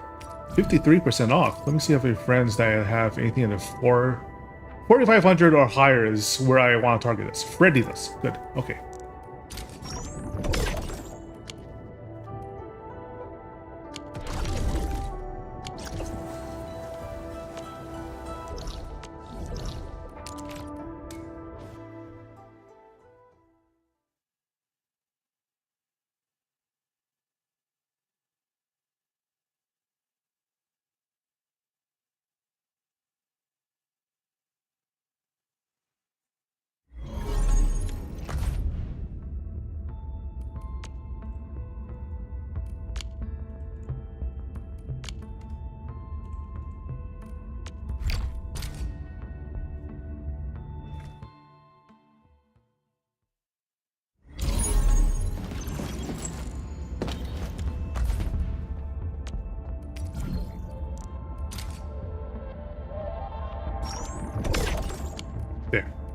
Nice, a wad of cash for our efforts.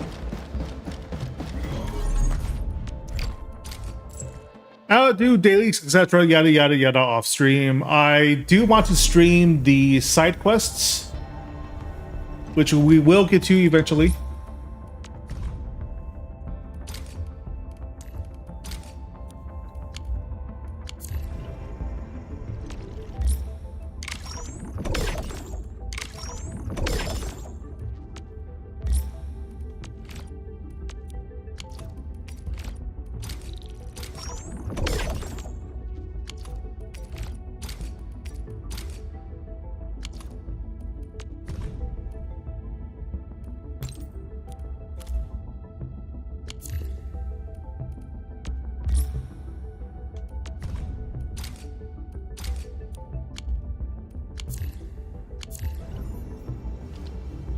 That does help a lot.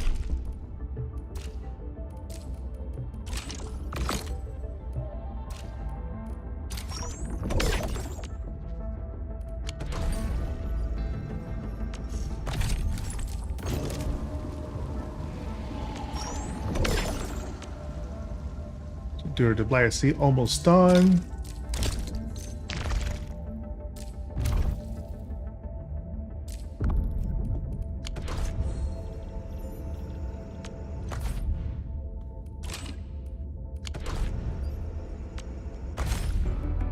And we have rolled her dry.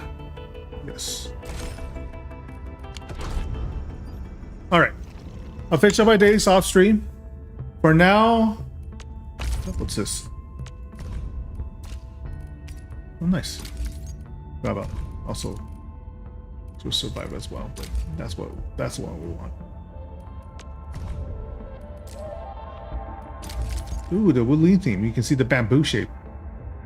Oh, that's quite lovely. I like the coloration over there. All right. Yeah. I'll come back later tonight to finish up some stuff, but like I've been literally streaming all day now. So I'm going to be done here.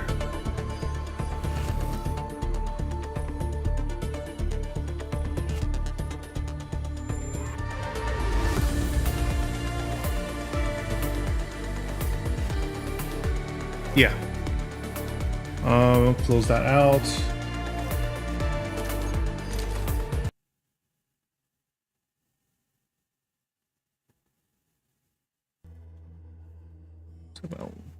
There we go. All right. And that is the end of it, at least for today. I knew from the start it would take me all day to do it, and you know what? It took me all goddamn day to do it. But now we have in-game items being produced. We have max forge usage done. We have batteries sufficient to drive the base, and we have a trickle of extra income. Now, is this the most optimized base ever? Probably not. Is it really fun to build a base to my own specifications? Anyhow, absolutely. And apparently we will be getting a side event that encourages us to produce other things with our base soon as well. So you know, having the base done ready so I can just swap some components around for optimized usage for the event, that is also pretty good. Overall, pretty productive day. We still have to do the side events though. I will probably do that tomorrow. I'm thinking I will be using YouTube, just because that tends to be where all of my infield stuff is living properly. So yeah, base complete. And now we don't need to think about it for a while. And finally, I will have a follow-up lore video to the conclusion of 1.2 as soon as I do finish up the side events. Once that is properly done, I'll be able to make some commentary on where the plot is and what the lore is at the moment. And meanwhile, I also need to figure out how I want to handle overlays and stuff on a YouTube site, because I think I don't understand how Pixel works with YouTube integration. Because I know that it didn't show chats usually. It doesn't mix chats properly up.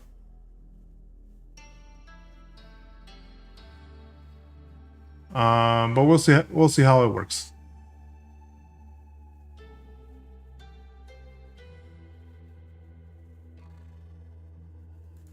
But yeah, thank you for watching.